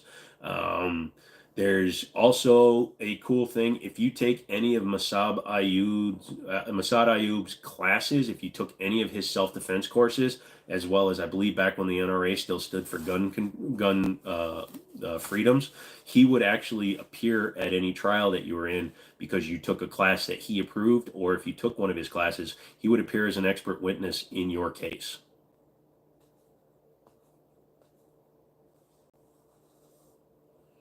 Paralegals are a feathered animal that handle cases for the lawyers who pretend that they know what they're doing. Paragrinders are birds that are same-sex attracted. Is the NRA a good organization? As I was just saying, nope. The NRA became a shill. They became a gun-selling entity who backs lobbyists of gun controls. So no. A pterodactyl is a 10-toed bird of flight that doesn't actually fly and is always confused because it doesn't understand why pterodactyl is spelled with a P. Thank you for chiming in, Minnerman. Minnerman. It almost looks like Minnesota or Minneapolis or Minotaur. Are you a Minotaur? Or are you a centaur? Yeah, I can come up with a few good ones here and there. Like you. Okay. There, I liked you. You happy now? NRA has two major parts. One is the PAC, Political Action Group, that does all the ads and politicians, celeb crap. The other is their education sporting group. Their educating sporting group is amazing. Yep, but unfortunately, they're overshadowed by the other part. When a guy like Hickok stops mentioning you in his videos, when for 15 years, every video started with, join the NRA. I've been a member my entire life, and I have a lifetime membership. Join the NRA. Now he talks about, go to Sonoran Desert Institute where you can learn how to work on guns online. Yeah. What about the Armed Citizens Legal Defense? You know, Masad Ayub. I don't have any real education with the Armed Citizens Legal Defense. I know that they were one of the ones that spearheaded the pistol brace injunction from the beginning. And I think their members were actually part of an injunction that they got for the company or the members themselves. Yeah, so that could be one. Oh yeah. Also, Bud's Gun Shop. Thanks to Buds for sending this on. That's a hell of a group to get a, he did it right. He's the one that, and the best part is he sends them back a used gun, he signs the target, and then they make more money off the gun. It's pretty cool. But I think Buds donates the money from those guns to charity, so it's good for everybody. You learn to shoot from a hunter education program funded by the State Wildlife Department and the NRA. It was an amazing experience. Also, when you take those hunter education courses, you don't have to take a CCW class. They count because they're JSOC. You never knew why there were a lot of SDI ads on shorts. It's kind of like it also depends on what you watch. Because I watch a lot of aviation stuff, so I get SDI for gun stuff, and I get learn how to be a pilot in 6 months. I've been thinking about becoming a pilot. Yes, NRA was good up until like 2014, 2015. That's about the time when they changed the head of the NRA, or the chairman of the NRA came in and royally foobarred it. Firearm Policy Coalition. I think it's the coalition FPC. Is SDI basically the UTI of guns? Urinary tract infection? Probably. But yes, they are equivocal to UTI. Although I thought UTI you actually had to go. They're more like the University of Phoenix of guns because you're doing most of your learning online. I know a couple of graduates from SDI. I know where one works. And he will never touch one of my guns. Ever. Ever touch one of my guns. I know more from just bush tree gunsmithing than this clown will ever learn from watching the internet. Ever. He broke a fiber optic site because he couldn't put it in. Ever. In fact, I'm going to name him right now. No, I'm just kidding. You want that kind of stuff, it costs money. You know why DB left? He left because he owes me $20 for putting a 230 grain bullet in front of me. You love Lenny McGill from Glock Shop. I've only watched a few of their videos because while Glocks are a part of my life, they're not my favorite guns. They're the most boring guns I've ever seen in my life, and the only reason why they get copied is because they are reliable guns, and I will say that they are going to run. However, with the rate that plastics dissolve, and yes, I understand that they're a composite plastic, but eventually, at some point, Glocks will turn back into the oil they were made out of, whereas steel is steel. But no, I've actually seen some of his stuff. Like when he talked about the P322 when it came out, and he actually gave it praise. He's not that sad. Uh, you wish you knew a gunsmith like Mark Novak. The dude is amazing and a true craftsman. Glock is totally boring. It's a Honda Civic guns. What is my favorite song? I'm pretty sure I can do it because it's not trademarked. It's from Lamb Chop and Friends. This is the song that never ends. Yes, it goes on and on, my friends. Being sick really helps. Some people started singing it, not knowing what it was, and they'll continue singing it forever just because this is the... And it goes on. That's mine. Oh no, dude, we got to get a whole round of that shite going, man. Are you trying to outlast the heat death of the universe? Yeah, pretty much. When I meet God, he's going to bow down to my 45, motherfather. That's the most annoying song ever. Actually, it's not. I've seen parts of heavy metal. The most annoying song is Mrs. O'Leary left a lantern in the shed. The cow kicked it over. I can't remember how it goes. Move that movie. What? You love the movie. Gotcha. I've seen parts of heavy metal. Here's a funny thing. I've only seen Pulp Fiction in parts and pieces. Uncensored, but I've only seen it in parts and pieces. There's lots of movies I haven't actually seen. And I actually spent a few years as a teenager working for movie theaters, but I don't think I ever got a chance to watch that one. Because I don't remember it being in theaters very long. I love how finicky people are in here. Hey, to all of you that are just coming in and all of you that left, I noticed you didn't hit the like button.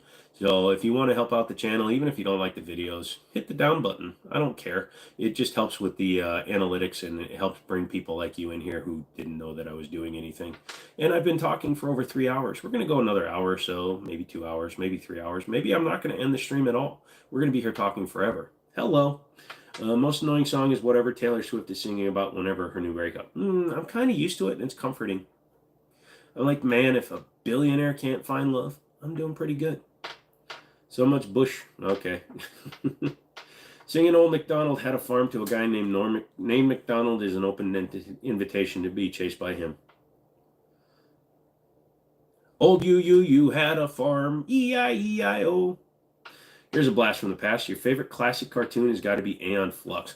Oh, good call. Love that TV show. And honestly, Charlize Theron was not that bad. Cameron, pick for the Super Bowl. Here's one for you. I don't know who's playing. I'm going to make a prediction, though. Don't tell me. The team that scores the most points. No, I haven't followed sports in so long. Since I sold the kicker of the Redskins a car. Also, not RG3, but one of his buddies had a really bad Mustang that he had sent out. So it had a Shelby wide body kit on it. So it had a Shelby wide body kit that wasn't painted. It had a pearl white wrap that was put on by a blind 12-year-old with Tourette's. It had really bad wheels on it, and it had a Roush supercharger because he didn't want to pay Shelby to build the car. It was horrendous. I don't know if you've ever seen it. Do I watch NASCAR? No, not anymore. After Earnhardt died, I stopped watching. Spoiler alert, he died a while ago. Charlize Theron is amazing. Yep, she is. But that movie from 2005 was crap. I think it was too ahead of its time. CGI couldn't replicate the futuristic cyberpunk feeling. Yeah, no, if she was still young enough and could do it today, I think it would be a banging movie. Sounds like a sentence that would have come out of a sweatshop. Who's mine? What did I say? Did I say something? I'm ADD, bro. I don't even know what I'm talking about right now. Who wants to talk about fish? I like fish. I've had the blind 12 thing. Oh yeah, exactly. Yeah, 100%. The wrap was so bad, dude. They didn't even do in the door jams.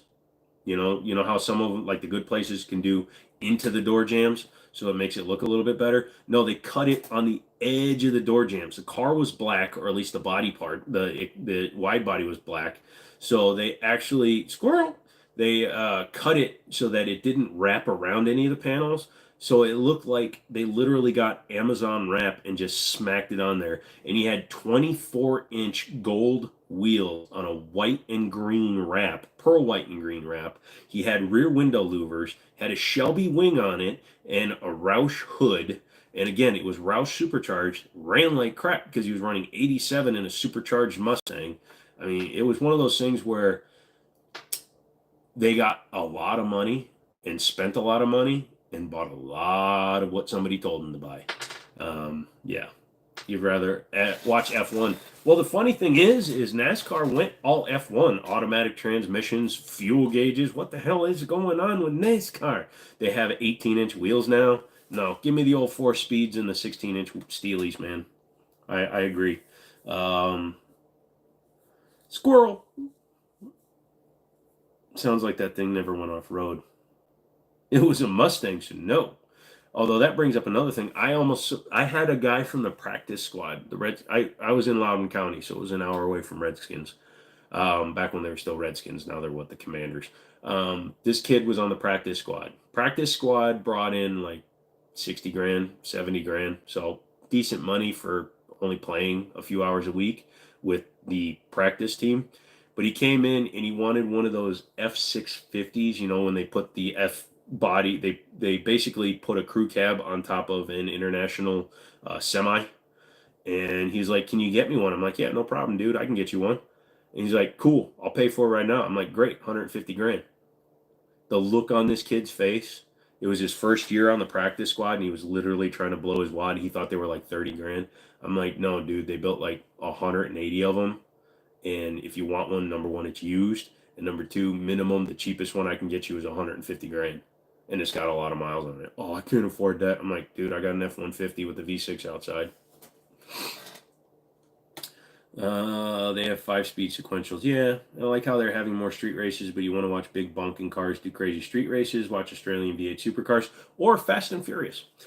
Even IndyCar is getting good and competitive and exciting, but easy to get into and easy to understand. Yeah, and it has to get more competitive. That's always been the reason why people that like NASCAR didn't like F1. People like F1 didn't like NASCAR. F1, you hit each other, the cars explode. NASCAR, you hit each other, you flip each other off, and you keep racing. Yeah, but there were some races where some teams were so ahead of the other teams. It was literally one guy leads from start to finish, and you see like 2 passes every other lap. Excuse me.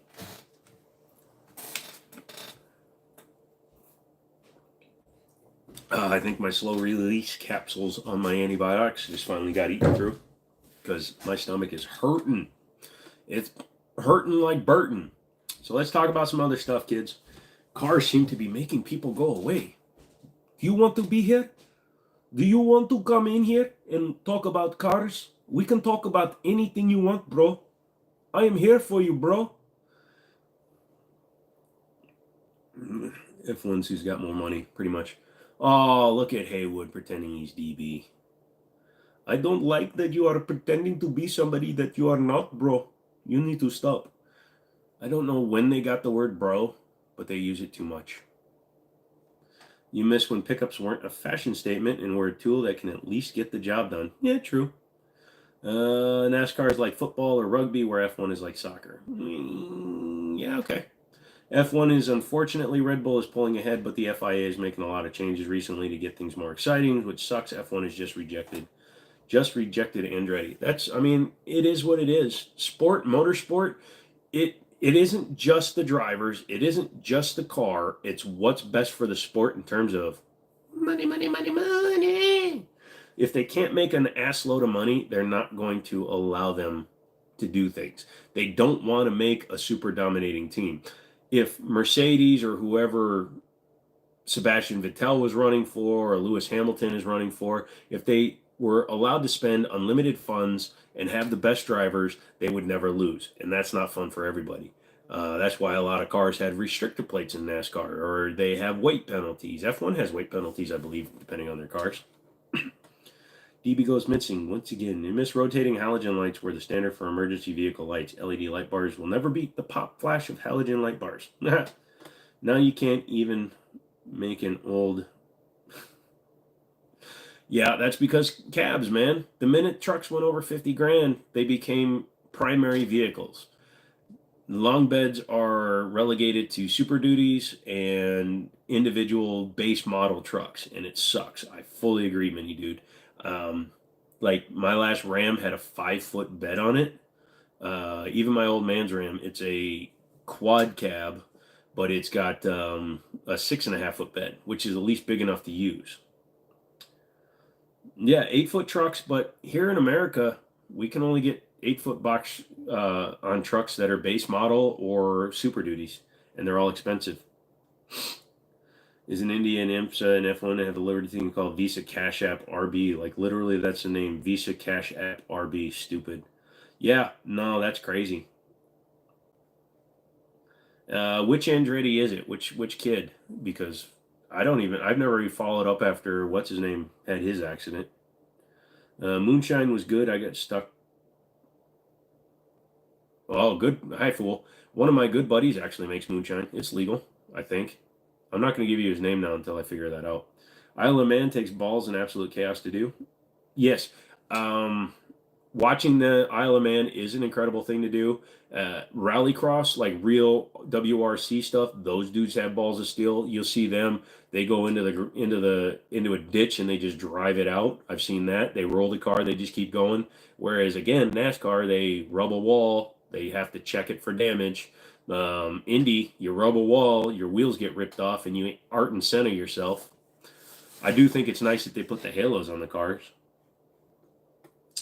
Just Andretti in general. Got it. Argentinian Rastillero trucks kick like a mule in terms of efficiency and cost. That'd be cool.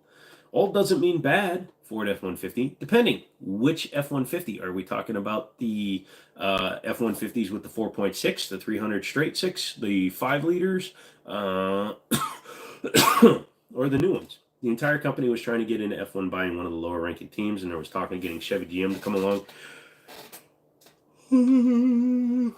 Isn't talking about getting Chevy as an engine manufacturer. See, that's interesting to me too, because you got a lot of companies like Dodge, when they came back into the NASCAR scene and then they dipped out again. It was pretty interesting to see that, because they invested a lot of money and then they dipped out. Rich people stay off the GD snow.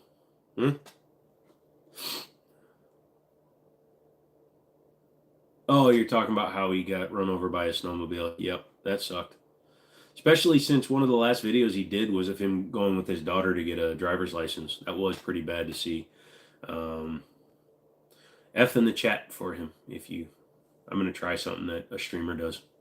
Hey guys, put an F in the chat for Ken Block. He was like a really good driver. If you ever seen Hoonigan, I mean, I don't have good sources, but I'm pretty sure those were all one takes.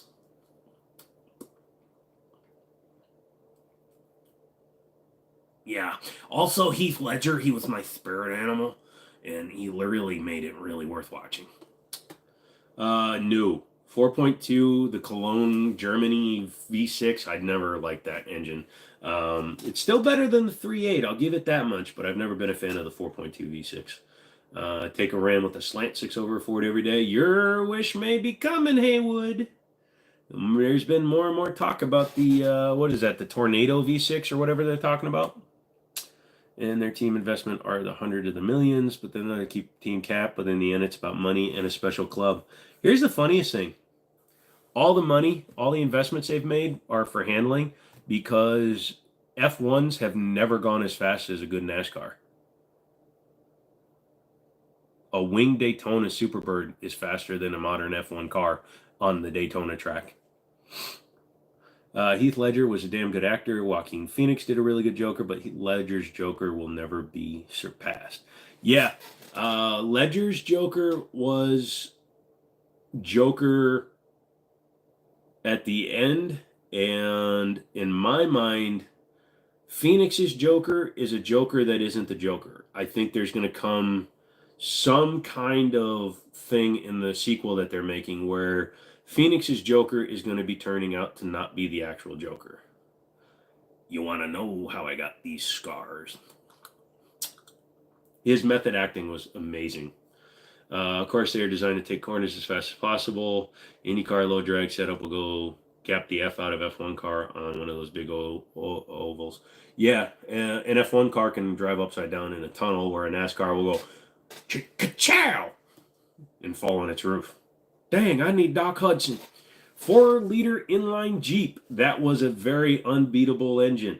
Now, you had to be careful because there was a 4.2 inline 6 in the 80s when GM actually owned Jeep. Believe it or not, Chrysler has not always owned Jeep. They've only owned it since 1984, 5, something like that. If you look at old early Jeeps from like 75, I think, until the 80s when Dodge bought them, they have GM keys with them. Mark Hamill did a hell of a Joker too. Yep, he did the Joker from the comic books. He did the Joker that was slightly manic or very manic, but you could sense the evil in it and the animosity in his voice. Like I said, Heath Ledger was like, whatever, I'm just doing this because I want to. I do like that one. I wish it was legal to steal an F1 to cook a steak in less than 4 minutes on top of the tank. You can buy retired F1 cars, they're just expensive.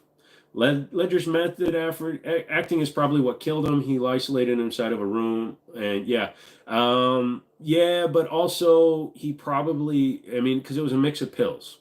So the different pills he was on, obviously they had adverse interactions with his system, but I think he was taking a lot of them because of the method acting. So I think you're right there. But if he could have stayed away, Jesse, I'm a bomb.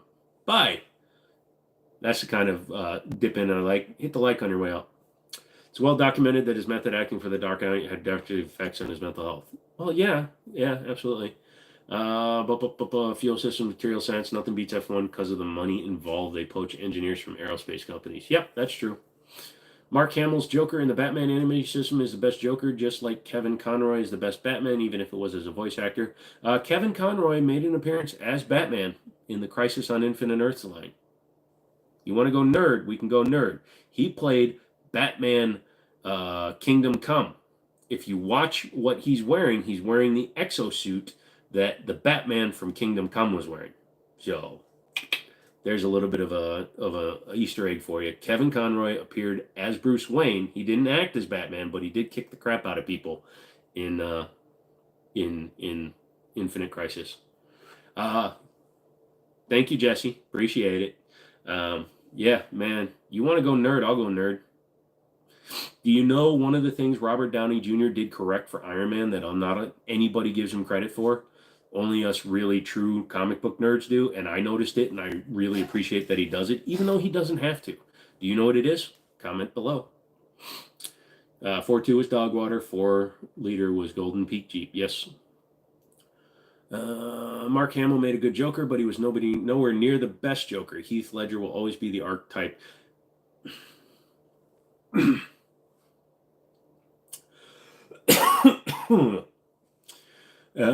Here's a hint. You're going to have to take it, it becomes a personal choice. Again, they all played a different version of Joker. Now, his portrayal of Joker as the uncaring, chaos-causing Joker was extreme.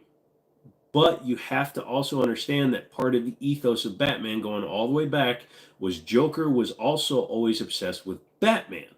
So Heath Ledger varies a little bit from that in the fact that he's not targeting, laser focused on Batman, okay? He does mess with them, of course, because it's part of the city. But Heath Ledger wanted the chaos. His version of Joker wanted the chaos, wanted to cause problems for problem's sake. So yes and no. I think that the Mark Hamill was a little bit more accurate. And now that we've spent a minute talking about comic book characters, the reason why I really adore Heath Ledger's Robert Downey Jr.'s portrayal of Iron Man.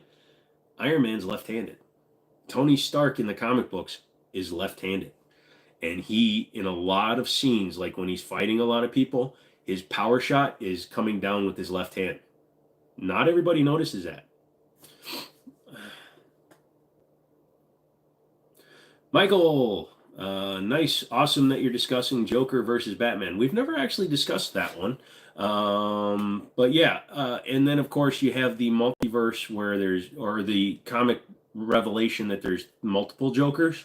There's the one that killed Jason Todd. There's the one that shot Batman's parents. There's the one that's done this. So that was pretty interesting. So when one died, the rest of them could step up. But yeah, Robert Downey Jr. literally did it on purpose. There are scenes where he does everything with his left hand because he was paying homage to the comic books. He was that invested in the character. So Iron Man proved that a CGI intensive MCU could exist. Guardians of the Galaxy ruined that universe. And I've got to say, oh my God, what happened with Quantum Mania? Too much CGI. Looks like people like more comic book and movie stuff rather than F1 and trucks. You know what? That's the point of this stuff. Let's have fun. Ask me anything. But yeah, I love comic books. My dad had like 4,000, 3,500 comic books, and Iron Man out of all of them. I loved Spider-Man, but Iron Man caught me because he was a regular dude with smarts, and I liked it. Yeah, although he had a perm in the 90s. You remember that when Kathleen Dare shot him, and he had a perm, and then he died and rewrote his own code for his system. And then he came back, and that was when Rhodey actually got the War Machine armor, and then he ran Stark Industries or Enterprises. It's only Stark Industries until it gets overtaken by Obadiah Stane, and then he becomes War Machine on his own. Oh yeah, MCU is just total crap, and their CGI has gone so far downhill. I'll never watch it. Never knew about the Iron Man. Yes, multiple Jokers. Such an awesome channel. Thanks, bro. Yeah, and it's part of the cool thing. You want to talk comic books, man? Let's talk comic books. Let's talk comic. Let's talk about movies that were on Netflix, The Defenders or Iron Fist, which got better in the second season. Although that ending where he became the Iron Fist with guns, yes, they were 1911s. I approve, but that got weird. It's like an AMA, but more fun and interactive. That's kind of the point. I've done like a dozen live streams in the last month, so I feel that people that come in and hang out more, they know a lot of my backstory. Now, you can ask anything. Don't be vitriolic with it, but yeah, right now we're on comic books, so I'm cool. But Superman would tar and feather Batman in real life. Yes, but if you watched or read Dark Knight Rises, Batman does have the ability to put Superman down if he needs to. Comics are in dire straits, the industry is stagnant, and the quality has gone to crap too. You haven't bought or read a comic in years. I haven't, mainly because for the longest time, they had multiverses in comic books before the world adopted the many worlds theory that was implied by quantum physicists, and different companies are doing it differently. For example, the multiverses that exist in the Marvel Cinematic Universe, we're going to get a little science-y-ish. They're all separate, so they all exist in different timelines, different places. DC believes that their multiverse is everything is occupying the same space, but vibrating at slightly different frequencies so that they can't see each other. And believe it or not, that version of the multiverse is actually considered to be more accurate. Also, me likey Flash. You can't remember reading anything recent. Batman saves the Justice League. Yeah, I mean, he's the more dour comic character, but he's also the more fun. Everybody noticed that Adam Sandler participated in the Leo movie, but not a lot of people noticed. Almost all of the Sandlers participated in that movie. The Injustice storyline was great, you thought. I 100% agree. In fact, I firmly hold that the Injustice storyline would have been a much better storyline than the Justice League. They should have adapted that. You've been reading more manga and Korean manhwa nowadays. Wait, you read Korean stuff and I don't? I'm just kidding. I don't care about Korean stuff. Plus, I don't know how to read, so not being able to read in other languages doesn't matter to me.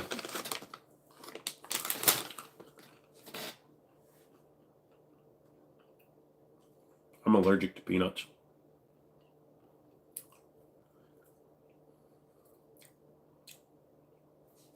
Oh, you're watching translated, or you're reading translated. Can't read Japanese or Korean.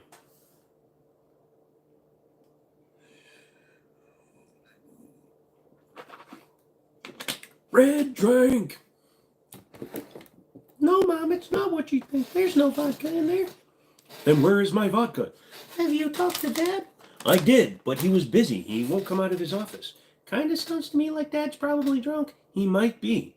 Would you go in there and ask him? I don't know. Last time I went in there, I kind of interrupted him and the maid doing something. What do you mean? Well, they were playing chess, but they were naked. And there weren't a lot of pieces on the board. Just saying. You should probably go to your room. Okay. Fun times in the world right now? Nah, not really. You wish you ran Hangul. It's the most efficient scientific written language in the world since it was created intentionally by Sejong the Great back in the 1600s and not naturally evolved like other written script.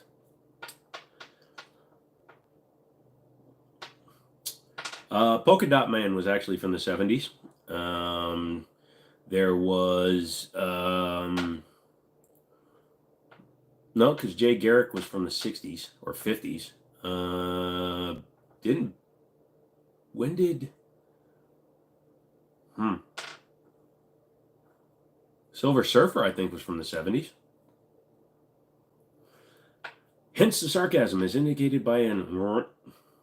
Wonder Twins, power of COVID. Shit, that was the wrong thing to say. Anybody ever remember watching By Your Powers Combined, I Am Captain Planet? I used to watch that show. I don't know why. Wait a minute. You mean we have to give parts of our souls to make one crazy guy? And what if Recycle Man doesn't want to contribute? That would be an awkward transformation.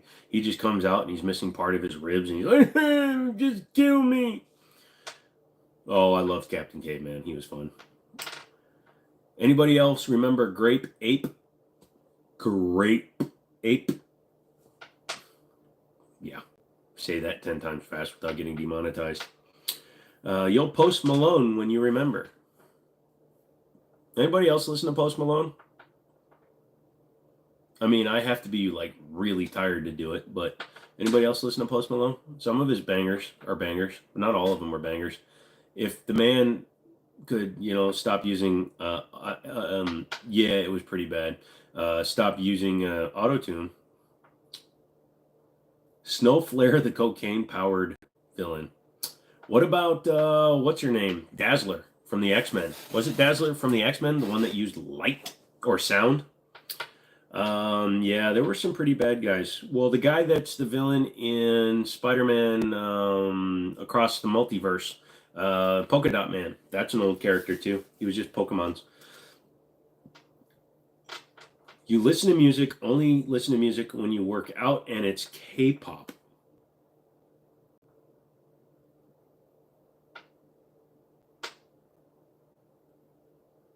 Unmod. No, I'm just kidding. Some K-pop is good. What's my opinion? My thoughts on the Daniel Defense H9. Getting one. Number one. Getting one. But from what I understand, based on the people that went to SHOT Show, because I need to actually do a lot more research, I could tell visually it was very different. Had the same general idea, but it's very different in design. If you look at them side by side, we did that on the channel here before. Completely different handguns. But I am going to get one, and I'm still going to be on the lookout for an H9. I want a Hudson H9, especially since there's going to be two different guns with the H9 moniker. I want to put them together and see, Is the Daniel Defense what the H9 could have been had they not been, jackwagons and screwed themselves out of millions of dollars by announcing the aluminum frame version before it was ready? Or is it something where Daniel Defense just wanted to use the name and some of the design's aspects in order to create a much better firearm? Yeah, Lobster, from what I understand, yes, Gangnam Style unfortunately does count as that.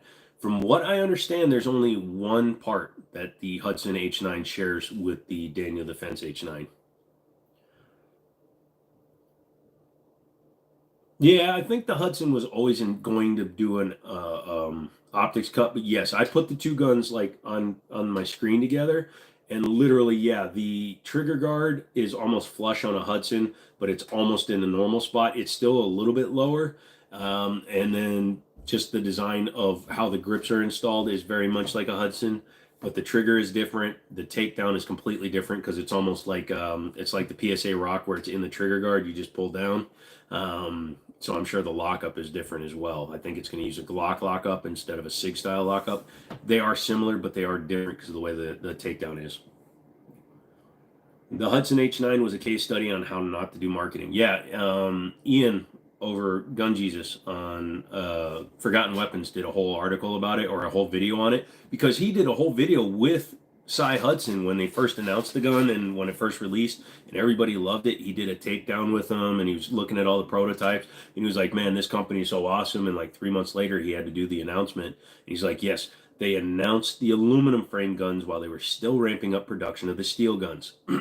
Number one, they should have never done that. They should have run 2 years with the steel guns and then say, oh, look, you guys have been so good about this, we're going to start developing an aluminum gun. Even if they've already got it done, just say, hey, we're going to start doing an aluminum gun. It would be amazing.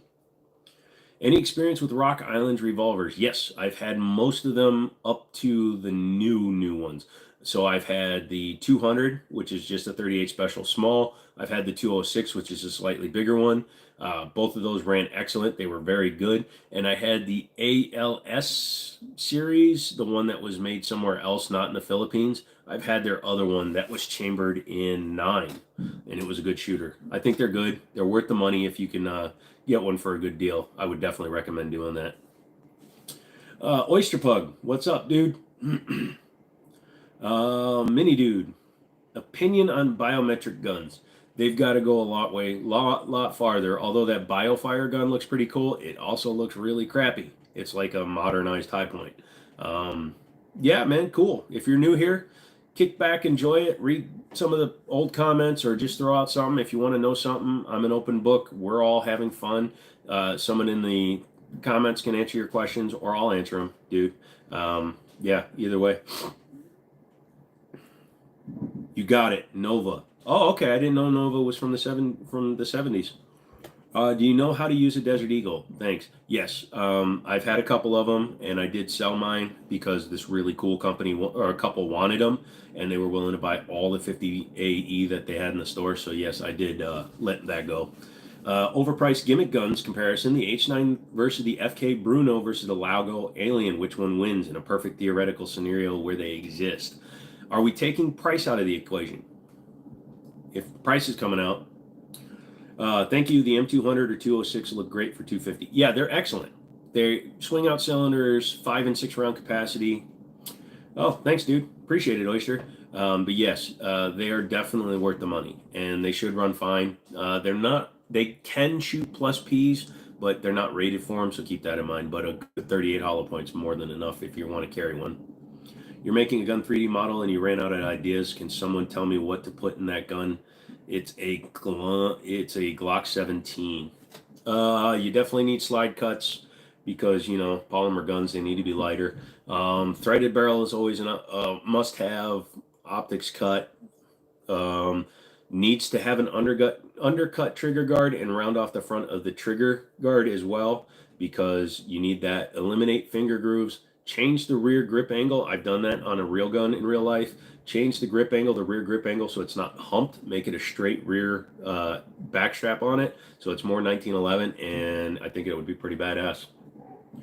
Tough question. You think price can be considered, but price is related to production number. Okay, the FK Burno Gen 2 So there's the original FK Burno that was like $8,000. They came out with another version that's closer to like $4,000. That version can shoot 7.62 or 7 point whatever Burno, but it also comes with a 9mm slide or barrel. So in that case, that becomes more usable at a lower price than the Lago to the H9. But the H9 is the more attainable and easier to run and easier to maintain gun compared to that. The Lago Alien, I've played with one. It's an amazing gun. It's a great race gun, but it's a toy. It's not something you would carry the FK Burno into the woods before you'd carry Lago Alien. Glock Perfection. After you spend thousands making it perfect. Yes. Have I ever used a Sturmgewehr 44 assault rifle? No. That would be cool. I've never gone to any like the full auto shoots where they have them. I've never messed with like the clones. They're interesting. One thing you're going to find here on my channel is I'm not as big a long gun guy. So I'm more of a pistol guy, but I have experienced a lot of long guns, but not like extensively shot a lot of long guns. You're welcome, mini dude.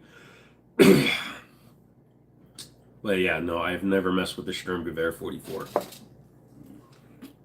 PSA is working on an STG 44 clone, yeah, but I don't think it was part of their vote series.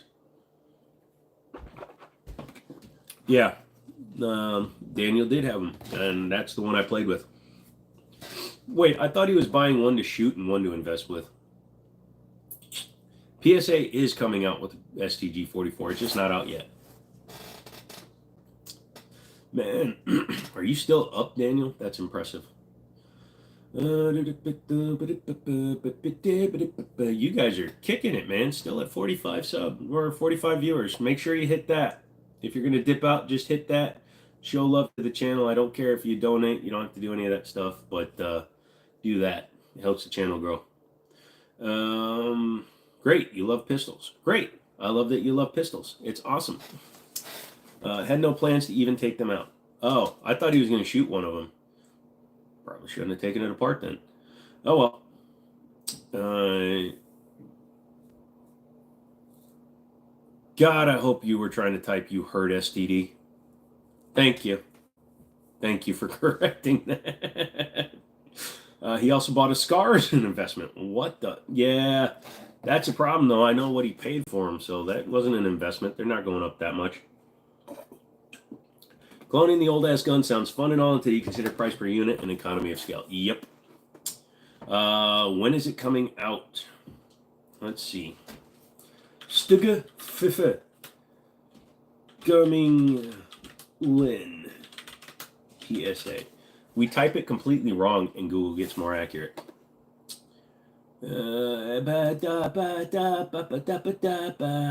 They announced it January 19th. Let's see. Gun near lining shop. Take my money. Meet the PGS. Hook a bit the bear. Hit you pick it up at the buck a pitch boo. Hoot you bought the big boo. Happy to put you. Let's see. Q4 of 2023. So last year. And it was going to be around $2,000. So there you go. Sturmgewehr.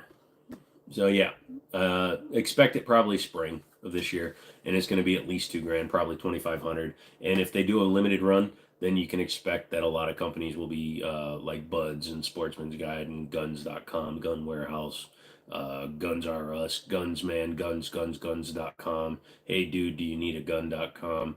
Dude, if you don't come over here and buy this gun, I'm going to sell it to the next guy.com. All those places are going to buy them all out and then double the price because they're all assholes. Really need to enable autocorrect on this thing. No, that's okay. You don't have to. It's funny. And every variant of the Galil. Okay. Okay. Looking at the FK Burno site makes me want to get a classic CZ75. You need to stop. I'm not a big fan of the classic. I like the sporterized. I like the long dust covers. Do you know any guns used in the Gallipoli? No. Well, I know a lot of them use the CZ75. Like Australia used the CZ75 up until 2022, I believe. You're up playing your Steam Deck for the first time in over a year. Yeah. not my fault you got pregnant, bro. Daniel is a converted woman. I'm kidding. He's the one that has a dog that I borrow. Pretty soon I'm going to take his kid and his dog to the dog park so I can pick up loose women. And the best part, they said okay.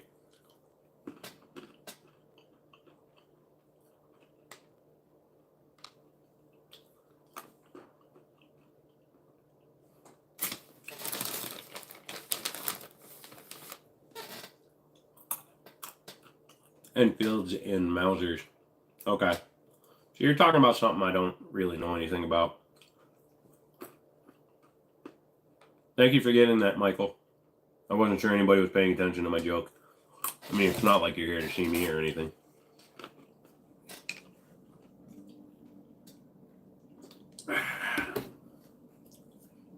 Red drink. Woo! Yes, and it's something I have to fight not to do on live stream. YouTube doesn't like it, and comments will be held for review if you do. So find a creative way to cuss, but don't just type out straight up cuss words. Lobster can cuss a little bit because I made him a mod, so if he says word shit, plus you can say shit on normal network television. Semtex is just Middle East Play-Doh. Yeah, well, fertilizer and fuel oil is Southern redneck Play-Doh. You like that? You just saw me try to pick my tooth. I have a peanut stuck in it. Hang on. I'm angry.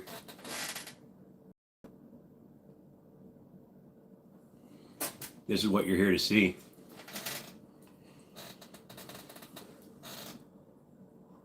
I got both hands in my mouth now. I've been talking so much you can tell my mouth is really big. Invasion of Gallipoli, when Brits and Anzacs tried to do an amphibious landing on the beaches of Gallipoli and were slaughtered by the Turks because their defense were designed by the Germans. And this was in World War I. Tragic. Yeah, it does sound pretty crazy. D-Day is another example. Didn't really go well for hundreds of thousands of people. Oh, you're from New Zealand. Well, welcome. I have friends that are going to be there in a month. Another tooth. Gallipoli. Gallipoli. Gallipoli. Gallipoli. I'm trying to pronounce it the right way. I'm not trying to mock it. And I'm not mocking D-Day. It was not, I mean, they did get the beach, but D-Day was a slaughter. Gallipoli. Okay, I'm just not going to say it because I don't think I'm still not doing it justice.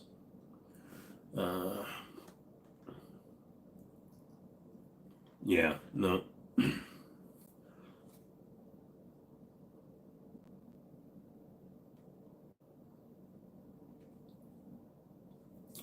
What is worse, warm water or slightly flavored cold water? Sorry, I tried reading that as you guys were trying to do it there.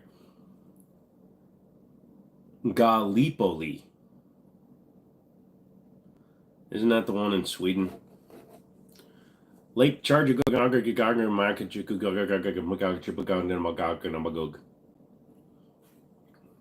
No, I did not say gay. I said ga. I have not said gay. I'm not going to offend a very historical event to you. I would not do that.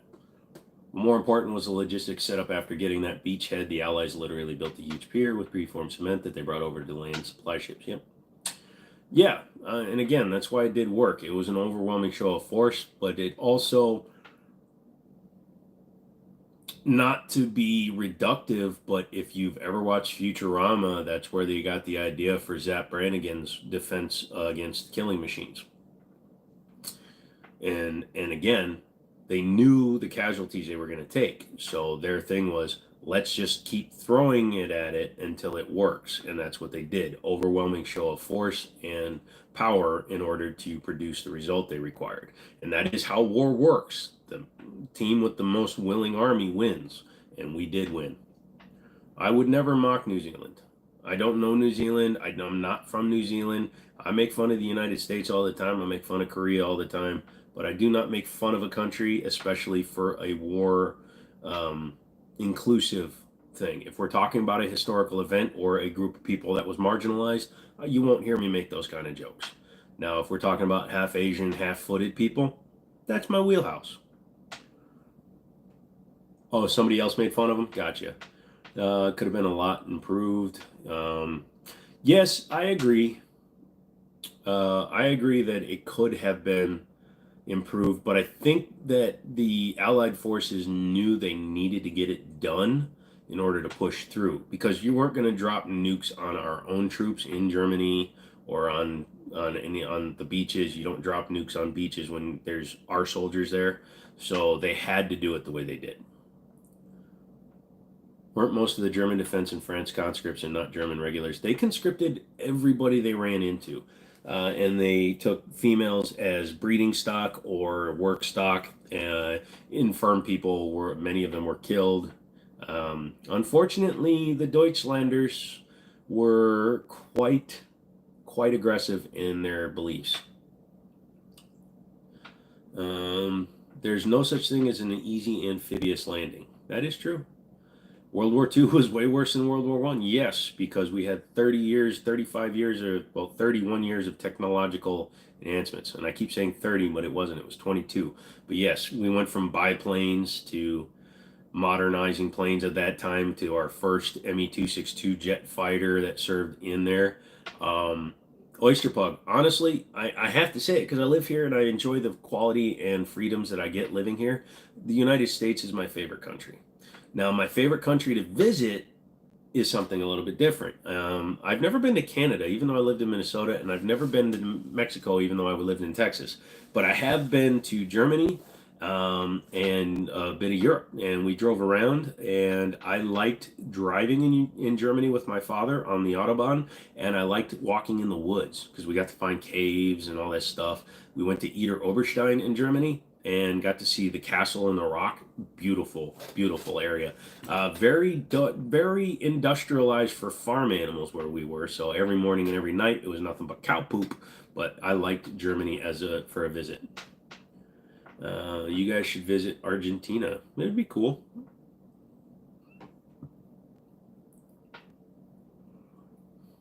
We don't talk about the Falklands.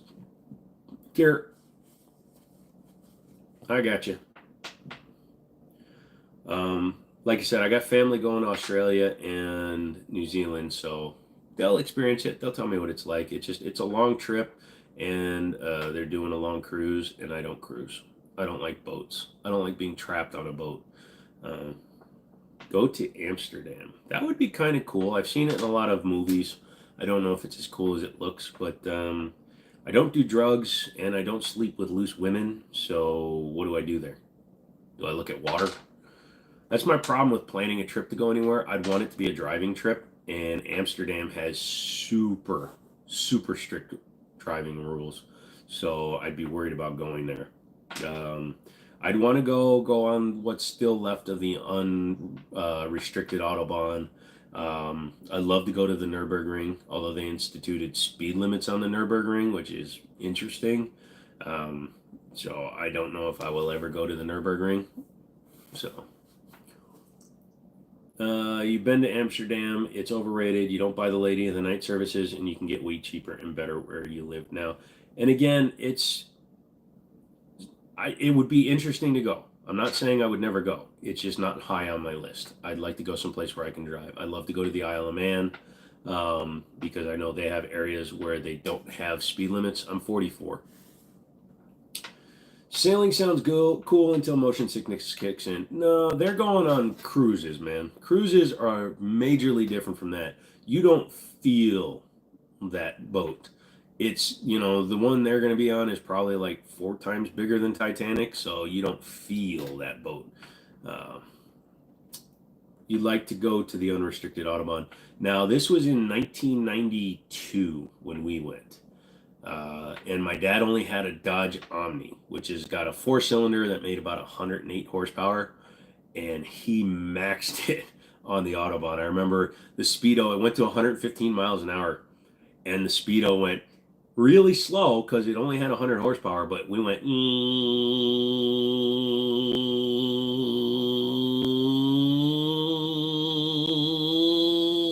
and it was hilarious because he slowed down to 60 to show me what it was like. We were on a dead part of the Autobahn. So he slowed down to 60 and it looked like we were stopped. And then he accelerated back up to full speed and we got passed by a Volkswagen Beetle. So it was interesting. And this was 1991, so we didn't have that crappy new Beetle. It was hilarious. He got to drive a 300ZX on the Autobahn and he said that was amazing. I've never gone more than like 120 miles an hour in Germany.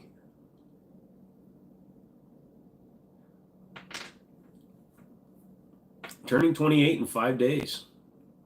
Awesome, dude. Well, happy early birthday to you. Speed limits on the Nürburgring. The world is going mad. Yeah, but I think the way it applies to all those supercars that have been testing, Koenigsegg, all the Lambos and stuff like that. They were going so fast and that their crashes were deadly. And they put a speed limit in that pretty much only applies to supercars. I'm pretty sure if you had like a CTSV, a BMW M5, or any of those kind of cars, you could probably still run flat out because unless you reach the finish line from the start line within a certain amount of time, they probably will not be able to tell when you were going fast. Hello, Cynthia. Reynolds 12 for some reason are... What's a Renault 12? Which car is that? That sounds like a hotel room.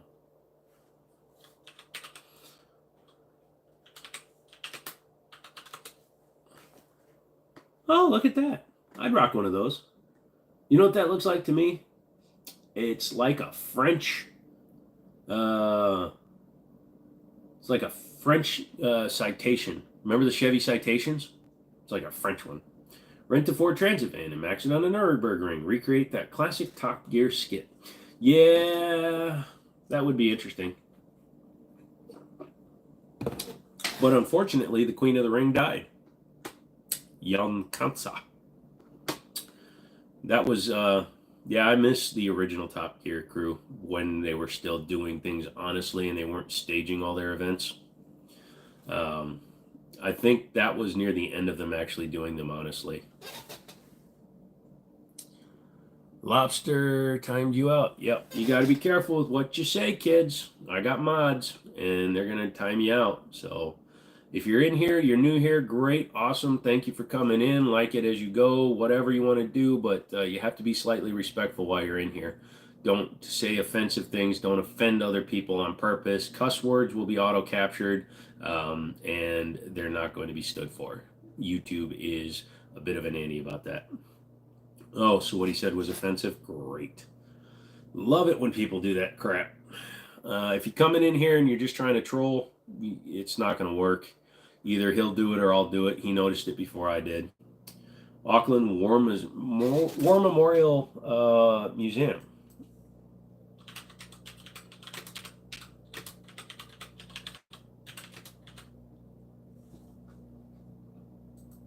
You know, I stood up for you earlier too. I'll say, Oyster, because somebody was telling me that Aussies and Kiwis were the same, and I told them they're not. Oh, that's kind of cool. Huh. Oh, and they got a bunch of cool displays. That's pretty cool.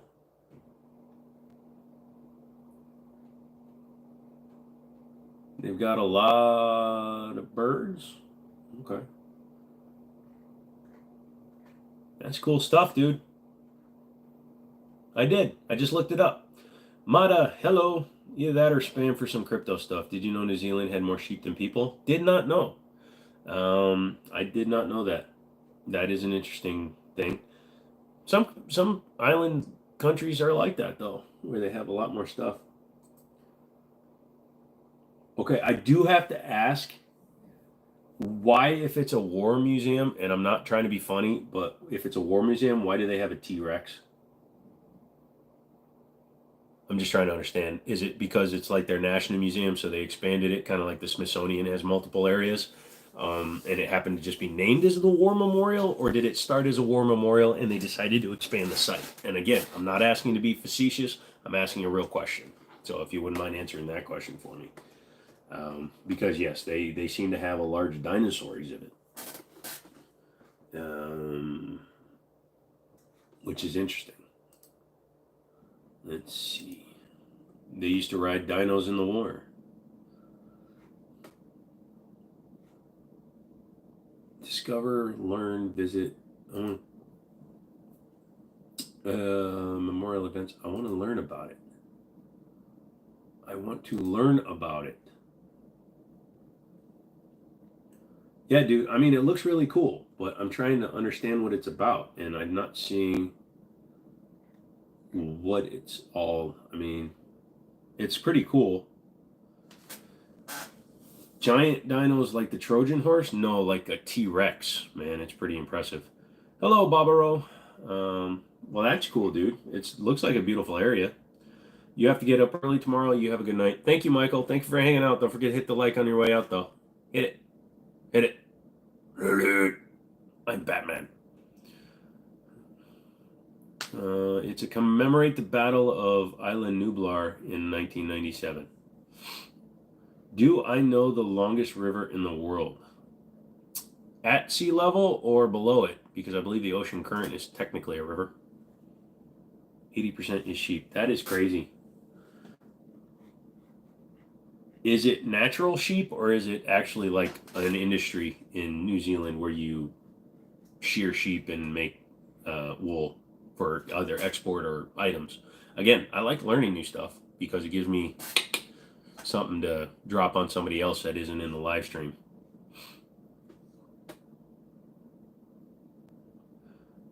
Natural. Yep.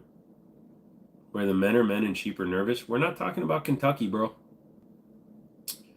Nile, largest river by volume, is Amazon. Okay, well, I had an idea. Resembles the Maori. I'm mispronouncing that, and I apologize. But the indigenous people. Okay. Can you make music in BandLab? No, I'm half white and half Korean. I don't have rhythm. I have rhythm. I just think it would suck.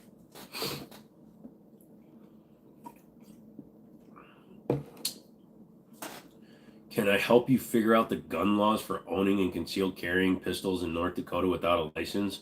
That's more of a thing you should be Googling, my man, but we'll do a quick 10-second. Well, let's see what this says. Yep, all right, goodbye.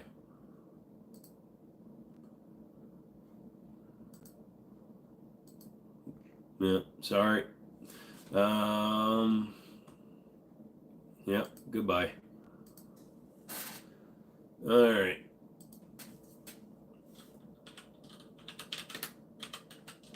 Hey, if you want to keep interacting and asking me for money, that's fine, but you're going away.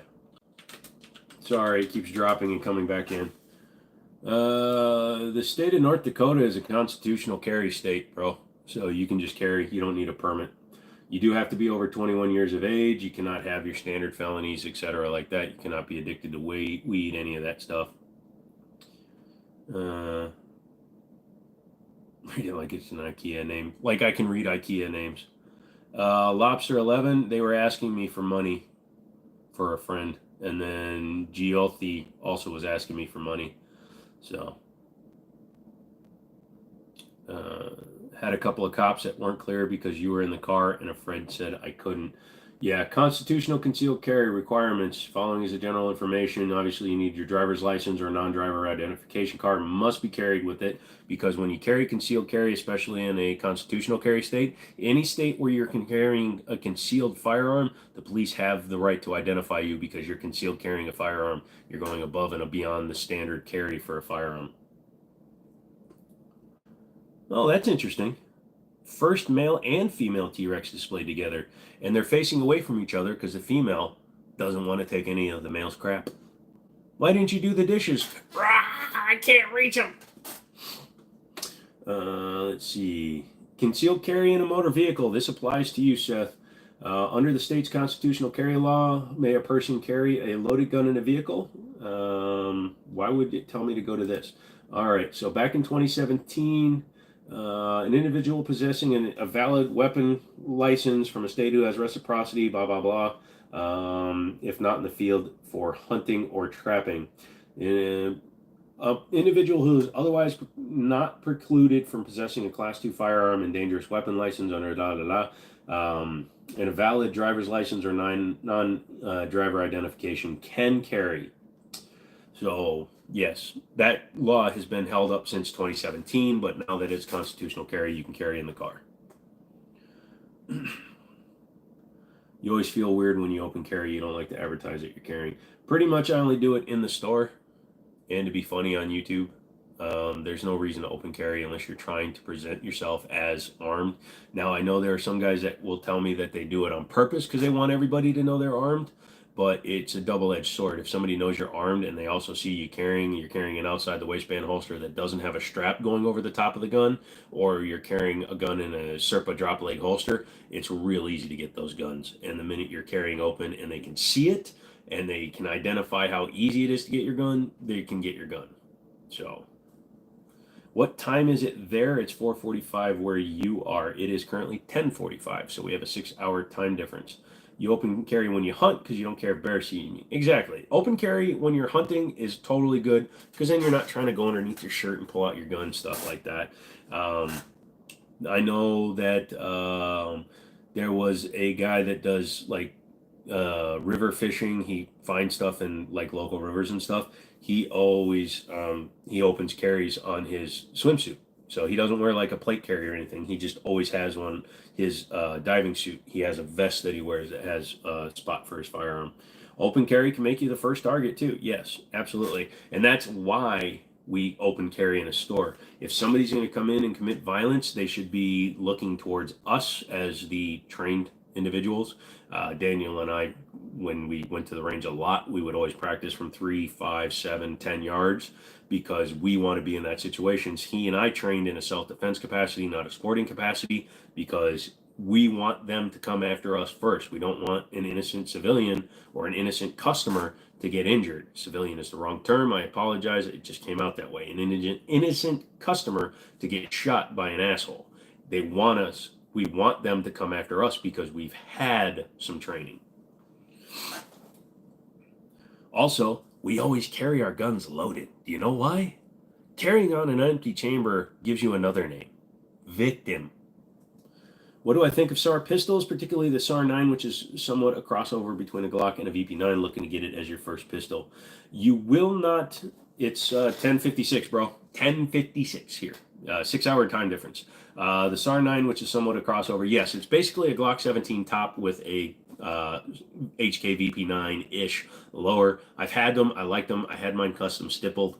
It shot really well. I didn't care for the sights, but I didn't bother upgrading them. I just had it for a video. But yes, I do like the SAR lineup. If you go back and look at the videos on the channel, you can sort by type. And if you type in Jimmini Show SARs, you'll see I've done them on the K2, K12, the P8L, the SAR Shamals, SR9, the SAR 9, pretty much most of the lineup that they manufacture, I've done videos on them, and I've always liked them. Okay, Tarquin, joke's over. Remember that one time somebody tried to steal a gun from a CCW class and tried to fight the cops and got plugged by everyone that came out of the store? Talk about a bad choice. Yeah, that's pretty dumb. Yeah, it's only January 31st. Sorry, I didn't read the rest of your thing. So it's 10:56, January 31st. You forgot it happened but a couple of years ago. Okay, Tarquin, bye-bye.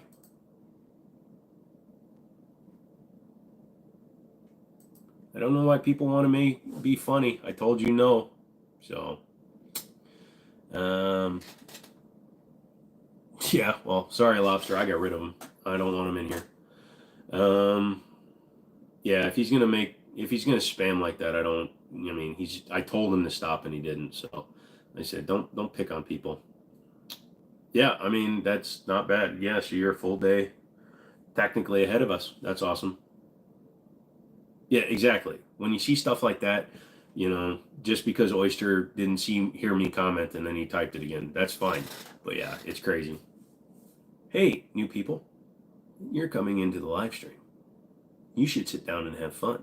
If you aren't here to have fun, that's cool. Just go ahead and hit the little thumbs up on your way out. Did you know that by contributing to the help of a YouTube channel, it doesn't cost you anything and it makes you seem like a better person? Also, it regrows hair, cuts your taxes in half, increases the fuel economy of your car, and gives you 2 more inches down south where it counts. Unless you're a lady, that's kind of awkward. Thank you. You still like turtles? Well, I'm glad. Does spam spoil? You mean the canned food? Yes, it can spoil.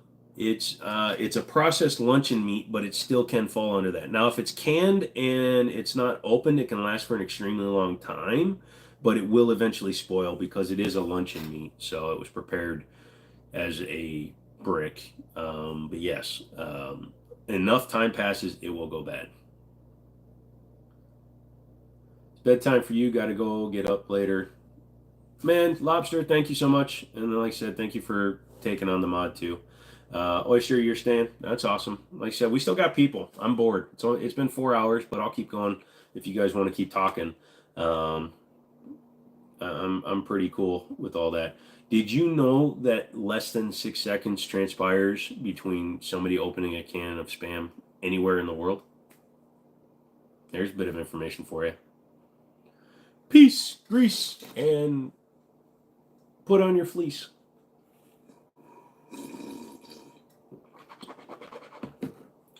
I'm sexy, and I know it. What else we got, guys? Come on, throw some stuff out there. We just handled North Dakota, so people understand what's going on there. Although, F the ATF, F the FBI. Ooh, look at those lights. Those lights look good on my car. Should I buy them lights? You don't know what I'm doing, fool. Fu Manchu, Fu Manchu. So you so bad want the Velo dog revolver. What is that? Velo dog revolver. Belgian gun, cyclist revolver. That looks like an expensive gun, my man. They're kind of cool. That trigger is kind of neat. Are you talking about the old one? You take a can of spam when you go camping, but you can't stand it other than that. I can tell you, hand to Yahweh, that I've only eaten spam a couple of times, and the only time I actually liked it was my grandfather took me to an oval race in Minnesota, and they had spam burgers for $1. So fried up, and with tomato and mayonnaise and lettuce. Not bad. Uh-oh. I think you got a Hawaiian angry. Don't get the Hawaiians angry. It's interesting. An item that was created in Minnesota became the state food of Hawaii. Yeah, I mean, they have different variants with long and short cylinders too, man. If you ever get your hands on one of those. Yeah, the Velo dog revolver. It's pretty cool. They made it in 5.5 or 22 center fired. They have them. Wow.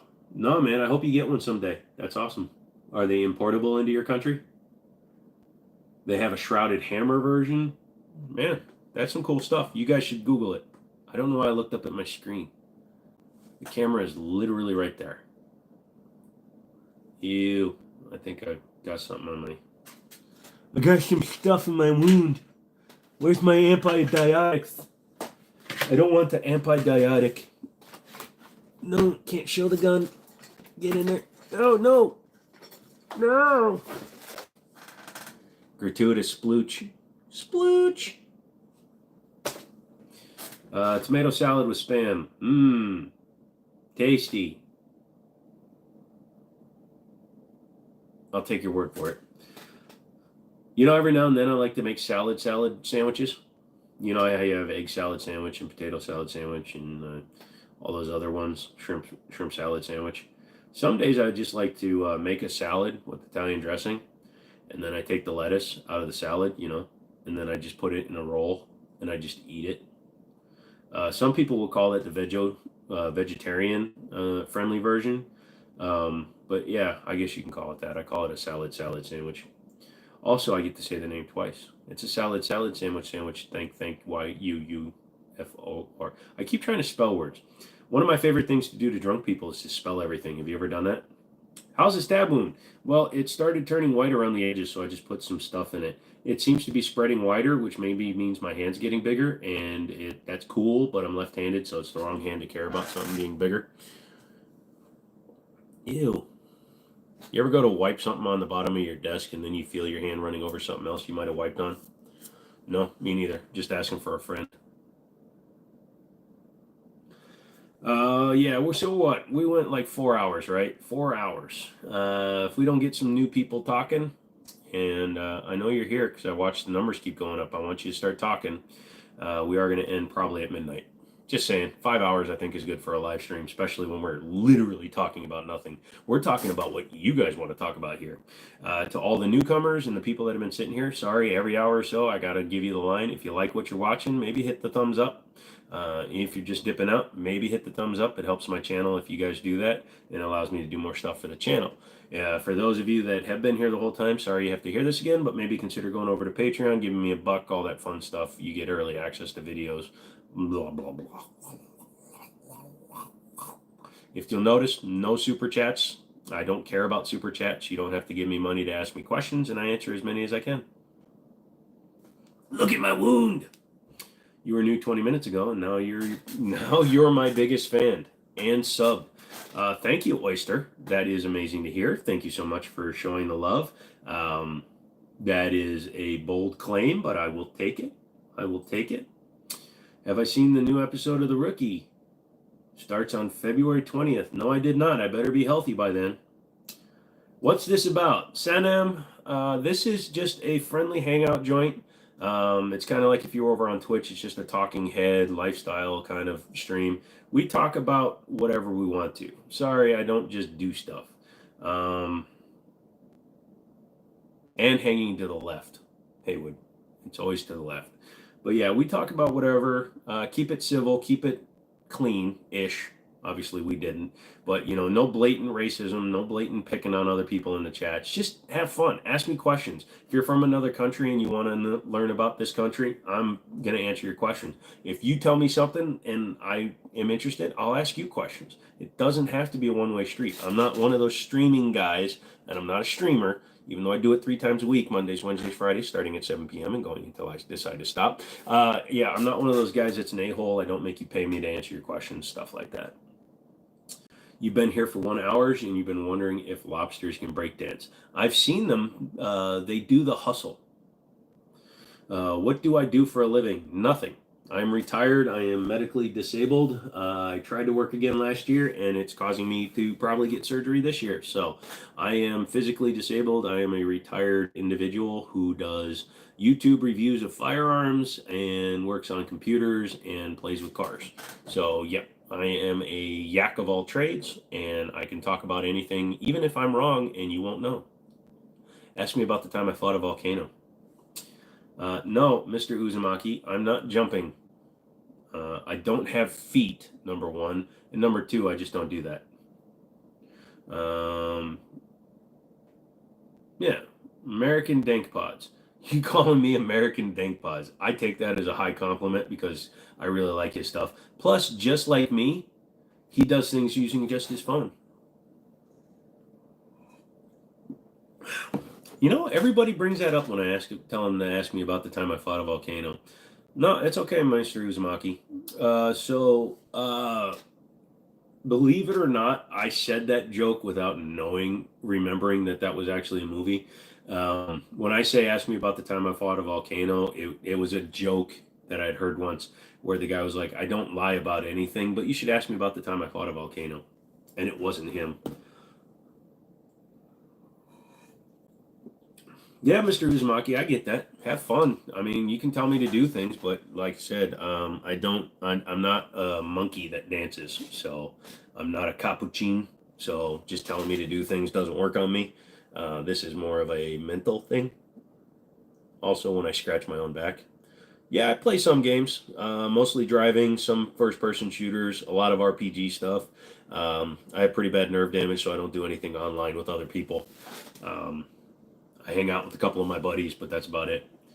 How did I get my disability? Would love to know some of your past. It's a long, long, long, long story, but I stepped on something, got a bone infection. I'm allergic to antibiotics, which led to an enhanced bone infection, which led to double amputations. I have degenerative nerve disorder that makes my muscles basically always twitch. I have collapsed vertebrae in my neck, which means I can't do a lot of things because I can't feel parts of my hands.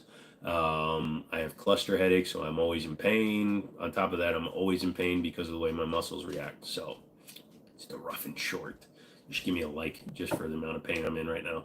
But yeah, most people live their lives at like a 2. People have experienced something like that. I'm at a 7, 7.5, 24 hours a day. I'm at a level just below breaking your femur, which is why in 2017 I almost ended myself.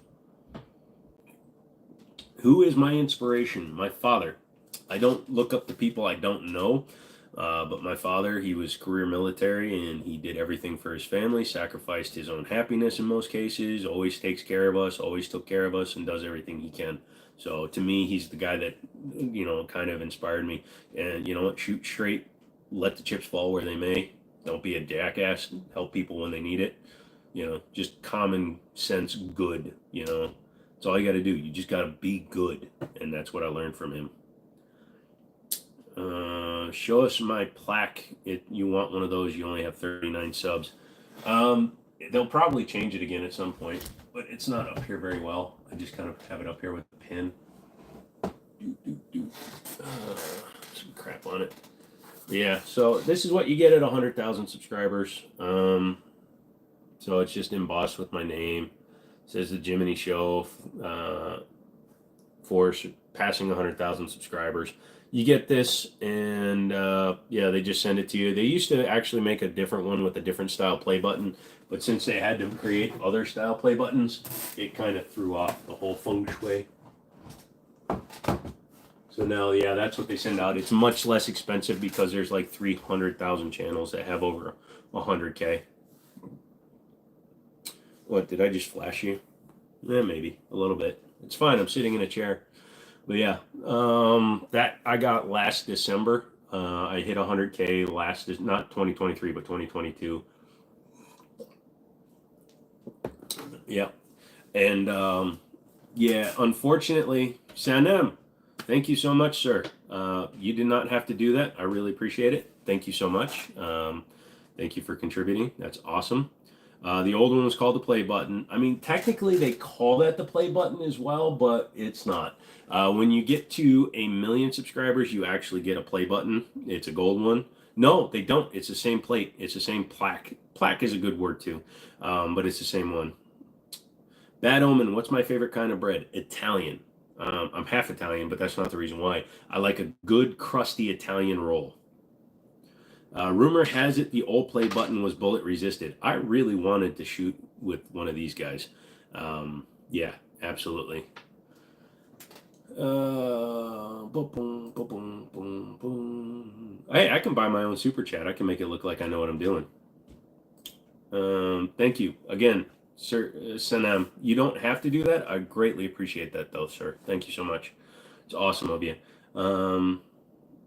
Damn rich. Gotcha. You will keep sending me super chats in my next live videos once you start working again. You do crypto. Dude, I appreciate it. Thank you so much, but you don't have to do that. I'm not asking for anybody to do that, but if you want to, I'm never going to say no because it just goes right to the channel. But thank you so much. Don't think you have to do it to get me to answer your questions. At some point, if we ever get this live stream to the point where it's got like 1,000 people in it, I will always remember my favorite people as we move forward. So even then, I won't make people have to do that. Let's see what happened. All right, no, we're not going to get into an argument. Oyster, it's cool. You've said what you've said, but we're not going to go any further than that. Let's keep it civil. You just, if somebody says something, just go ahead and just let it go, bro. It's easier than fighting anybody. Youth Oz, when one's lost itself, how long would it take to find oneself again? That's an interesting question. No, Mr. Uzumaki, it's cool. It's cool. Nobody needs to engage in anything. He took offense that you called it a plate and not a plaque. Technically, both are correct, so you're both right. So just shake hands and move on. See, Haywood knows how to end an argument. Also, if you poop into your hand before a fist fight, it adds poison damage, except for when you have a hole in your hand, and then you're just poisoning yourself. Don't try it with the new ones. It's shiny plastic. The metal ones, I think, will survive sub 22. No, if I shot that with the 22, it would run right through it. That's glass. It's not even metal. It's just a piece of glass, or it's a mirror. It's a piece of mirror. It's like millimeters thick. I could twist it wrong and I would shatter it. So yes, and this is literally a laminate on top of wood. Yeah, no, there's no strength in that guy at all. No, you're all good. You're good. You're both fine. Plus 2 necrotic damage. Yep. No. No, I'm just kidding. I was checking to see if it smelled like almonds, and then I forgot. I've been eating almonds. I'm allergic to almonds.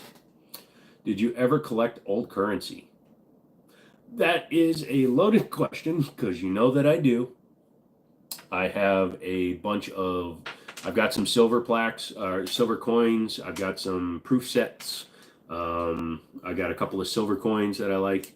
When I was younger, sorry about that. For some reason, the house, when the alarm gets set, sometimes it can reset my connection. Sorry about that. We are back. We are back. Back again. Sorry, man. So I am off Wi-Fi, so I'm using my phone. Yep. What the hell? We're going to have to ask this a different way, because there we go. We're back. Sorry, guys. Buffering, yeah. For some reason my Wi-Fi dropped, so now I'm on mobile data. Hopefully it'll be okay. Man, look at all you just like fast ditchers. No, I'm just kidding. Your pops killed the devil using the old rusty machete. Source your grandpa. What did I step on? It's unknown. I was having a bad day at the dealership I worked at, and I lived like 10 miles away from the dealership, and I literally walked home and something went through the bottom of my shoe, and we couldn't identify it. It was a broken piece of metal by the time we got it out, but it had corroded quite a bit. So yes, it was a broken piece of metal that got embedded in my foot, and it started the infection. Yeah, so unfortunately, and the biggest problem I have is that I'm allergic to antibiotics. Can we do something that makes me happy? This is it, man. This is me doing something. I started doing these like a month ago, just because I wanted to see if I would enjoy it. And I found I really do, because I get to talk to a bunch of people. We get to hang out. We get to shoot the stuff and just kind of hang out from people all over the world and answer questions and hang out and teach each other stuff. Like I learned a lot of stuff about the Aucklands and a lot of stuff about, I'm not going to say it, Gallipoli. There, I tried it, and a lot of cool stuff. So that's why I'm here. I'm hoping you're here for that. What's the oldest coin I have in my collection?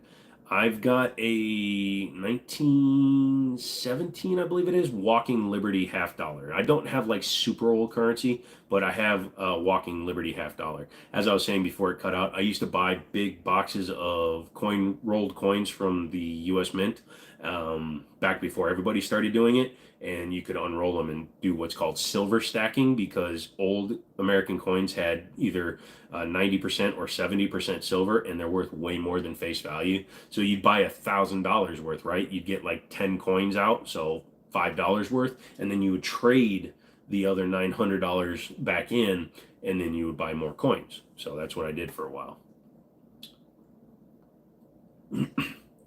What do I do on the channel? Mr. Uzumaki, thank you for stopping in. Like I said, if you haven't, maybe hit the like on your way out. But yeah, what do I do on this channel? A little bit of everything, man.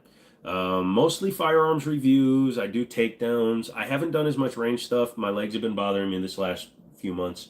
But I do like disassemblies. I give my opinion on whether or not you should buy firearms based on my limited time with them, taking them apart, popping the tops off. But I also plug my buddies' gun stores when I do borrow them. Life's so unpredictable. One metal chunk can change your life forever. You have a coin dated back to 1717. That is awesome, dude. Jeremiah, dude, I'm sitting here as long as I can. So you're not actually that late. I like how over there they say Oakland, not mocking, not sarcastic. Is Auckland correct?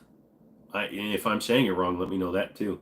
Yeah, that's pretty cool. Yeah, the one metal chunk, also the incompetence of doctors that don't have proper training. So thank you, Auckland. I was worried. Thank you. I went to see the doctor in after the injury, and I'm like, dude, just take the leg. Take the leg below the knee. I'll wear a prosthetic, and it'll heal in 6 months, and then I'll be back to full function. They said no, it would ruin my way of life.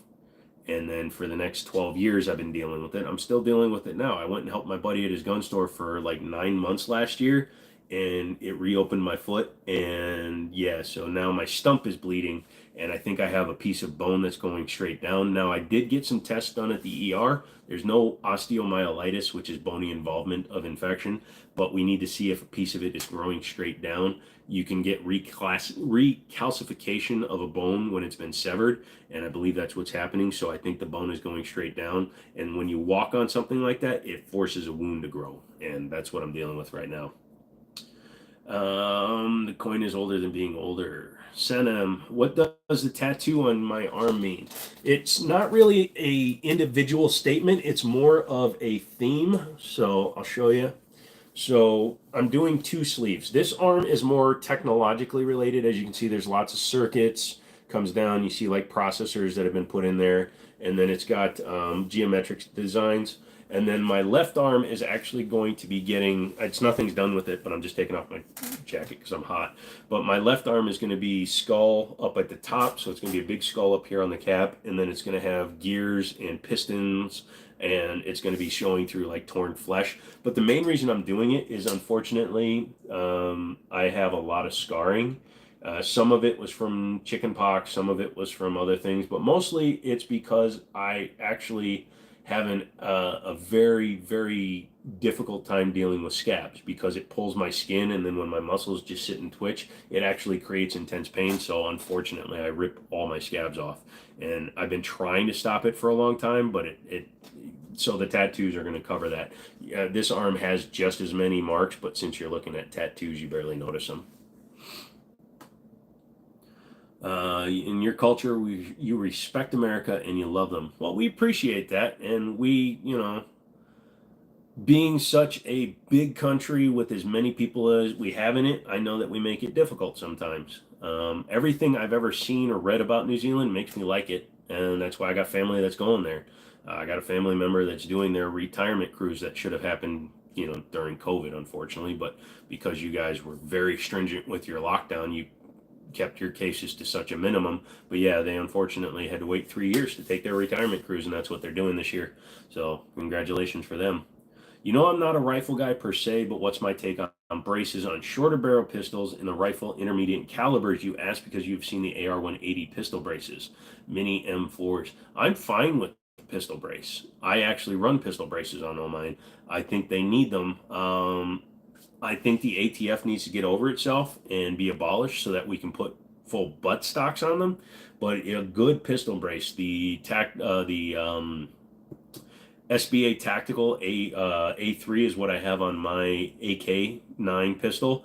It's an adjustable one. It has 6 positions, and the brace itself, if I needed to, I could put it on my arm, but it does allow me to shoot it from the shoulder, and that's something I need because of how wobbly I am.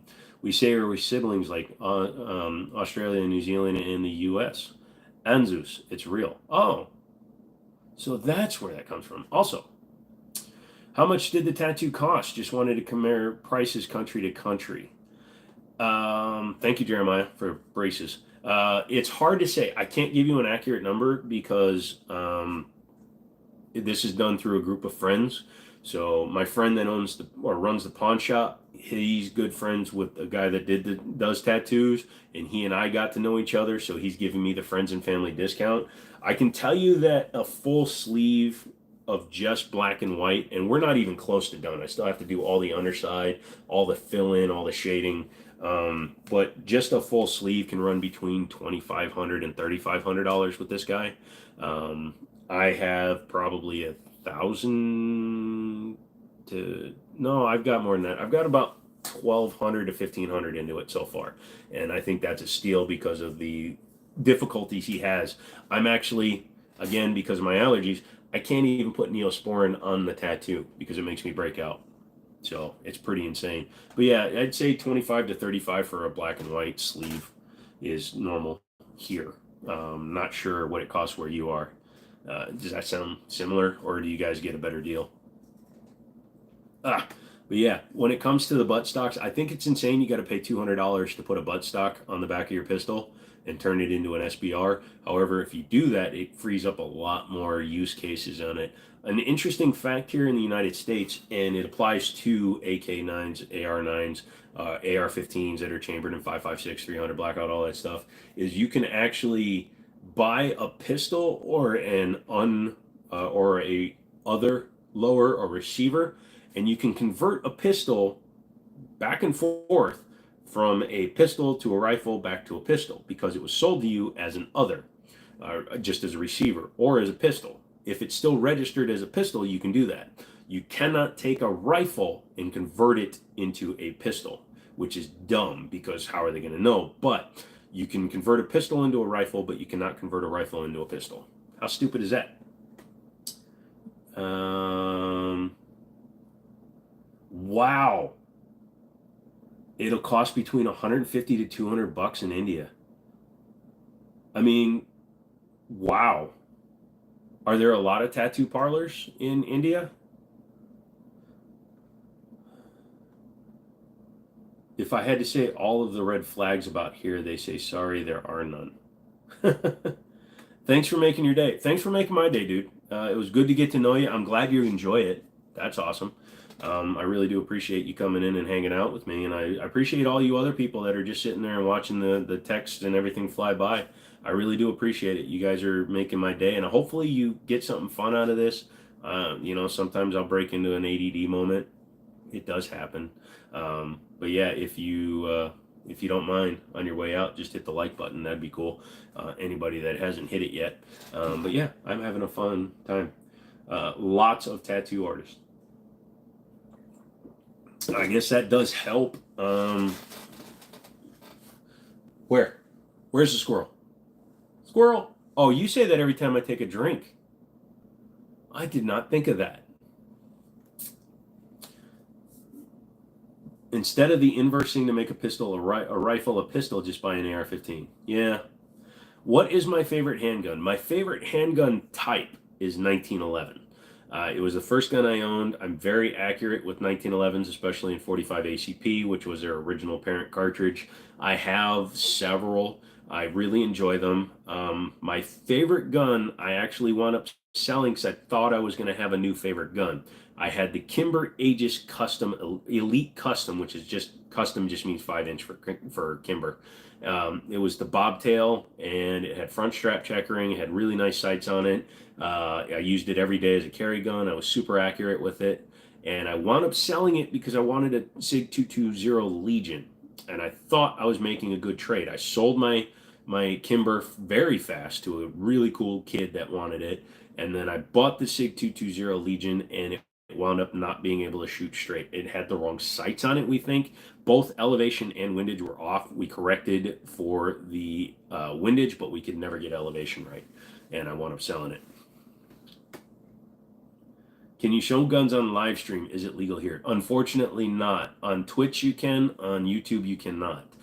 There were incidents in the past where somebody self-deleted themselves. They unfortunately committed the big S, and they used a shotgun, and the live stream ran for 15 to 20 minutes afterwards until their mother found them. So because of that, the number of accidental discharges that have happened on stream, they're unfortunate or negligent, to be more accurate. They do not allow us to show firearms, which sucks because I would like to be able to demonstrate firearms a little bit more clearly, but I can't. If you had to say a gun, what I want but couldn't be trusted with would have to be the Gyrojet rocket gun. Those are neat, and if you go to Demo Ranch, he tried firing one. It wasn't that particularly work. It didn't work. Kelly, hi. Don't spam. How you doing, Kelly? Uh, Dreadful, you just got to say you just find it funny how you come across my shorts videos and kept looking forward to what you'd see in my stream background. You saw 7 Days to Die? Is that what that stands for? A few shorts ago. No, unfortunately, like I said, it's hard for me to put guns in the background. If they're within reach, and unfortunately I can reach my computer and I can reach everything else, I'm not allowed to have them in. Let's see. You saw the video with Sogor. Yeah, exactly. Oh, Genshin Impact just got an update. Good. You on my FG, a verified dude. Yeah, that's cool. What's up, John? Bro, the news. Ha ha ha. I've never actually seen you. Have I? What do you do? Check you out. Firearms journalist. You are a troublemaker that likes rattling cages. Okay. Wait. You got verified with 51,000 subscribers? Or did you have more, or do you have another channel? Or did they lower the threshold?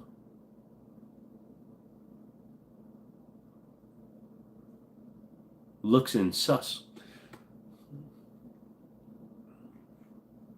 Let me know, dude. That's interesting. Let's see. Yeah, I'm interested. Let me know, dude. Let me know if that's if you got that because of that. Let's see. What are you talking about, bro? What have you been talking about? Background checks on ammo rule. Yep, California. That's a good one. Good reporting, dude. That's very important. I did not go to SHOT Show, so that sucked. Yeah, of course, coke was found in his gun bag. That's a good piece. Cool. Oh, Virginia's trying to mess people. Oh, you're an actual journalist. Gotcha. Wait, how does that get you verified, though? And again, I'm not throwing any shade or anything. I'm just interested with how this freaking place works. Yeah, Virginia, man, they're trying to pass a $500 fine if you leave your gun visible in your car. That's stupid. It passed House as well, so it might become a law, which really throws it into the face of Virginia hunters who, can open carry in the back of their trucks. What happens if you're leaving it in the back of your truck and you get out to go into the store? Can you be fined $500 for doing that? Would a police officer? That also brings another thing in a question for people that try to pretend to be me. Oh, okay. So you can submit and say, "Hey, look, I'm trying to prove that I'm me," so you can get verified. That makes sense. Virginia, 98 out of the 104 counties in the state of Virginia are actually 2A sanctuaries. So that means even if they pass this law, if the sheriffs and the police officers in those counties deem it to be an unconstitutional law in their opinion, they are in no way required to enforce that rule or that law. Unfortunately, the counties that actually are not 2A compliant are Loudoun, Richmond's county. So the ones that actually can make the laws are the ones that are running the state. But we'll have to see what happens with that one, because I don't feel like getting a fine just because you can see my handgun in my car if I'm in the store, because I didn't feel like carrying it into the store, or I carry multiple handguns and keep guns in the car. Do I? I don't know. Break into my car, find out. You're not going to like the answer. Since you do YouTube. Yep. No, I can get that. Community manager to... oh, you're in Loudoun. That's gotta suck. Do you get people that give you crap about it?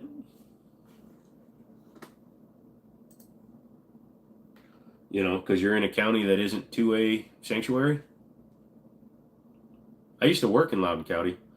Cool, where is that? That is in Northern Virginia. It's about 45 minutes from Washington, D.C. This is your YouTube channel. You don't use it all and have around 6,000 subs. What do you suggest you do with it? You've been monetized. No, not really. Okay. Well, I mean, that's interesting. I didn't really get into guns until I left Loudoun County. I used to work for Jerry's Ford, if you know where that is, over in Leesburg. And I quit there in 2015, and then I went over to run Manassas Chevy for 2 years until 2017. So that's when I finally got into guns, and I didn't live in the county, so I didn't have to deal with the hypocrisy of two-way rules. So that's why I just never ran into anybody about it. Um, let's see. What do you do? Looks like you do some gameplays. That's cool. You just kind of go out and do some stuff. I mean, just do what makes you happy, man. Now, since you're already monetized, that's a little bit easier. For a lot of channels that try to jump into this and they don't know what they're doing, to spam like a channel with vlogs, all this, all that, all this, all that, it does make it much more difficult to find a niche when you're not particularly in one. When I first started my channel, I started it actually, believe it or not, as video games. The first thing I did on this channel was I did video game hunting. I would go to thrift stores, I'd buy tons of games, and then I'd make videos about it. And then I started incorporating my life in cars. So I started filming cars, and then I started adding that in. So I was doing a thrift video and a car video every single day. After 2017, after I nearly died, I started doing just firearms because I couldn't go to car dealerships anymore because I quit my job. Or I didn't want to set up the arrangement to do it. But I would say if you just like doing whatever you want, do whatever you want. If you want to do something specific, you got to find the niche that works for you, something that you can be passionate about, but also do for a extended period of time. I've got 1,600 videos, over the last 7 years. So you got to make sure that it's something that you can continuously do. That would be my suggestion, Sam.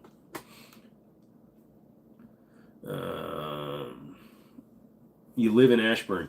In 2015, were you still there? Were you there in 2015? Because I knocked out all the power in Leesburg and parts of Ashburn. I hit a transformer on our dealership lot and almost took it out. I used to work for Ted Britt over in Chantilly, or not Chantilly.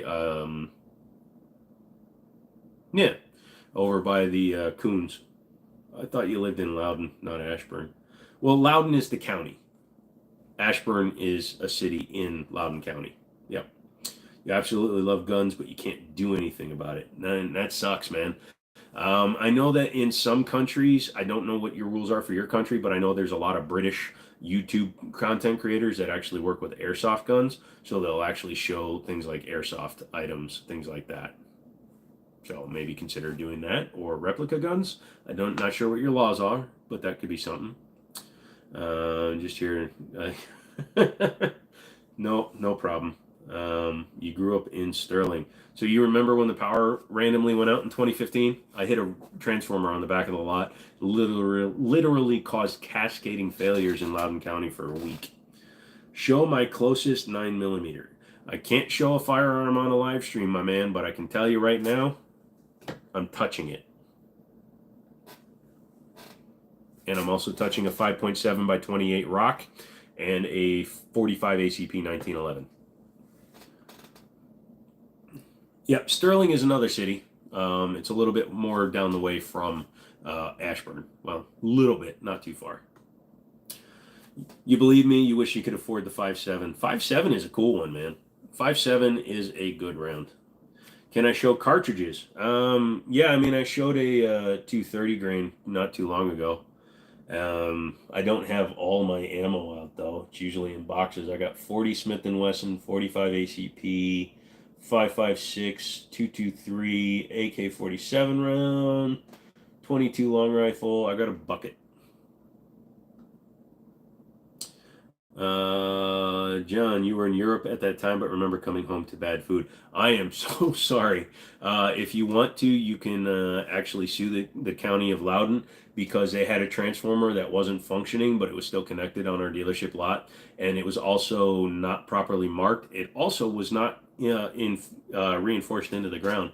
So some customers were looking at a car. I was in a pickup truck. When I pulled up near where they were, the height of the hood blocked the transformer from my vision. So when they went past, I accelerated forward. I bumped it. I put a dent this big in the bumper of the F-150 I was driving, but I pushed the whole transformer 5.5 feet, and literally, as soon as I did it, I heard everything go. It was bad.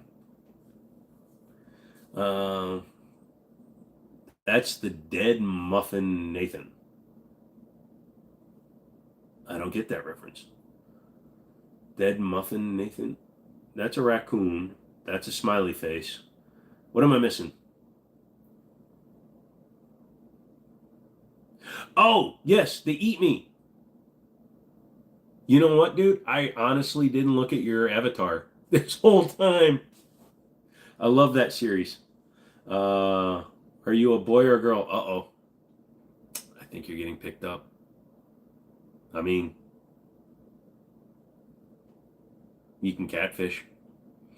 He's a supermodel. Yeah, Nathan, let's not keep going. Gender is not needed on this channel. If you are a boy, a girl, a bowl of fruit, a box of Captain Crunch, or a human, that's what I prefer. We are humans. It's not what we are, it's who we are. And that's something I believe 100%. You treat me good, I'll treat you good. You don't need to know what's under the hood. I don't know what's happening, but I'm getting bricked up over here. Unfortunately, right now I'm having problems with my internet connection and we're dropping a lot of people. I'm going to try to turn my Wi-Fi back on. Let's see what happens. I think it's because I've been going so long. Let's see what happens. I mean, my main internet is working. Yeah, you can be a bowl of fruit or a Captain Crunch. Favorite FPS game? I would have to say, like, I don't like team FPS stuff. I prefer like basic stuff.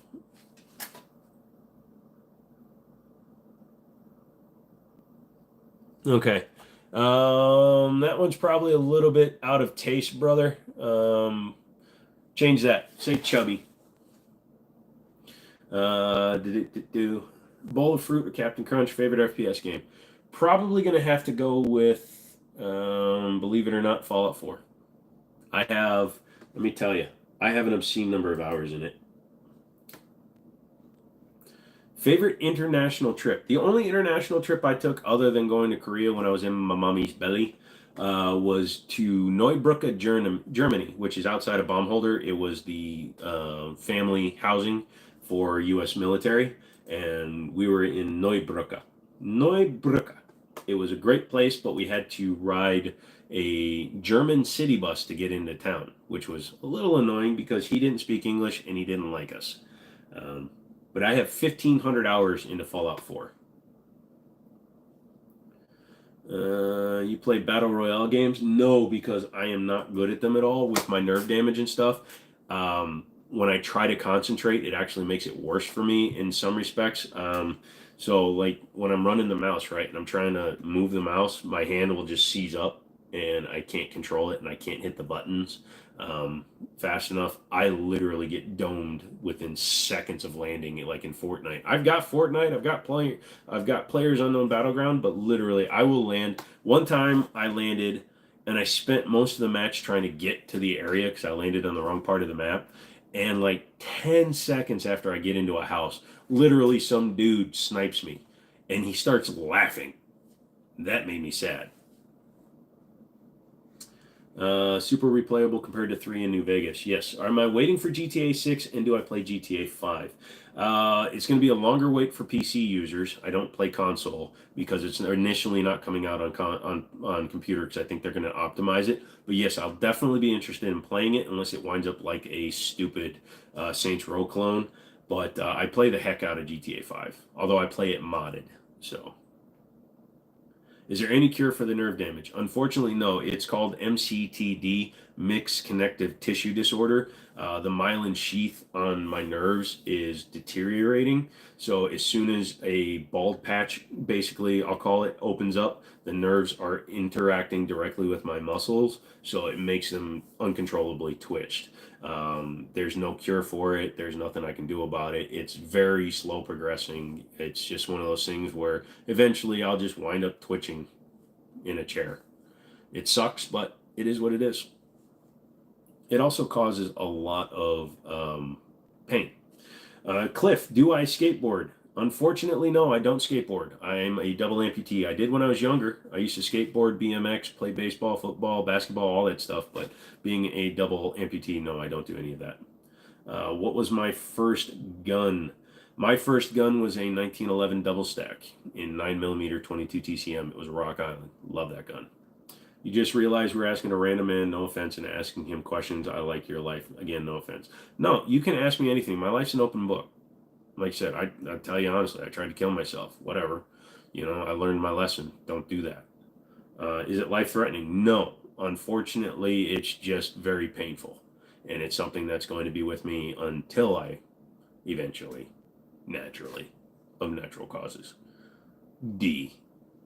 Yeah, no, it's not life-threatening. It's just very painful. You're guessing GTA 6 is going to be dropping weeks before release PS6 because of all the others did. That's a possibility, but the problem is they invested so much time in the PS5. It could be, but I think the biggest problem they're running into is that modern PCs, even this is not my main PC. This is just a backup PC I threw together. This PC can run Grand Theft Auto at 100 FPS. Modern PCs have gotten so fast that the modern PC, when GTA 6 comes out, will be so much faster than consoles that the consoles will not be able to compete because there's only so far you can take integrated graphics. There's only so far you can take eMMC memory. There's only so far you can take integrated RAM. So it's going to be a fight to make a console as fast as a PC in 2 years when it comes out, or a year when it comes out. No, 2 years, because it'll probably be September of 2025 when it comes out. You're a big fan of the channel. Thank you, Cliff. I really appreciate it. I'm a big fan of you. And if you're really a fan, hit the like button. I'll wait. You like PS4 and GTA 5. Yeah. You didn't know you're double amputee. I stepped on something metal. It infected the bone. I'm allergic to antibiotics, so I couldn't take antibiotics. The bones got infected, so chop, chop, chop, chop. They'll come out with consoles with swappable components. You mean computers? I mean, that's what they're going to have to do. It's basically going to have to become a computer. It will become a dedicated one, but with everything going digital as well, it's kind of pushing us towards not needing consoles. Yes, a console can be smaller. That computer is huge. My main computer is even taller. It goes almost to the bottom of my plaque up there. But the minute you start adding swappable RAMs, swappable CPUs, swappable GPUs, swappable hard drives. The minute you start adding too many swappable components, because they're all just made your manufacturer anyways. The PS5 runs on an AMD processor with integrated graphics. So if you go too far, it's just going to become a computer. And then people that play only on computer will look at it and not like it because it doesn't do enough. People that use console look at PC and they're like, that does too much. I just want to play my game. And that is an impressive thing because the processor and the CPU that consoles use is way slower than CPUs we were using even back in 2017, which is what the processor in there's from 2017-ish. So yeah. Let's see. Yeah, consoles are. But like I said, the minute you're able to take things off. Favorite Korean foods? You are a fan. Kimbap, which is like reverse sushi. My brain just got fried. Bulgogi. I love bulgogi. I love stuffed cucumber kimchi. I don't have like a ton of them that I like. I like Korean pancakes. Unfortunately, I haven't spoken to my mother in 26 years, so I don't know the family recipe for it. But yeah, I like Korean pancakes. I kind of have my own mix now. Things like that. I just realized that we were talking to a random man, no offense, and asking questions like you in your life. I should stop before you get canceled. No offense. Dude, Oyster, you're not. This is a safe space. Like I said, if you're not offensive, we're good. Also, it looks like everybody dropped off because we're getting close to midnight. So I do appreciate you all coming in. We're going to go for another few minutes. If you have anything left to say on your way out, just let me know what's going on. But we're going to stop at a few minutes. So we're at 4:52. We'll go to 5 hours. My favorite movies.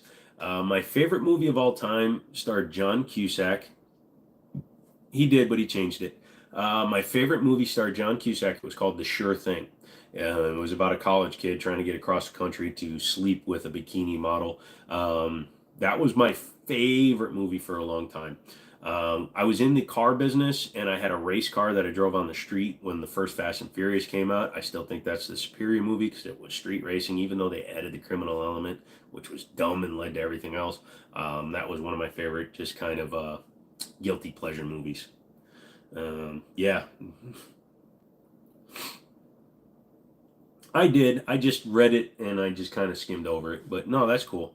Like I've said it before, if we're going through a lot of stuff and it doesn't, if you didn't catch me saying it's okay to repost once, just don't spam the shite out of the. Oh, my antibiotics are killing my stomach. I'm 44 and I just learned how to drink. It's cool. Stop! Don't fight, Dad. Dad, stop! Don't fight, dads. I got 2 dads and they're both dad. My name is Dad. Oh my gosh, how am I still wet? Yeah. Anyway, but yeah, so I hope you guys enjoyed this, especially a lot of you new guys. A lot of you guys like Sanam, thank you so much for dropping in today. Favorite U.S. states. All right, I was made in Texas, so I like Texas, and we spent a couple of years at Fort Hood, which is in Killeen, Texas. Manelli, I'll look that up. I can't read that out loud. But Texas, I grew up in Schenectady, New York, which is upstate, so fun place. I lived in Minnesota, and we had fun going into Wisconsin just to get cheese and buffalo jerky, which we couldn't get in Minnesota for some reason, but we can get it next door in Wisconsin. I live in Virginia, and kind of like West Virginia because we don't have tax on ammunition or guns. West Virginia, unfortunately, I can't buy handguns and bring them back, but I do have FFLs that I can ship to. It's 5:50 p.m. on the 1st of February, 2024 in New Zealand. Yeah, you think you're special because it's tomorrow for you. Well, it's tomorrow almost for me, too. Yes, go Wisconsin. Yeah, no, I have a lot of friends, and I lived in Minneapolis, so it was like 30 minutes from the border. So anytime we wanted to go, loved going to the water parks. William Boyce, New Zealand. What's up, brother? Apparently you have a friend over there. Oh, great. We're getting a resurgence. Do I need to stay on even longer? If you guys want me to stay on, it's tomorrow for you too. Wait, where are you? I thought you said it was 22:49. That's not tomorrow yet. What's up in Auckland? Sanam, it is 10:21 a.m. here in India. Well, you know, everybody's ahead of me today, and I'm perfectly fine with it. Thank you so much. My mouth doesn't work so much when I talk for almost 5 hours straight. You guys have been champs listening to me talk for 5 hours straight. Man, I don't know how some Twitch streamers can do this like every day. Have you ever seen some of those ones that'll do it every day? I know that some of them freaking do it and they just game and stuff, so they don't answer as many questions. But damn, 5 hours of talking. You're in Victoria, Australia, but you're from Wisconsin. What are you doing over in Australia right now? Visiting, living, spending some time with loved ones?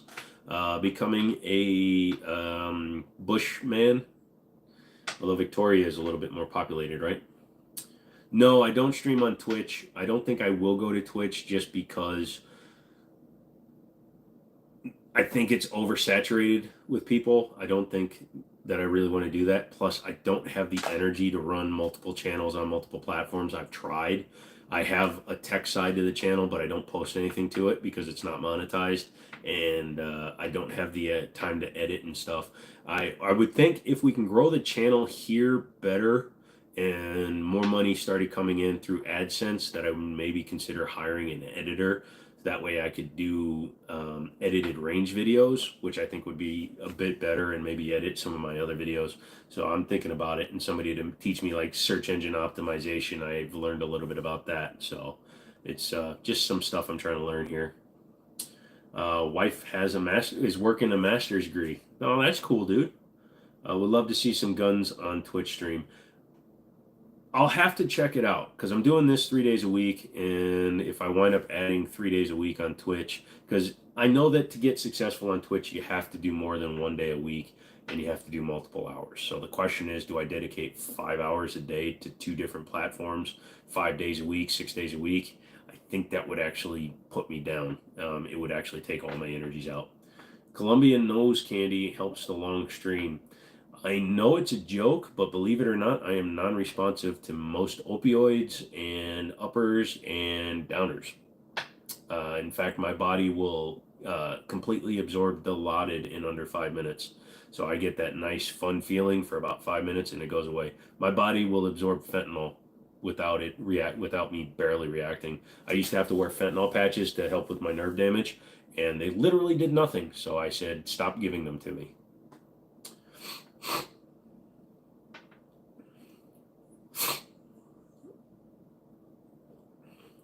Yeah, he can say Colombian nose candy.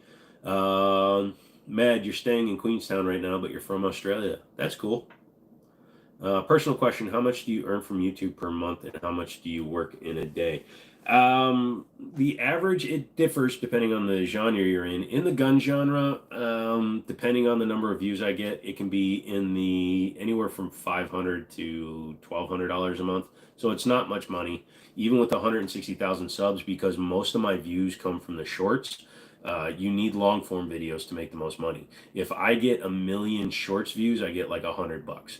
If I got 1 million long form views, I'd get over $6,000. So it's pretty crappy how you don't make as much. In terms of hours, these 3 days are the long hours I work. I do other stuff, online stuff, things like that. I work a few hours a day. Videos take me a couple hours to film. I usually batch film them, so I'll do on a Sunday, because it's a lazy day, I can film 5 or 6 guns and like 10 shorts, and then I spread them out over the week. This last week I was sick, so I didn't get as many done as I wanted to, which sucks, but hopefully I'll get more in there. A lot of people just popped in, so say hi as you're coming in, hit the like as you're coming in, or I won't answer your question, and I can tell. Maybe I'm just messing with you. You just wanted to know. Yeah, because you're monetized, and I don't mind. I'm not hiding anything. Sounds like you're immune to syringe attacks. Nope, the needles hurt like a son of a bitch, but it's the stuff in them that doesn't do anything. Oyster, what are you yapping about? I have no idea. Crikey, is the Irwins the show? Do you watch it? No, unfortunately, I have not followed anything since Steve Irwin was killed by the Stingray. I'm sure Bindy's fine, and her brother is a good host, but I've not watched anything to do with Steve or the Irwins since he passed, because he was the light of that of his family. Oh, you're talking specifically to someone. You look. You love my energy. You'll hop into the next streams for sure. See, you can tell I'm still getting over it. Actually, I'm running to the end of my throat. But yeah, I really appreciate that, Santa. Thank you again for the donation. But thank you for asking questions. That's part of the fun I like to have here. I like it when people ask me stuff, or even mention stuff, or talk about stuff. I know it gets my blood pumping, so I hope it does the same for you. So I really do appreciate that. Yeah, so thank you so much. Who's my favorite gun tubers? Right now, I'm barely watching any, and I'll get into this. I know it's midnight, and some of you guys are going to dip out, but I've decided to stay for a little while longer because I am a sucker to the views. But in terms of gun tubers that I watch Honest Outlaw, but I don't watch every video, only when it applies to me. I will browse through and check out like Kentucky Ballistics, Brandon Herrera, people like that. Unfortunately, YouTube created an atmosphere where all these guys that were getting money, right? They had to do bigger and bigger and bigger and stupider things. I'm going to do this. Well, I'm going to do that. How many this? I gave away my Raptor to Whistling Diesel, a millionaire. Okay, whatever. That was a bunch of crap. So all these channels that are just drifting away from actually the firearm content. Like when Matt Carricker gets a new gun, he goes, "Oh look, I got a brand new Kimber Rapide. Okay, let's shoot it." That's not. He's an entertainment channel now. He's no longer a gun review. Honest Outlaw does great shooting. His presentation on like field stripping, he doesn't do that much. Hickok 45, he does a lot of one takes, which is kind of where I started doing one takes. So I do appreciate him. But I watch very few channels. I don't watch Such 00 because he's nothing but a shill.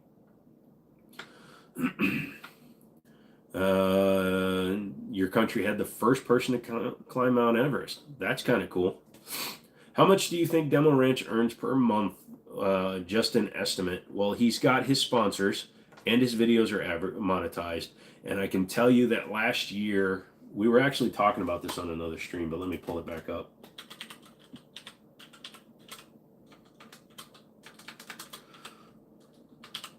I can tell you 100%, the vast majority, like 75% to 80% of his income does not come from YouTube. So when we look at Demo Ranch, right? This year, like he gets on average 8 million views a month. Okay. So 8 million views when 8.5. So you reduce that by 1,000 because in YouTube, you're paid per 1,000 views that you get. So 8.5 million views, and I'm using Social Blade. These numbers are more than likely not accurate. But if you get 8.5 million views, okay, you take that down by 1,000. So you got 8,500,000 views.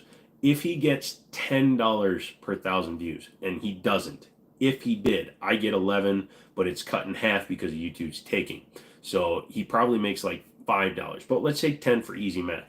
That means he'll make $86,000 per month based on a $10 CPM because he has 8,500,000. So not much. Now, his ads, his sponsors, the people that give him free stuff, all the money he's paid for appearances, because I know I'm not going to throw that out there, but all the money he makes for name dropping people, he probably makes, and I'm throwing this way up there. This is a high number, but he makes less than like $500,000 a month before taxes and paying people and stuff. If he makes less than $500,000 a year, I'd be surprised because he also has bunker branding, his t-shirts and everything. So he's sitting on a lot of money. Let's see. How do you find the third squirted lower pages? I don't know what that means. Have I ever watched PSR? Yes, I've watched PSR. He's interesting to watch. I don't really watch people that cover their face because that means they either have drama in their past or they're trying to prevent drama. I deal with drama. You don't go one way or the other. Oh, I say things and I want to protect my family. Okay. Here's an idea. Don't be a dick. Oyster New Zealand is great. The question is it scary to be in America, like knowing most people have guns and can flip at any second? No, William, it is not. Because, and here's the thing. What you see on the media is a very selected and selective representation of the American people. 90%, 95, I'd even say 97% of people in America are okay up here. Unfortunately, that means that 3% of 330 million means that we have, 900,000 idiots out there. And they ruin it for everybody. But yes, I have guns. My neighbors have guns. But we also understand that killing somebody over something petty is wrong. So gangs, violence, things like that, those kind of things are always going to happen. But we have a very unfortunate view of America because of the news that actually makes it to other countries. If you came here and you hung out for a week, right? We could go somewhere. We can go wherever you want. We can go into DC. We can go into Leesburg. We can go, north to Pennsylvania, Ohio, New York. And I guarantee you, outside of a few whack jobs, you won't see one firearm. And if you see people arguing, nobody's just going to shoot each other. So I think it's way blown out of proportion here to get more subscribers sub to this guy. Dude, I appreciate that. Thanks for the call out. That's how you help this channel, by the way. Just hitting the like button. Just come in here and just tap, tap, tap, tap it. Leave a comment like you're doing now. Subscribe if you want to. But just have some fun, and yeah, you help me grow the channel. Do you need a license for owning a gun, or is it just like grocery shopping there? In the United States, every state is able to mandate the rules for owning a firearm. There are some states where you have to have a permit for each and every firearm you own, but it's not like going grocery store shopping. You always have to fill out something called a federal 4473 form. That is a form that accesses the criminal database on the federal level. You also, in the vast majority of states, have to fill out a state form, which also does a background check. Some states have a waiting period on handguns versus long guns, etc., etc. Here in Northern Virginia, where I live, I have a concealed carry permit and I have a clean background, so I can go in, buy guns, and leave within minutes. But I also have a proven concealed carry, and I don't have a history of violence. Let's see. What's my most expensive gun? I've got a few $2,000 guns. I don't go for super expensive guns. I go for guns I can shoot and use and enjoy. I don't have anything super expensive outside of a couple of like old lever guns, but I don't even know what they're worth. Do I get any help from the government or the company after my disability? Yes, I get what's called Social Security income. It's an assistance, and it is less than I get from YouTube, so it's not really assistance. Unfortunately, I'm forced to continue working, causing damage to my limbs because they pay me literally peanuts. Considering I used to, I used to work for car sales, and I was a manager, so six-figure salary. I used to make more in 1 month than they pay me in a year. Anytime you go live, you do not see the chat. That is weird. That sounds like there's an issue with your streaming. I don't know what to tell you there. CPL makes it easier. You think it's definitely is blown out of proportion, but it's scary to know that the only thing that's stopping people from getting killed is self-control, mental stability, and morals. We have stuff like that in Aussie. It's called Centerlink. You'll have how it's called the coffee mill sharps. You get money off the government if you're unemployed and stuff. Yeah, you can here as well. But you have to also take this into consideration. Look at places like Great Britain. They have the highest number of stabbing murders because they banned guns. You look at Canada, since they banned all centerfire handguns, the number of stabbings is drastically skyrocketing. Australia, New Zealand, extreme restriction on handguns, people still get killed. Now, it is at a lower rate in some of your countries, Australia and New Zealand, but in Great Britain, they have just as many murders per year as we do, yet they have 37 million and we have 10 times the number of people. So, yes, we have the largest number of institutionalized criminals, but when it comes to pure murder numbers, many countries are at or near the same level as the United States without firearms. The point of the whole thing I just said was, if somebody wants you dead, they're going to take you out. Just because they can't have access to a firearm doesn't mean they're not psychotic enough to use a pen to take you out. So keep that in mind. Yes, it is strange, but also knowing that your neighbor is armed, knowing that the guy in the grocery store or the gas station could be armed, is in and of itself a deterrent. It falls into the doctrine of MAD, mutually assured destruction. Am I going to take the chance of shooting you when I think you could shoot me back? Why would we take each other out? No. And outside of the young bucks that think it's fun to shoot people, which is stupid and harmful to everybody, including the idiot that shoots somebody else, no, I'd rather take an ass whooping and learn my lesson and move on. When I was a kid, we used to just fight. You got no problem with somebody, you just knocked up, and whoever won, you went away. So, you have essential tremors. You try to do videos about your guns, but people always focus on your tremor. That is a problem, buddy. I get it. Mine isn't that bad yet, but yes, I do have problems with that as well. It's hard to do.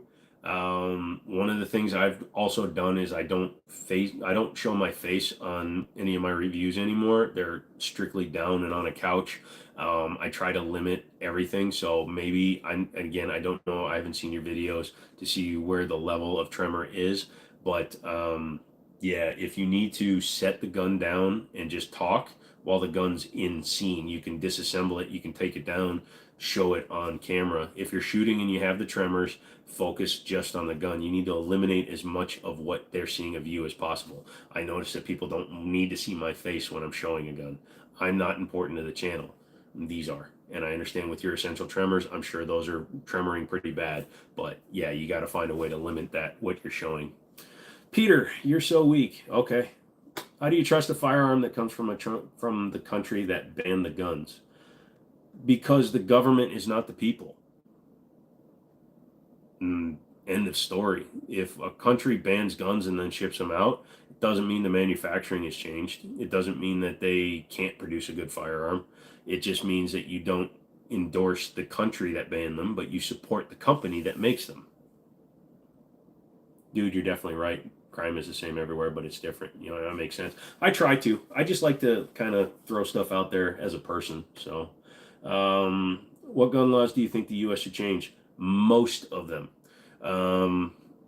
Machine guns, whatever. Leave them expensive, but people should be able to have them. We have binary triggers. We have ghost switches. We have Glock switches.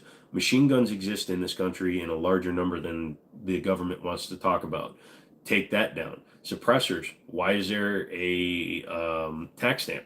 I don't care. Why are people using suppressors? For hunting purposes. Okay. Well, if you're a criminal and you're doing an enhanced background check, why should we have to pay an extra $200? We should pay $50 for an enhanced background check. So a lot of the stuff there, I just kind of sit there and I question it. Yeah, those are the main ones.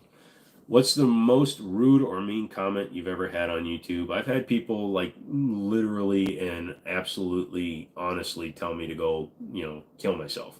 I don't stand for that kind of stuff here. When I first started YouTube, and it's another thing that a lot of newer YouTube people find themselves in, and I found it too, is you can't engage with them. You block them, you move on. They make another one, you block them, you move on.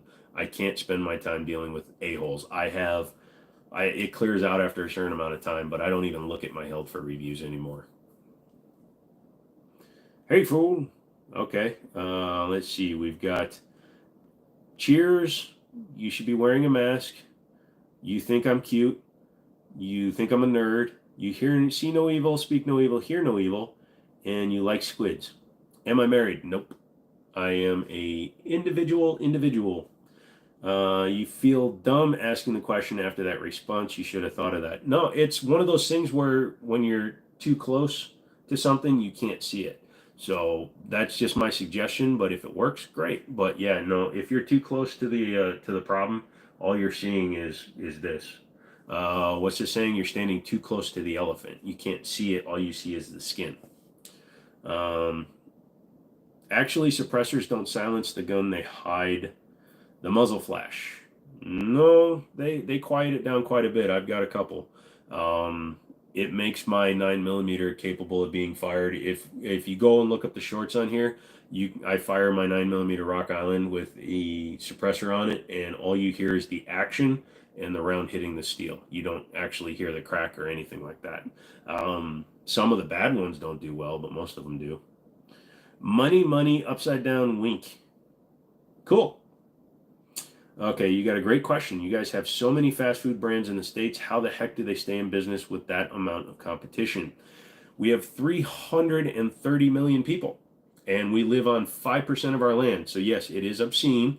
There's also an extreme number of gas stations, but I will point this out, and it's a statistic that you might not know.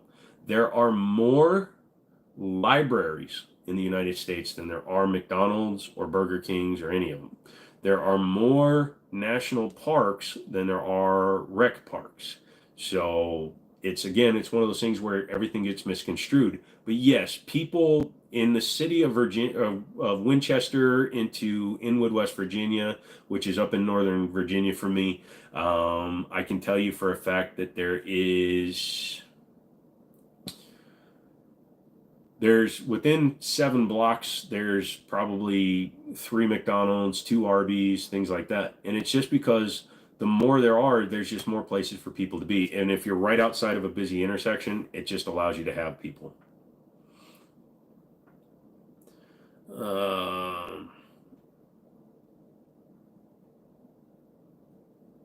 Let's see. You think you got ripped off. It might not be a good one. Also, what's your rankings from best to worst of fast food places? For ones that are known, Arby's, believe it or not, with COVID pricing and everything that's happened, Arby's has become one of the cheaper places, yet they still do good sandwiches. Then I would go to Taco Bell because you can still get a party pack, but it's like $30 US. Then I would go Burger King. I like their burgers. I don't like their fries, even though they're made by the same manufacturer for both McDonald's and Burger King. And then McDonald's is probably the worst, also because of the level of training they get. I have to tell them that I'm allergic to onions to get them to not put onions on my burger. And I'm not allergic to onions, they just taste like crap. So, what's my dream car or truck? I had my dream car for a while. It was my 2014 Mustang GT Track Pack. I do want a Viper at some point. Trucks, I really don't have a dream one. How do I feel about Smith & Wesson's response, and are they taking over the market with the magwell?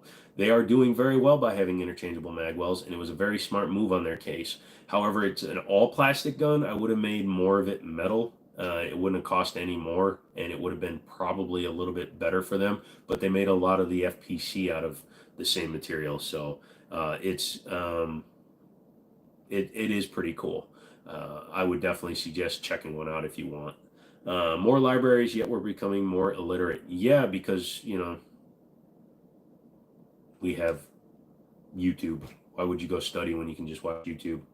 That's crazy what there being so many libraries. Yeah, there really is. You finally got a Taco Bell in Australia. You haven't tried it yet. You might when you get back there. You know, it's fast. It's all the same. No matter what you get, they use the same ingredients. If you get a chalupa, it's going to have the same beef. If you get the hard shell, soft shell, supreme, all of those, it's always going to be about the same. So enjoy it when you do get a chance. My voice is just about gone, guys. I only got a minute left. You just noticed my shirt. Core sent you a belt. That's awesome. They sent me a few of them too. That's why I have this shirt. Just make sure that when you do plug them, that you say hi. Their rep doesn't talk to me anymore because I like their belts. I made a few videos where I just dropped their names, but I think they wanted like a super dedicated video without knowing what my channel was. And I wasn't going to do a super detailed one. I've actually dropped like 3 different sponsors just because of their expectations. Yeah, absolutely. Thank you, William. I really appreciate that. Thank you for coming in and talking pretty much. What's the Al Pacino press check? I call it the Al Pacino press check. It was most famous in the Heat press check. He used a Beretta 92 and he puts his finger underneath the barrel and pulls the slide back to check if there's a round in it. It's stupid. It puts your finger in front of the barrel. It's not worth doing. William, thank you so much. I'm going to do it this way since you're in Australia. That way it'll turn right side up when you get it. Hey Wood, yeah, I appreciate it, man. You've been freaking staying there. Tell you what, I'm gonna do for you because you can never have too many. I'm gonna make you a mod for times you're here. Just because you've been here every damn stream and you seem to be pretty solid in your brains. I think I just made you a mod. We'll have to check out. Yep. So, I just paused my own live stream. Yep, so that's my old man right there. They're going to be in Australia in 10 days. I have to take them to the airport on Sunday. So, oh, by the way, I have to take your Subaru because somebody's borrowing my Durango. They seemed the one to stray away from what your content is. Yeah, if they want me to change who I am as a person, I'm not going to do it. If they want me to change my style, I'm not going to do it. If you don't like my style, don't send me stuff. I've got plenty of people that want to send me stuff, and I'm working with a few different companies. Also, I don't take money to do a review, and I don't submit for approval when I do a review. I'm probably going to lose a sponsor because they changed their 2024 rules. They sent me 3 gun safes, or 2 gun safes, 3 gun safes last year. They're sending me the new ones, and yeah, they are not getting the video before I put it up. They'll probably be fine with it because they made plenty of money off me. I don't know why I keep eating almonds. I'm allergic to nuts. But yeah, they're probably going to drop me when they see that I don't send it to them. I'll put it up when they said they wanted it up, but they do not get any control over my video. So I'll probably only get 1 from them. Maybe. We'll see. Maybe they'll like me and give me 5. No spam, but please read. Okay. Where is it? What are you saying? What are you saying to me, Oyster? Waiting. Did I miss something? I'm coming. I'm coming. Did something get... No, it didn't get blocked. Type it, buddy. We're going to get out of here in a minute. Again, thank you so much to contributors and everybody that's come in here. I really appreciate it. Why did they give me a gun safe? Because I've got 160K, and it was essential for them because I'd done a couple of videos where I was talking about gun lockers and stuff and said I needed more. So they were like, "Ooh, we'll use him." So again, like I said, I don't know if it's going to continue or not, but we'll have to wait and see. But yeah, I have, with 160K and my shorts getting 3 to 4 million views a month, it helped them make a lot of money. So I'll take a few $100 safe, do a fun review, and then I have extra ones for new guns. Sorry, I'm at the end of my rope here. So,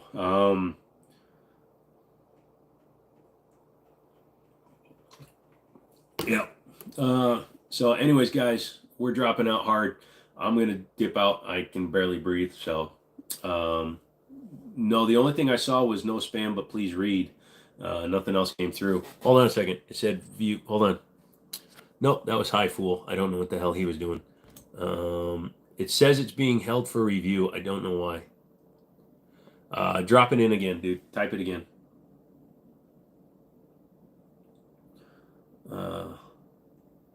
Look up New Zealand gangs. All right, I'll give you one more here.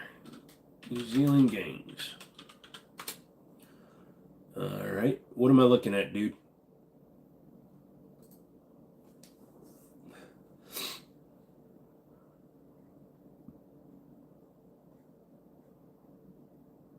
Predominantly Maori and Pacific Islander membership outlaw motorcycle gangs and local street gangs.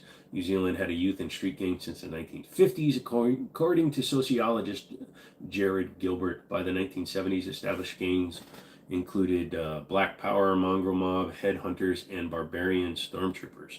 Some had friends in high places, with Prime Minister Robert Muldoon partying at a Black Power pad in 1976. The Lost Star. Okay.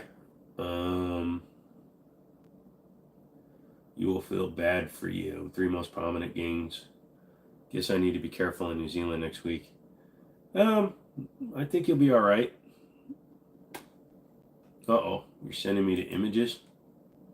What am I looking at, dude? All right. I went to images.